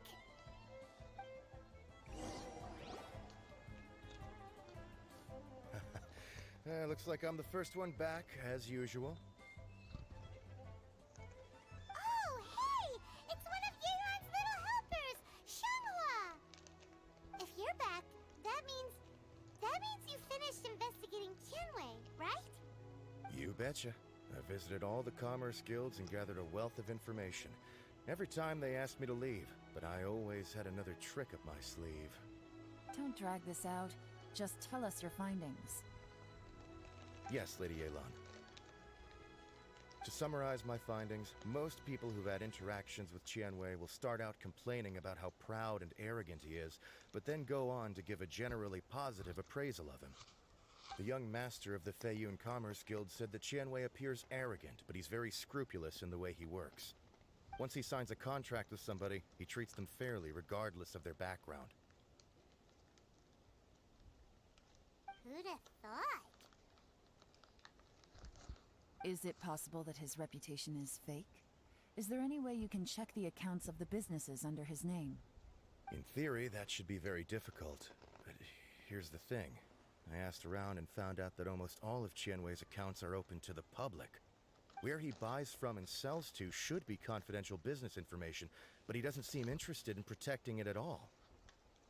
Tianwei often sees business opportunities that others don't, but once he's made enough mora off of it, it's like he gets sick of it and releases all of his trade secrets. It's like he wants people to know that they still can't beat him, even if he shares all of his secrets. The fact that someone like that can still make mora is pretty infuriating when you think about it. What a strange guy. It's like he's not doing business to make mora, but instead... To validate his theories. No wonder his manifesto contains so many insights. It's all the result of his first-hand experimentation. I'm back! Huh? How come you're here? Why do you think? Obviously, because I possess superior skills and am always one step ahead of the competition. Not a competition, though. When you're the competition, at least. You... whatever. I'm not getting into an argument with you. If I hadn't had something else to take care of on the way, I would have been back long before you. Lady Yelan, I have finished investigating Minghua. Well, we're all ears. The Ministry of Civil Affairs says that Minghua struggles to get his words out when he gets nervous, especially when he's chatting with strangers. But after a few days of getting to know him, you can pretty much have a normal conversation with him. On the whole, the feedback from the Ministry of Civil Affairs was very positive. He always considers the things that everyone else overlooks. In your opinion, was the Ministry of Civil Affairs' appraisal of Minghua at all exaggerated? I don't believe so. Minghua is someone who has slowly but surely earned the reputation he has today. According to Miss Yu, the Ministry often gets Minghua to take a final look at projects before they're implemented. People feel much more confident in something if it has his stamp of approval. Oh, and also, there was once someone in the Ministry who was lying and cheating to try to advance their career. Minghua gave them the scolding of a lifetime. Apparently, he can be terrifying when he loses his temper. I haven't seen it for myself, though. Whoa, that's hard to imagine. Like I said before, things are not always as they appear. Ah, so that's what you meant by that. Paimon's starting to get it now. Thank you both. You're free to go now.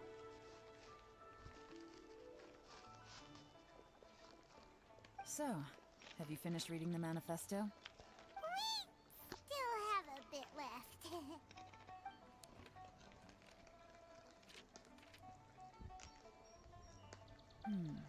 I can't see any immediate problems looking at the individual entries.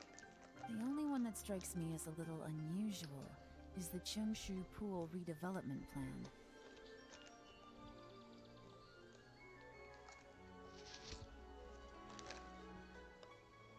Cheongshu Pool has always been home to many secrets.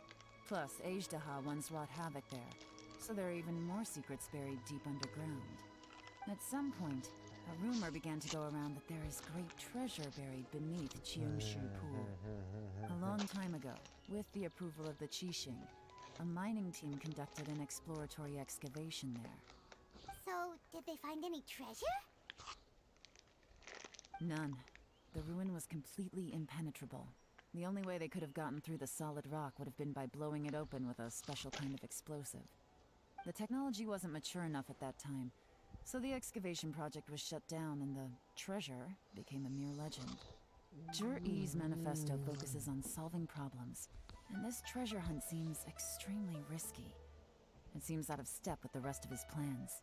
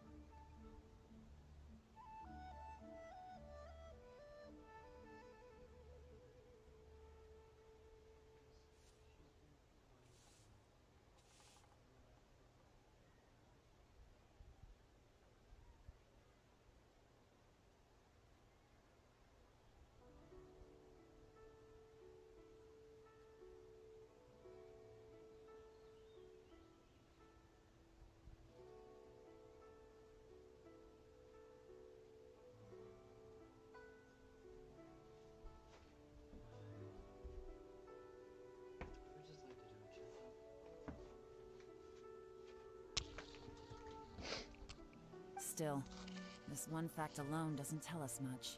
Everyone wants to get their hands on this treasure. The treasure hoarders, the Fatui, even local Liyue factions.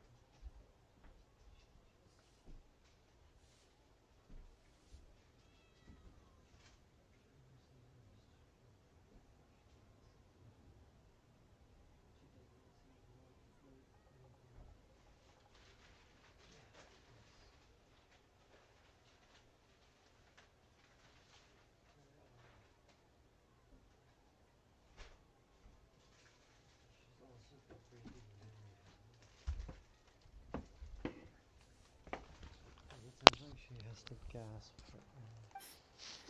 Did you find anything? Excavation? Project? Treasure? Did we read anything similar in our half of the manifesto? Oh yeah! Zhi-Yi said the Blackcliff Forge workers should get right of first refusal if any suitable projects come up. Did he now? Well, that makes everything much clearer. So Zhi-Yi wants the Blackcliff Forge to excavate the treasure of Qiungshu Pool.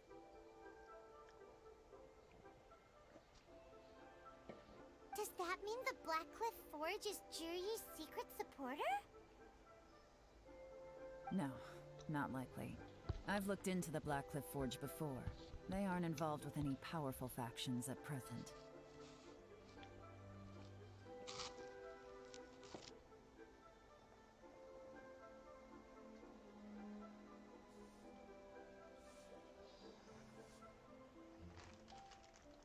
They do possess some specialized explosives, but it would seem more trouble than it's worth to put so many resources into a risky project like this. still. Since the clues are pointing toward the Black Cliff Forge, we should see where they lead. We may well find something new. Shenwei and Mingbo both turned out to be completely different than what we thought. What about Juri? Is there another side to him too?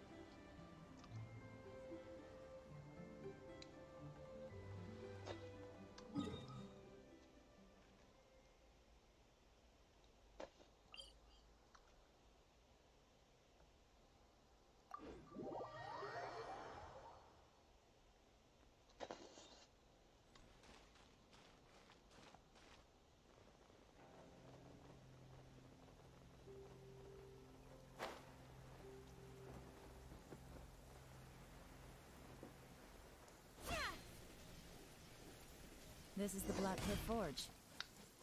Let's look around for clues.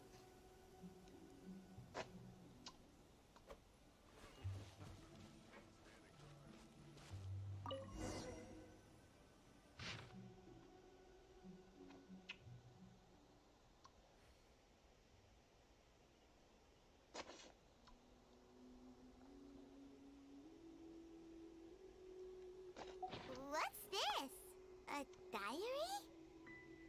From the back, it looks like a ledger, but it seems they also use it as a site log. We don't know who wrote it, but it's interesting, don't you think? These newcomers, who could have sent them?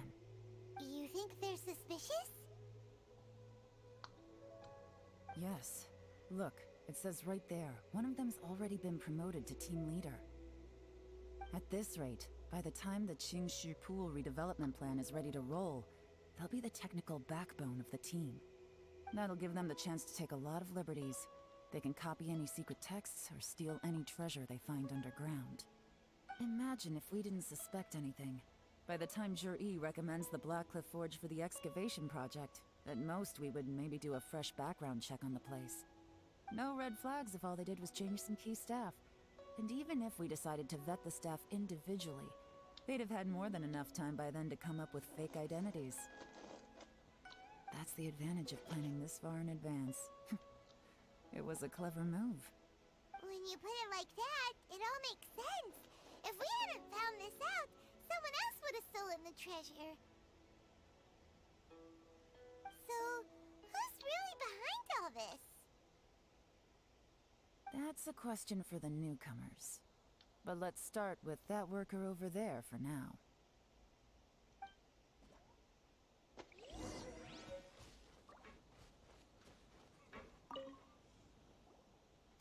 Excuse us. We want to ask you about the newcomers. You want them to teach you or something? I gotta say, these newcomers are in tip-top shape. Fast learners, too. They're picking up all the skills unbelievably fast. My only complaint is that they're always going out drinking at night, but they never let us join them. I guess they just need some time to adjust. I'm sure we'll get to know each other over time. They go out drinking. This area isn't exactly renowned for the nightlife. I'm guessing it's a long trip to the nearest tavern. You got that right. They tell me they go all the way back to Liyue Harbor to drink at Wanmin Restaurant. It rained after work today, so they actually stuck around at the site for a while. But as soon as the rain stopped, they went out drinking again right away. Hey, you're only young once, right? I say, if they can hack it, let them at it. Interesting. Let's go talk somewhere else.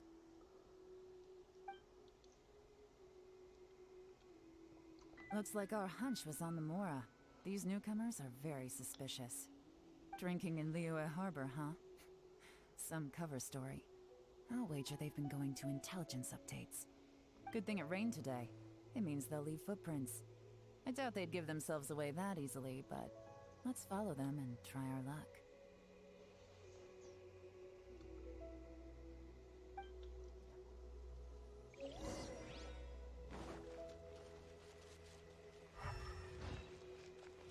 They went that way! Hurry, we gotta catch up!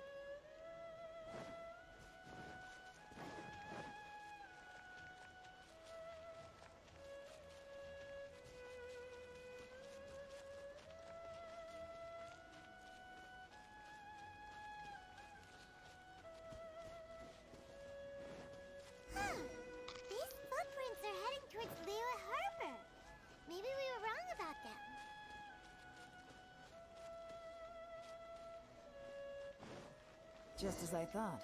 They didn't go to Liyue Harbor. They went that way.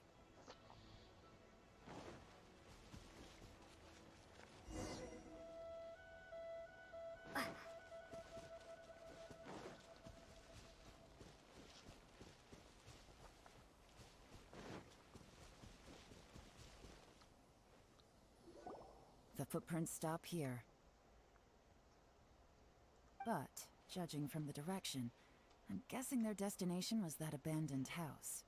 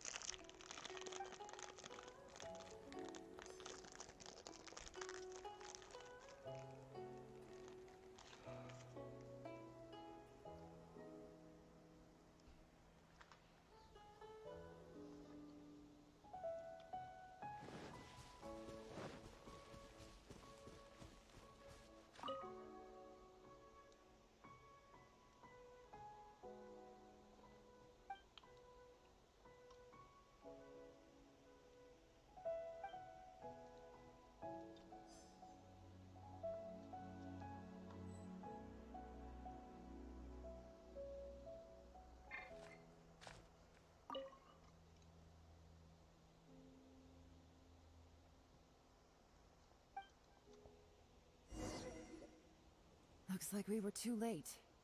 This has gotta be where the newcomers rendezvous with whoever they're working for. But all the evidence has been destroyed. Look at these ashes. Someone was burning documents not long before we arrived. Could there be anything left? Maybe the wind could have blown the fire out before everything was finished burning. The odds of that are very slim. It's practically impossible. I've checked.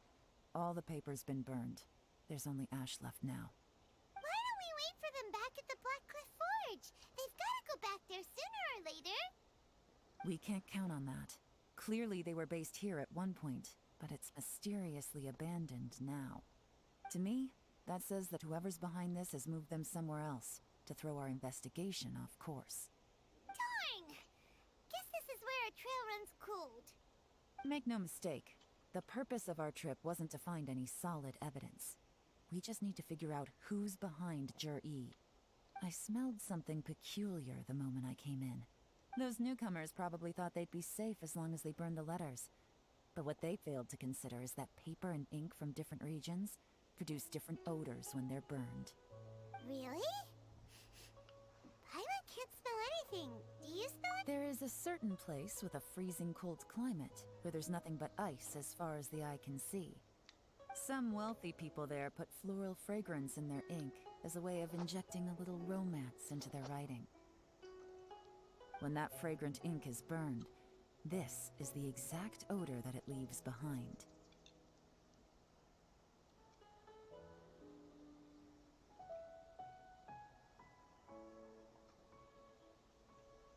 Exactly. The evidence will soon be blown away by the wind, so it's nothing we can arrest anyone with. But it's all I need. Now I know who we're dealing with. I can plan our next move. Lady Yelan! Oh, thank goodness I finally found you. I thought I'd never see you again. Who are you? Don't be alarmed. This is Upei. He's Wenyuan and Shanghua's colleague. I sent him to look into Jur-E's regular contacts. Since Jur-E likes fishing, Upei thought he might know some of the fishermen and sailors, so he took a boat out to sea to ask around. I left him a note at Yenshang Tea House telling him to look for me at Blackcliff Forge when he got back. If there'd been an ambush waiting for us there, it means we'd have had some backup. So, what did you find out at sea? Forgive my incompetence. I'm afraid I've come up empty-handed. I asked all the fishermen multiple times, but none of them had any interactions with Jur-E before. Then the waves got so choppy I ended up falling overboard. Fortunately, someone managed to drag me out. When I got back, I heard that you'd gone to Blackcliff Forge and might need backup, so I went straight there as fast as I could. Didn't even stop to change my clothes. Well, Uncle Tien said that Jur-E once bought a recipe from one of the fishermen. Did you hear anything about that at all? What? That's news to me. No, that's not possible. It's absolutely not possible. Lady Yelan, I'm telling you, I spoke to every single fisherman out there, and none of them mentioned anything about a recipe. Interesting. Then I wonder how that even more wonderful fish soup came about. Fish soup? What fish soup? Nothing. Our priority right now is to find a way to get our hands on some solid evidence. Well, any suggestions?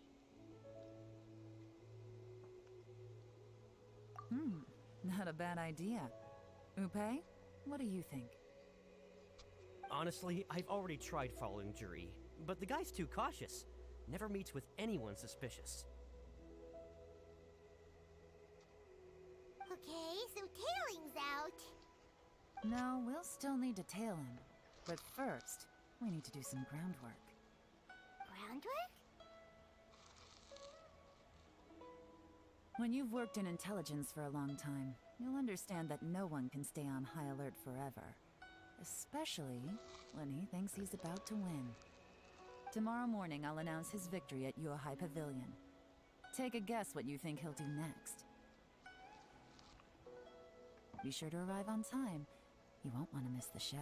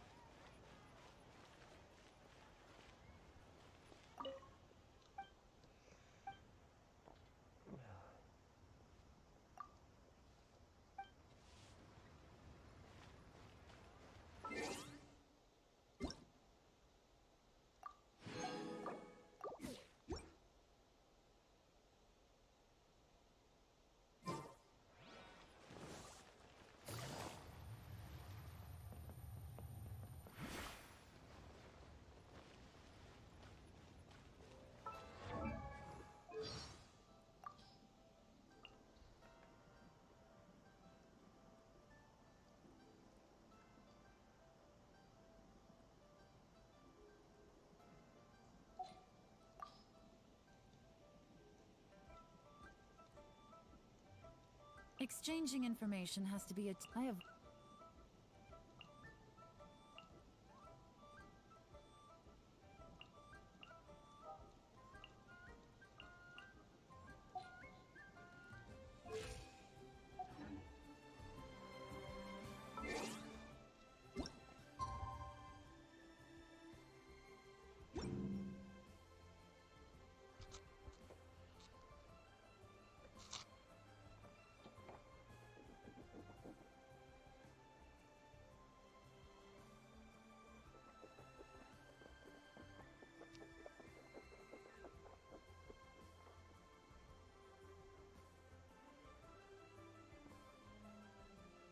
There we go.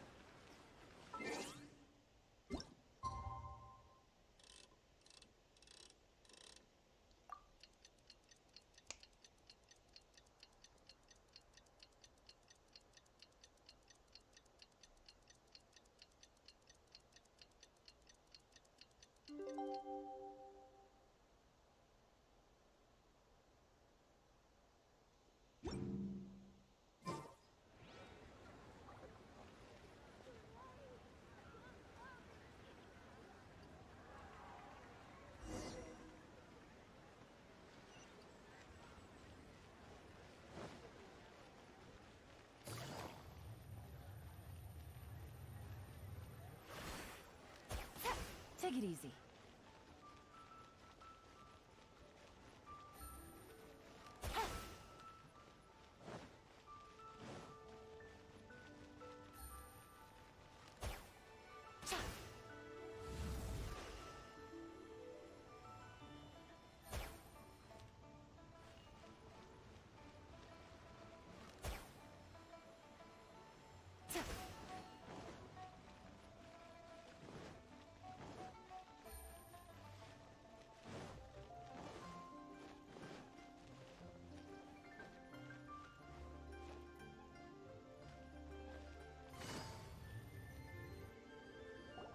It looks like we're all here. Well then, time for me to announce the results of the assessment process. I won't drone on about the importance of the Tianshu role. Suffice to say that Uncle Tian entrusted me with the monumentally important task of assessing the candidates. And now, it falls to me to give him a satisfactory answer. All of us here know the score. Don't beat around the bush, just get on with it. Qianwei has many pioneering ideas, but some of his plans are lacking in detail, and he easily gets into testy exchanges with other people. Mingbo is reliable, but not quite ambitious enough, and because of his personality, he struggles to win people over. In contrast, Zhi is evenly balanced across the board, and enjoys an excellent reputation in Liyue. After much consideration, I have decided to recommend Zhi to the Liyue Qixing. What? Oh, congratulations. Thank you. Honestly, I'm a little surprised to hear my name being announced. In my estimation, all three of us are worthy candidates for the Tianshu position. As your competitor, I've become keenly aware of your great talents. Would either of you entertain the possibility of working with me in the future and taking on some of my workload? I'll have to see. I'm in a bad mood. This is the last thing I want to be thinking about right now. I don't mind, as long as I can help. Okay, well, that's all from me. Zhi, you'll have some preparation to do. It won't be long before you're informed of your official appointment. I hope you will work hard and make Uncle Tian proud. I will live up to the Tianshu name. On this, you have my word. I should go. I need to pack my things, and then I think a celebratory meal is in order. Would anyone like to join me? Count me out. I'm not in the mood for a celebration. Zhi seems pretty relaxed now. This would be a good time to follow him. Hey, Traveler, tell me something. What exactly does that guy have that I don't? If you can't answer that, I'm not accepting this result. Also... Oh no, if we get stuck here, we won't be able to leave! Follow him. Yes, ma'am.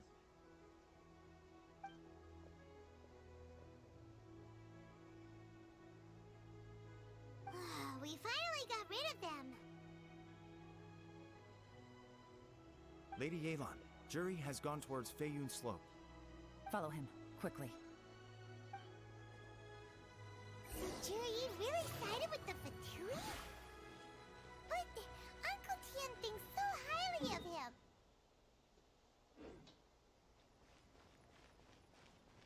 Difficult to say, but everything should become a lot clearer when we find him.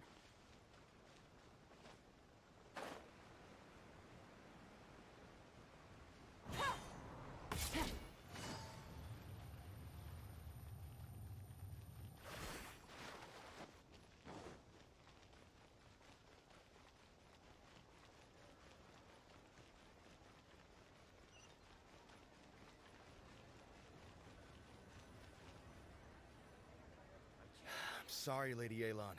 We lost him. He's too good at this. We weren't able to keep following him without being seen. How the heck did he manage to shake Yelan's subordinates? I guess Jury didn't let his guard down. Still as vigilant as ever. No, Upe says he's much more relaxed than usual. Maybe it's just how he's wired. Perceptive enough to sense when he's being watched. How? Don't blame yourselves. Let's not forget he was trained by Uncle Tian himself. Evading detection is not an unusual skill for him to have. If I'd asked you to tail Uncle Tian, you'd have ended up at a dead end too. It's fine. So, where did you lose him? Shinyue Kiosk. He only went in briefly. Upe and I were watching outside the whole time. A few moments later, a man dressed in a completely different outfit came out. Upe had a feeling that it was him, but we couldn't get close enough to check without blowing our cover. I figured that if we spooked him, it would undo what we've accomplished today so far. Another option would have been to arrest him there and then, but without any evidence, that would have been meaningless. So I stopped Upe, and I stayed here to wait for you while that meathead went to ask around in Shinyue Kiosk. Good work. The fish didn't take the bait, but that's okay. As long as he's still swimming around, we'll find a way to catch him eventually. The key is figuring out what he's trying to achieve. Let's go to Shinyue Kiosk.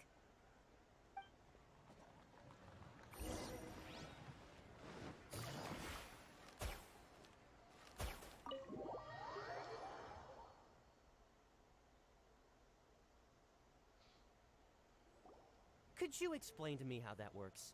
A guy like him comes in, changes his whole outfit right under your nose, and you don't even ask him about it? Our customers are free to dress however they please. What grounds would I have to question him?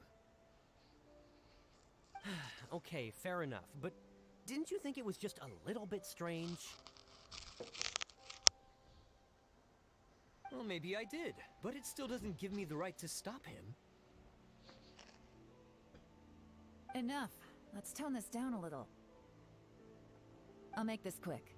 Just one question. What did he buy while he was here? Oh, he didn't buy anything. He just picked up a bottle of liquor that he ordered ages ago. A bottle of liquor? Yes, a very strong kind. Fiery, with a rich flavor. Not something the average customer would order. This gentleman ordered it in person from us a long time ago. He was only here today to pick it up. Liquor and wineware. I see. Let's go. Where to? Shigu Antiques.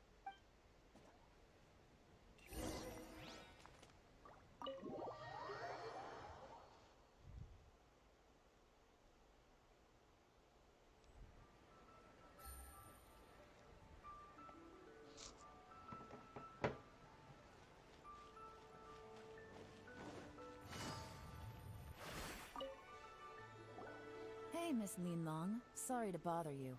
Zhi ordered a wanware set from you not long ago, right? We're friends of his. He's been telling us how impressed he is with the quality, considering how affordable it was. So we just had to come and take a look for ourselves. Sure. Which model are you looking for?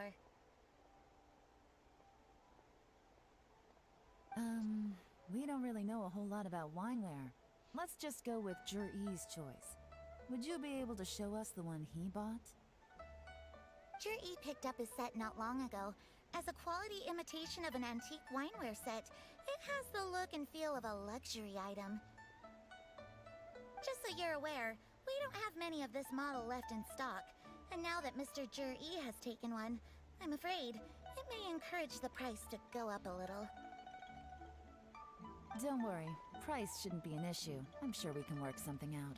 But I'm just a little hazy on one thing. Did Jur-E's wineware set include wine glasses, or...?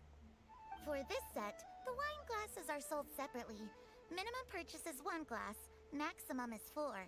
Mr. Jur-E bought 2. Okay. Thanks, Lin Long. Seems there's a little more to buying wineware than I first thought. We'll have to mull it over. Well, don't take too long. We could sell out any day now. All right, see you next time.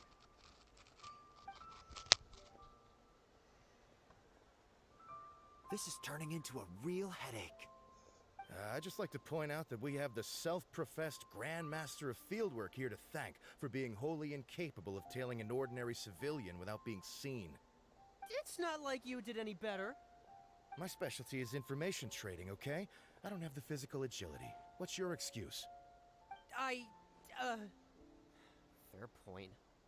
Yelan, so has the plan failed? Oh, if we can't figure out where Jur-E went, there's not much we can do. But why was he buying liquor at Shinue Kiosk anyway? To celebrate? If so, it's no ordinary celebration. What do you mean? First of all, Jur-E isn't much of a drinker. On some level, he hates alcohol because of what it did to his father. If he was just looking to celebrate by himself, he wouldn't spend his meager savings on an expensive bottle of alcohol, let alone buy a pair of special wine glasses. No, this is a victory feast, held in honor of Jur-E's private sponsor. Whoever this person is clearly enjoys hard liquor and has a very high status, hence the need for expensive-looking wineware. Now, where might we find Fatui who match that description, I wonder? Fatui officials. Should be either the Snezhnayan Embassy or the Northland Bank. Have both locations surrounded. Take as many people as you need. Lady Yelan, is it time for us to make our move? If so, you can count me in. Get with the program, would you? This is a covert surveillance operation. Jur-E may be vigilant, but that doesn't mean the same is true for his drinking buddy. In which case, we don't need to change tactics. Just change who we're following. Great idea! So we just need to find out who Jur-E bought that liquor for and follow them instead! But Lady Yelan, if we get caught, this could become a major diplomatic incident. I'm well aware, but don't you see? Jur-E is gambling everything on this. If we really want to catch him, we're going to have to accept a little risk ourselves. Stick to your orders, and make sure we're covering all other bases too. Anywhere else Jur-E might be going. I want eyes on those locations. Yes, ma'am. Don't worry, Lady Yelan. Jur-E may be a slippery character, but we'll keep a close watch on the movements of all Fatui officials. I'll be waiting for you at the tea house. If I'm guessing correctly, Fatui officials are likely to take action at night. You should go and get ready. Then meet me at Yansheng Tea House.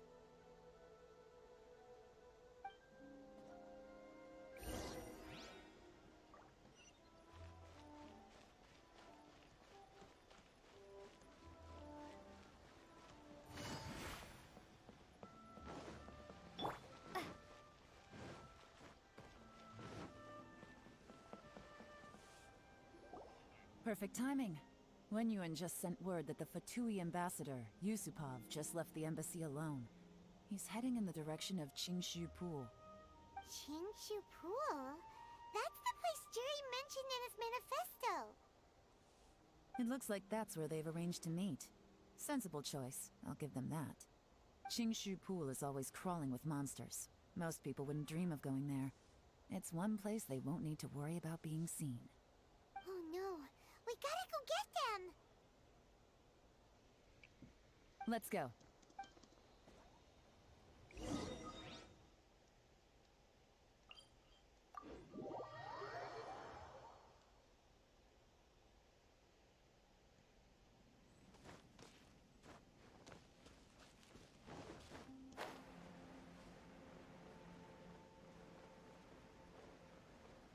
This is Qingshu Pool, full of ruins, crawling with monsters.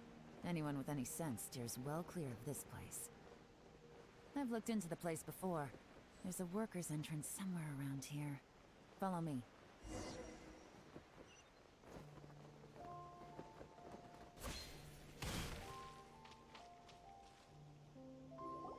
There's been some work done on this place in the past, but it's a bit of a labyrinth inside. I can't guarantee we'll be safe once we're underground. The workers left an emergency access route. If we can find it, this will be a much easier journey. Still, be ready to fight at any moment. Any resistance needs to be taken out quickly and quietly. We don't want to attract too much attention. Don't worry, we're all professionals here. By the way, Yelan, where are your 3 little helpers at? They have other things to take care of first. We couldn't have...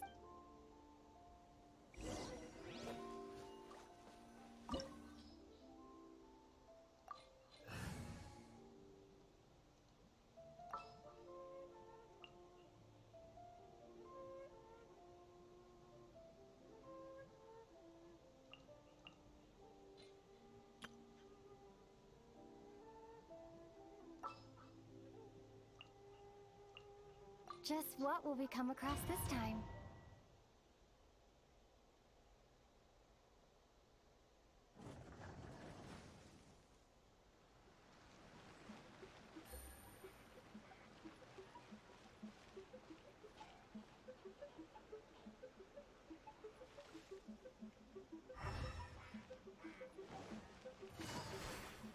Illusion shattered!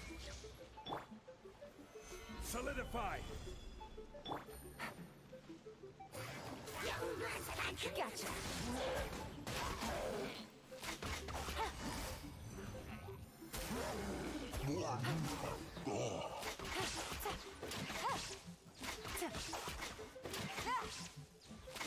Quietly now, as I expected. But this shouldn't be too much trouble.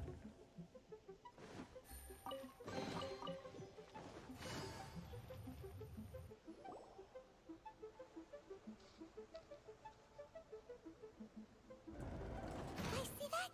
That's gotta be the Fatui ambassador here to meet Ji. That must be the emergency access route.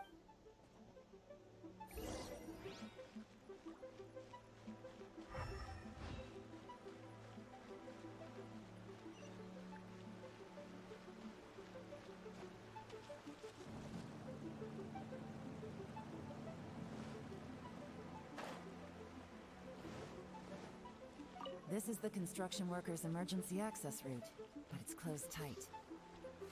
Trying to break through would be risky. Let's see if we can find another way.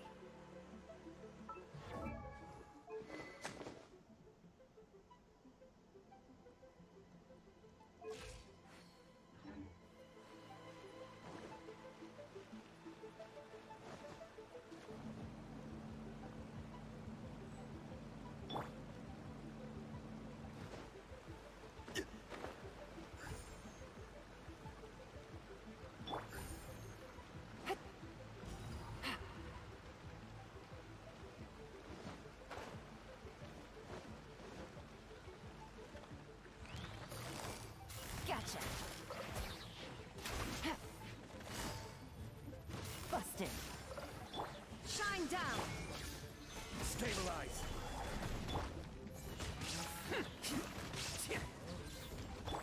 I will have order!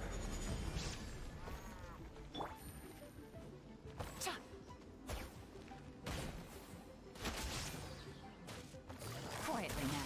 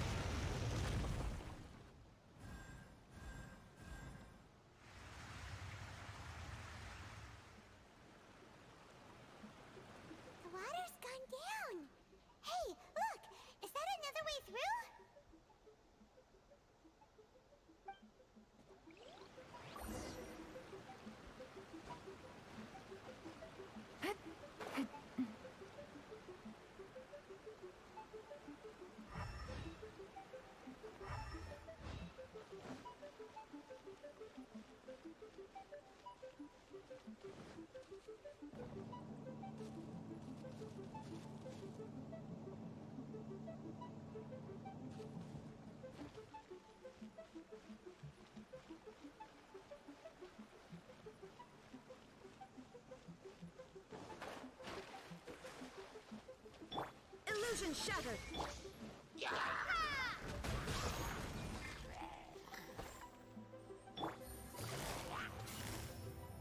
Gotcha. Take it easy.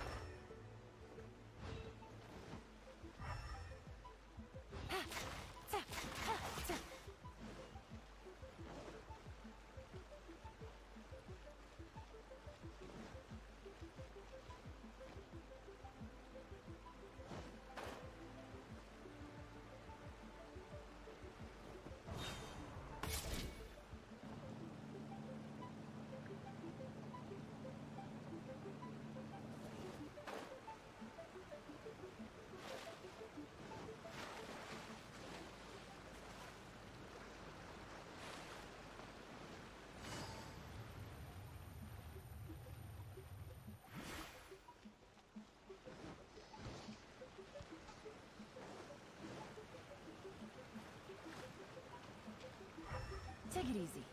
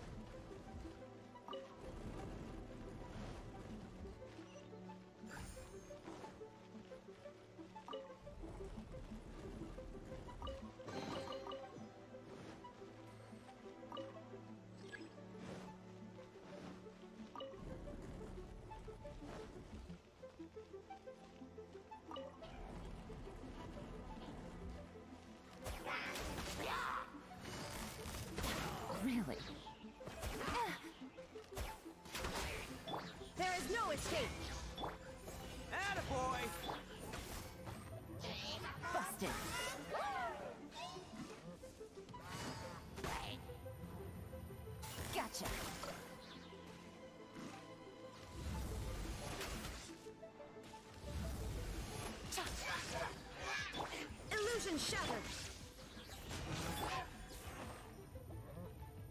Busted.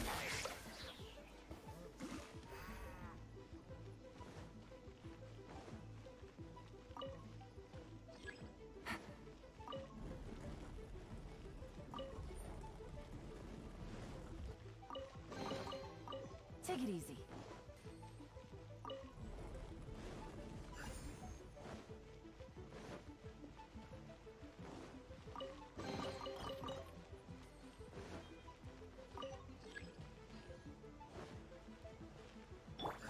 Starfall!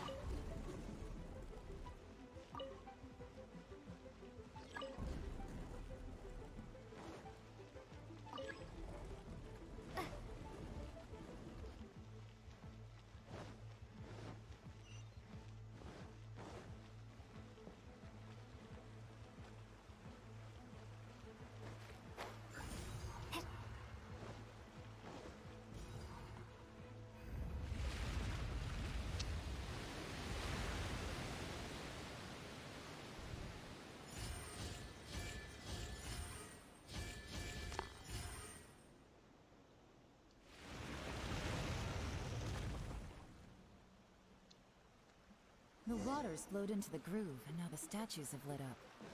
Okay, now we should be able to move the statues.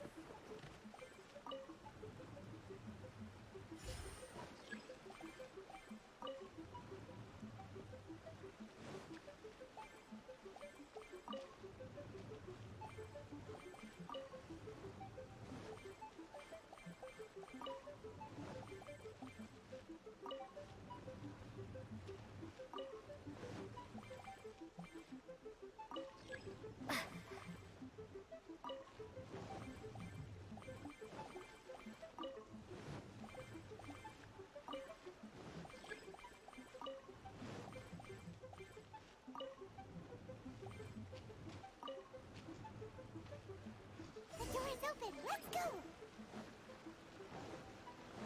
We should be nearly at the bottom now. Let's wrap this up. There is no escape!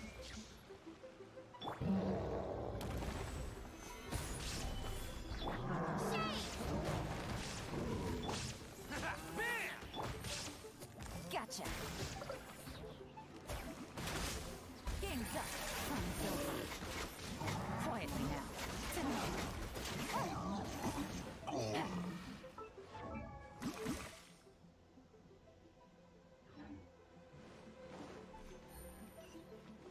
Take it easy.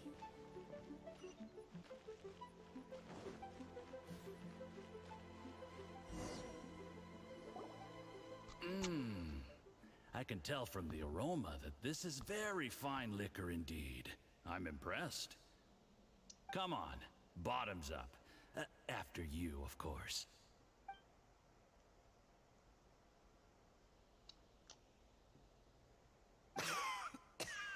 Oh, sorry. That went down the wrong way. I've never drunk anything this strong before. It'll take me some getting used to. You'll get there. If you want to stay friends with us, you have to drink with us. I'll do my best. You're more of a lightweight than I thought. Already struggling after one glass? I thought you were made of sterner stuff. You certainly kept it together when you were poisoning your teacher's soup.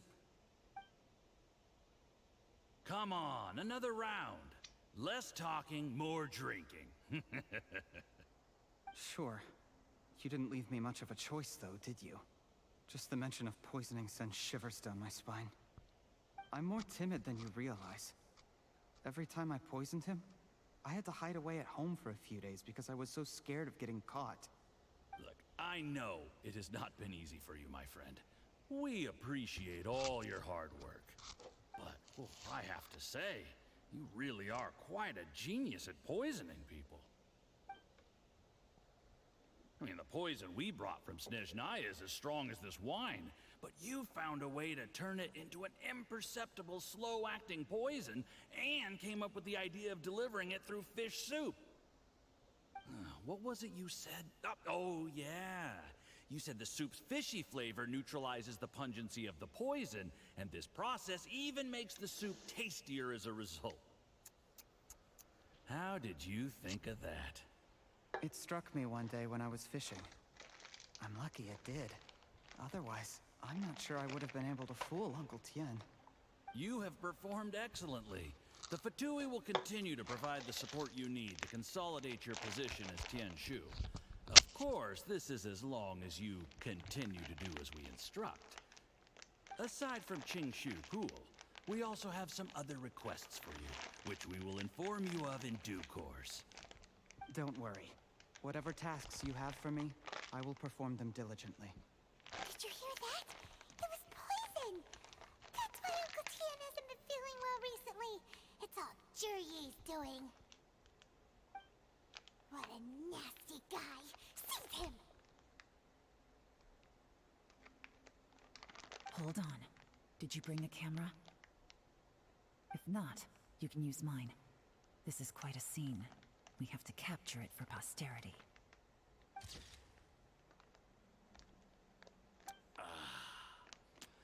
Excellent liquor. We've, seen no progress on the diplomatic front, and everyone has been eyeing up the treasure of Qingshu Pool. It's been a real headache for me. But soon, everything will be taken care of, and I can report back on a successful mission. Thank you, Juryi. I remember when I first saw you. I knew right away that you would make a good partner for us. Hey, do you still remember what I said to you? How could I forget? You said a lowly commoner like me could never be seen as a serious candidate for the Tianshu, no matter how hard I work. The only way is for you to shine bright in the Tianshu's darkest moment. I think you were absolutely right. Yes. Under normal circumstances, the gap between you and other people could only ever grow wider over time. Just look at your two competitors. Qian Wei had wealth. Ming Boa had reputation. But you had nothing. You were just another nobody. And that's why I decided to help you. You know, there's an old saying in the Fatui. Give a starving dog a bone, and it'll guard your home for the rest of its life. Yes. I cannot thank you enough for your generous support. You know, the best thing about you is that you do as you're told without complaining. Hey, keep up the good work, and I can assure you, you'll never have to worry about Mora again. Heck, when you're not in the company of the Fatui, you'll be able to throw your weight around as much as you want. How about that? Uncle Gao said that Juryi has low self-esteem. Seems he was right. He was worried that whatever advantage he might have now will diminish over time, so the Fatui persuaded him that he should act while he can. Do you have any more film in the camera? Then get ready to use it. Tonight's grand finale should be coming up any minute now. How well this goes for us depends on how Juryi plays his hand. Ooh, is there any more alcohol? Go on. Fill me up. I'm in a good mood today, and I'm gonna drink my fill. Make sure to get me home safely afterward. There's only a little left. Here, I'll fill your glass. If you like it, I can bring you some more next time. Whoa, this is the good stuff.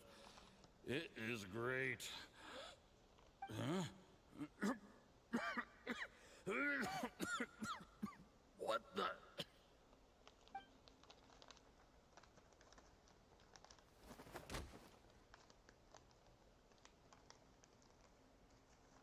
Juryi, you poisoned my wine?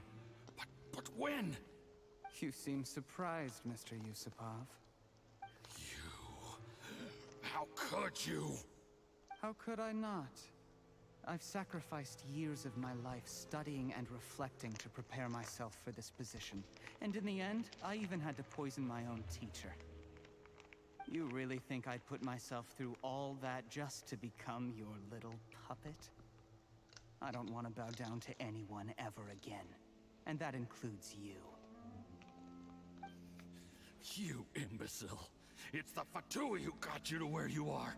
Do you understand? If I disappear with no explanation, the embassy will come after you.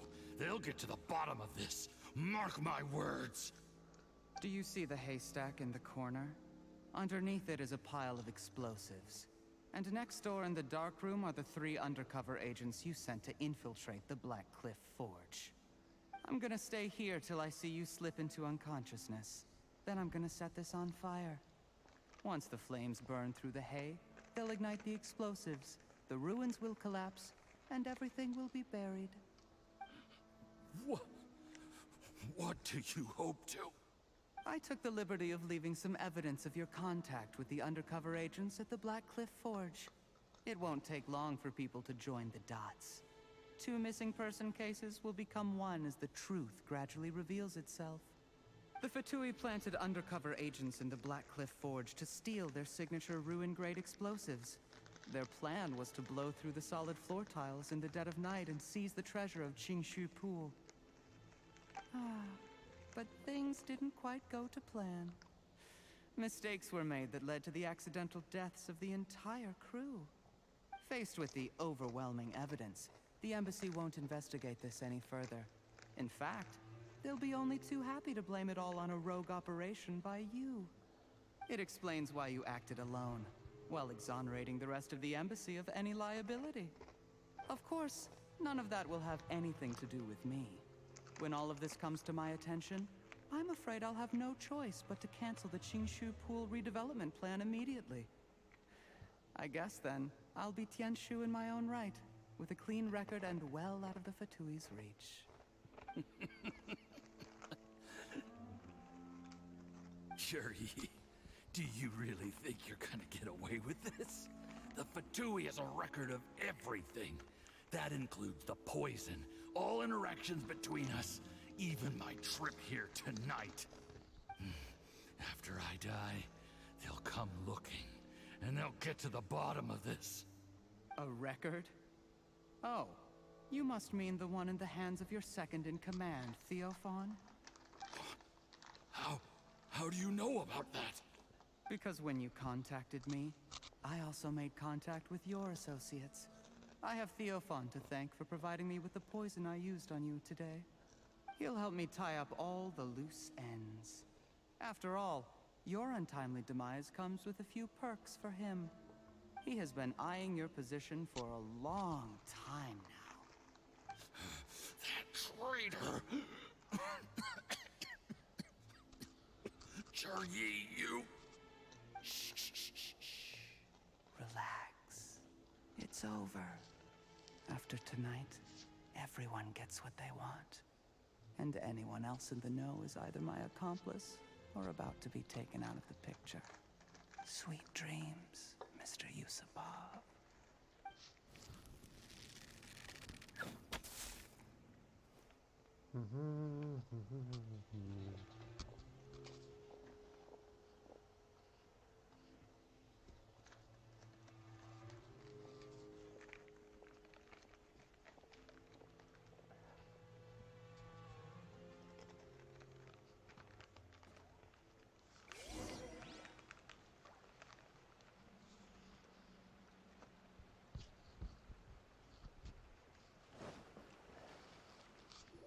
I did a little surveying on the way here and found that you'd left yourself 3 escape routes in case things went south. I have them all surrounded. If you're thinking of trying anything, save yourself the effort. The game's up. We were here the whole time and have pictures of everything. They came out pretty nicely. Want to see them? The game's up? Forgive me, I'm not quite sure what you're referring to, Miss Yelan. I happened to discover a Fatui operation here, so I approached them on the pretext of joining forces and eventually brought them down from within. If it pleases you, Miss Yelan, I'd be only too happy to have you join me in investigating this matter. This is how you want to play it, huh? Fine. You do you. All we need to do to convict you is establish that the poison in his system is the same as in Uncle Tien's. Nothing else you wanted to add? Let's leave it there then. Time to go. One wrong move and it all comes crashing down. I should have been more careful. You followed him here, didn't you? I was so focused on keeping myself out of sight, I forgot he was a potential liability. Let's talk about this, Yelan. I gave you my word that I would live up to the Tianshu name, and that much I can still guarantee. Your point being? When I take office, I can guarantee that I will act in your best interests. In fact, all of you here tonight can expect very generous treatment in the future. Wow. I don't deny that I used underhanded methods to get here. But given my lowly origins, what other choice did I have? You still don't get it, do you? Even now. What do you think?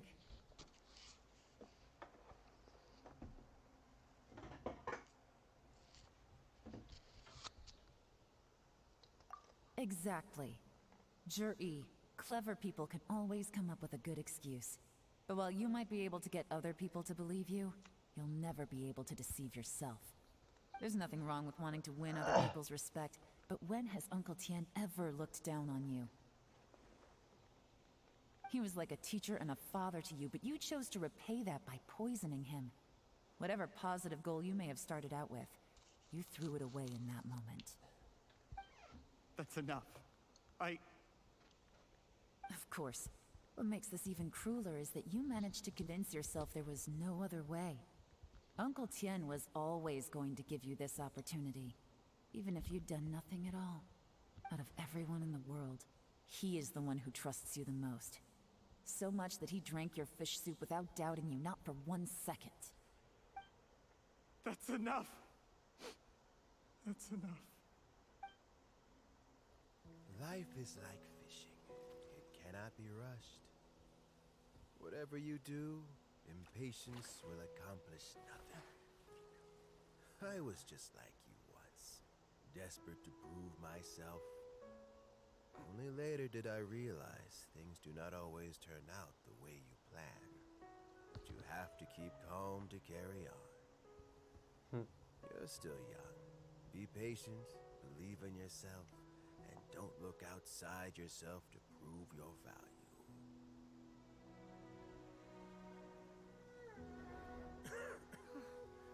Where's Jury these days? It's been a long time since he last paid me a visit. Maybe he's just busy. Well, next time, if he doesn't bring a pot of piping hot fish soup, don't let him in.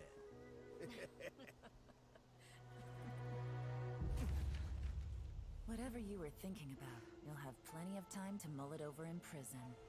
Oh, I almost forgot.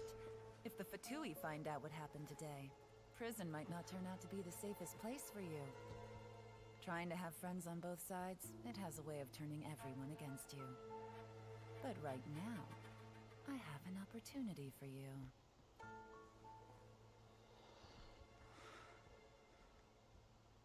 Huh?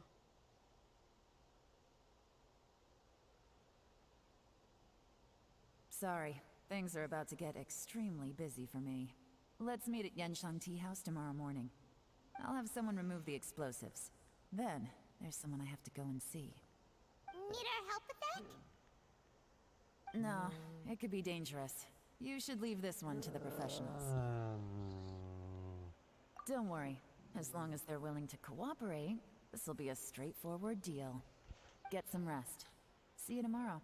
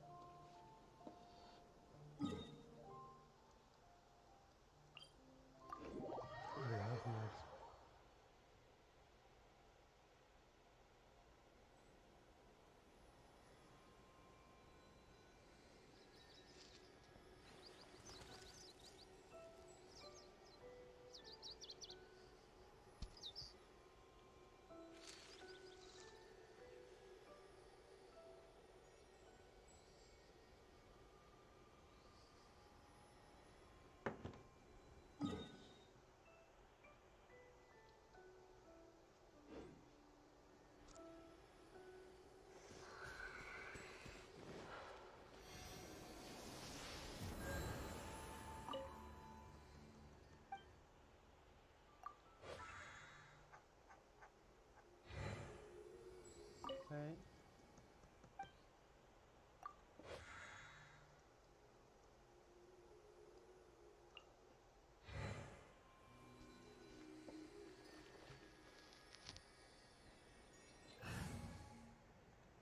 Zappy has one zapper.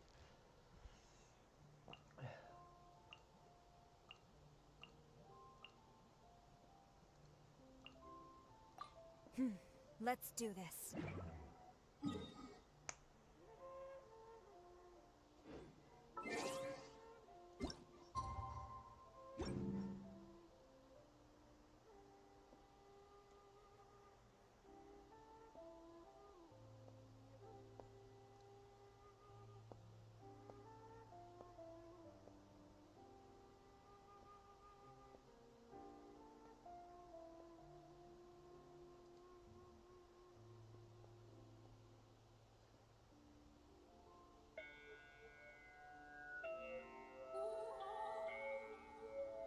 And we're back. Back to the disco, back.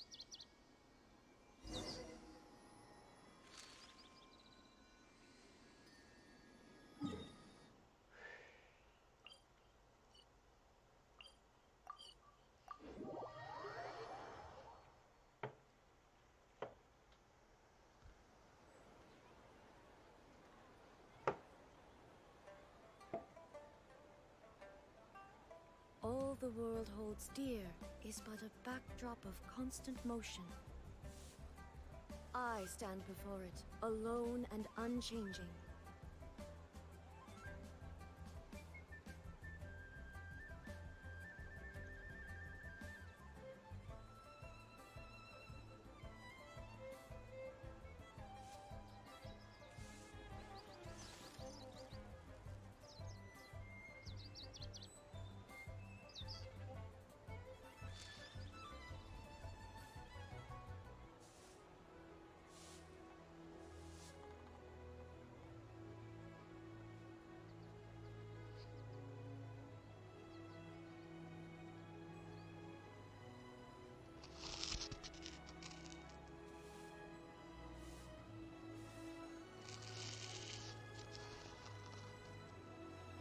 Inactivity serves no purpose whatsoever.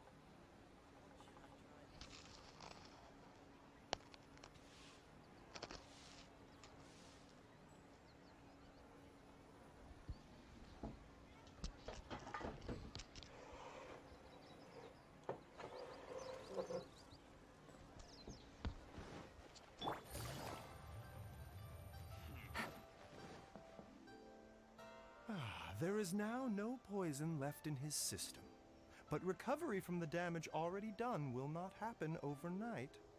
Dr. Baishu, is my father going to be... You needn't worry too much.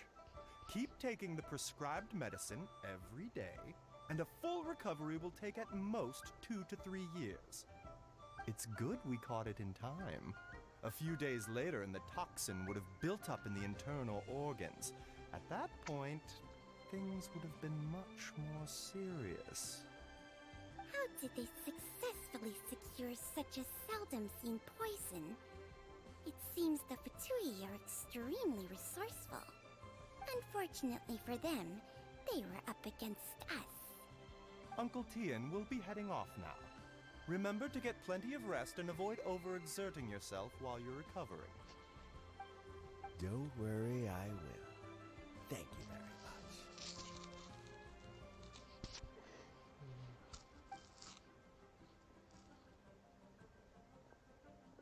Ah, you're here too?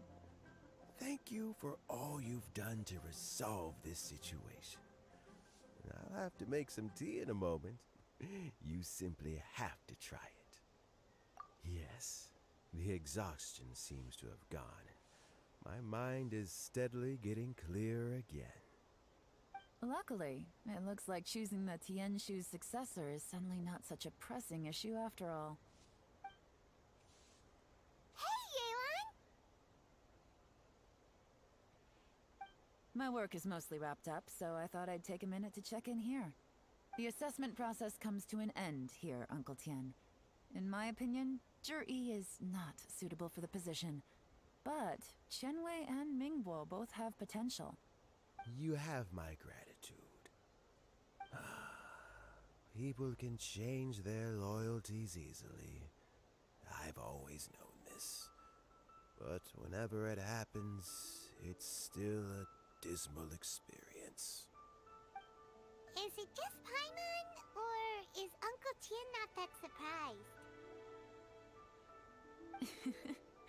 Don't underestimate Uncle Tian. He wouldn't have appointed me as assessment officer if he hadn't had his doubts about Zhi.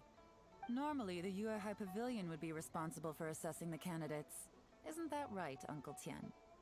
Yes, to be quite honest, I wanted to trust him unreservedly.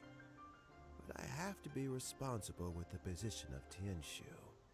When I first met Zhi, I wondered if he had approached me with a hidden agenda. So I secretly investigated him. I concluded that he had no ulterior motives whatsoever. He just saw me as an ordinary fishing friend. In the end, even he changed. But when did it start? I never had any plans to recommend him directly, but I always intended to give him the chance to compete on a level playing field.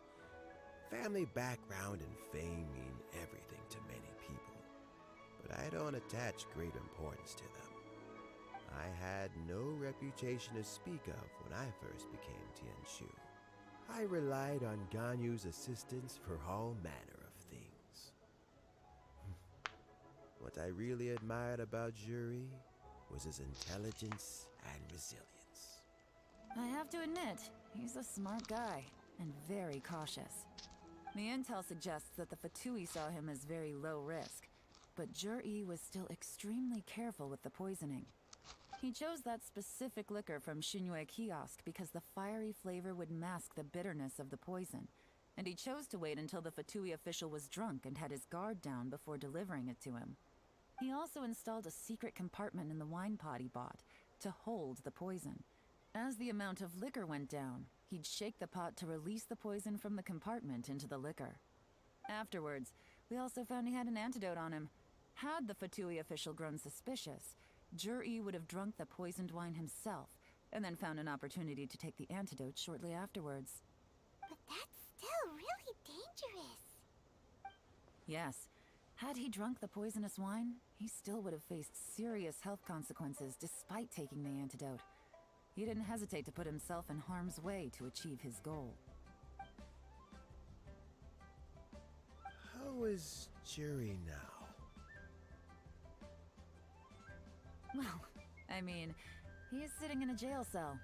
Like Yanfei says, everyone who breaks the law has to pay the price. Still, he's cooperating. He didn't turn down my offer to strike a deal. I'll make sure there are plenty of guards around to keep him safe from anything the Fatui might be planning. A deal?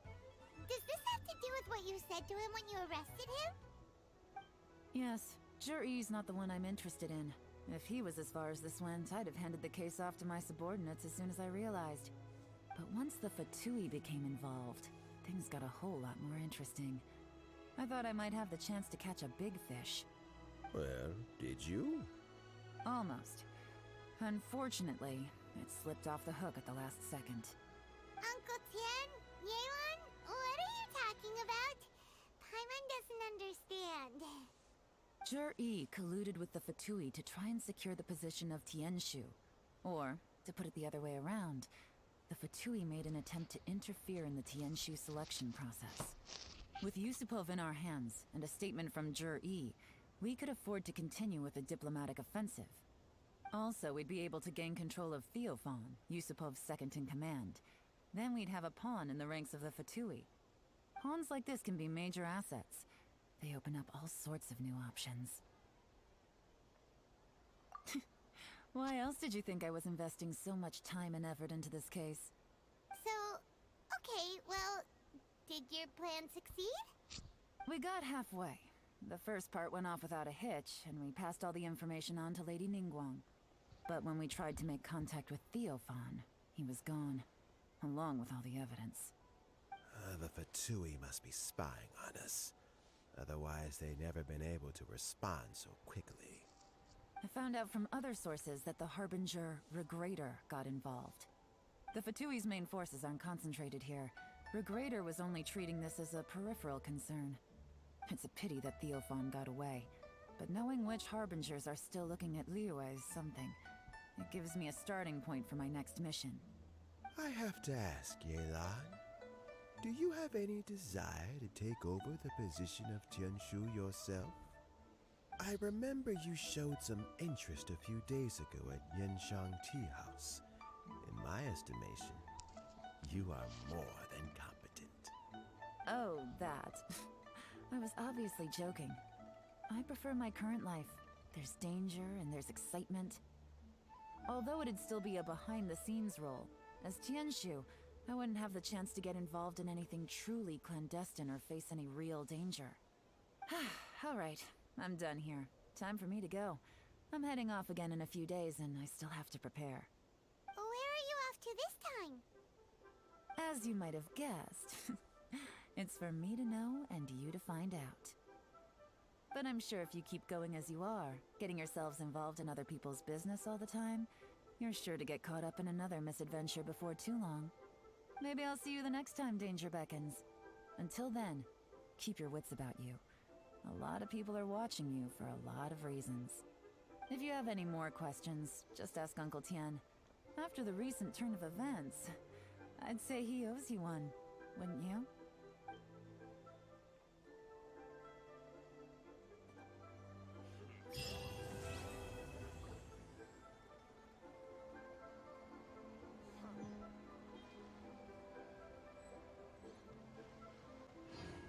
What would you like to know? Oh. Something I've said to Juri, Qinwei, and Mingguo before is that while cunning and scheming are quite crucial, even more important than this is staying true to yourself. Juri and Ambassador Yusupov each saw each other as a means to an end. They thought that if they could just outsmart their opponent, they would emerge the final victor. And yet, in the eyes of Yelan and Regrator, they are but pawns in a much bigger game. Scheming is an endless endeavor.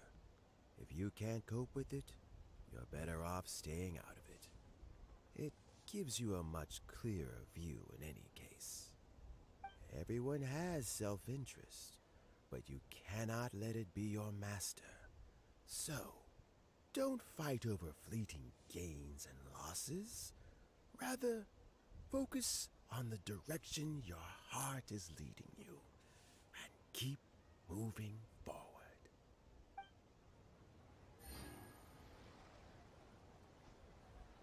What would you like to know? I first met Yelan when she was very young. Even back then, she was extremely tough, and she kept her cards close to her chest. An old friend of mine once privately commented to me that Yelan is always smiling, but never with her eyes. She is a very dangerous person.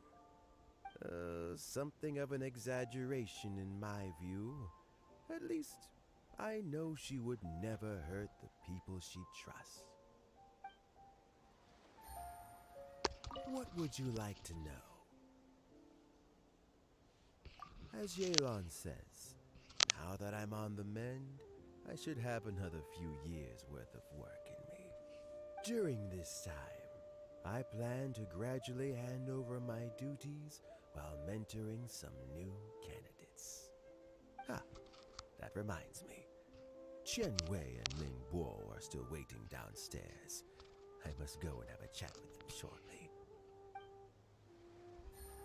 What would you like to know? Regrator is the ninth of the Fatui Harbingers, though likely the first among them where wealth is concerned. However, his wealth is not a mere question of how much more he has to his name. He has a very unique understanding of wealth, and what he's planning may very well shake the world to its core. Beyond that, I don't have a lot of information about him. If you need to know more in the future, you can ask Ning Guang. What would you like to know?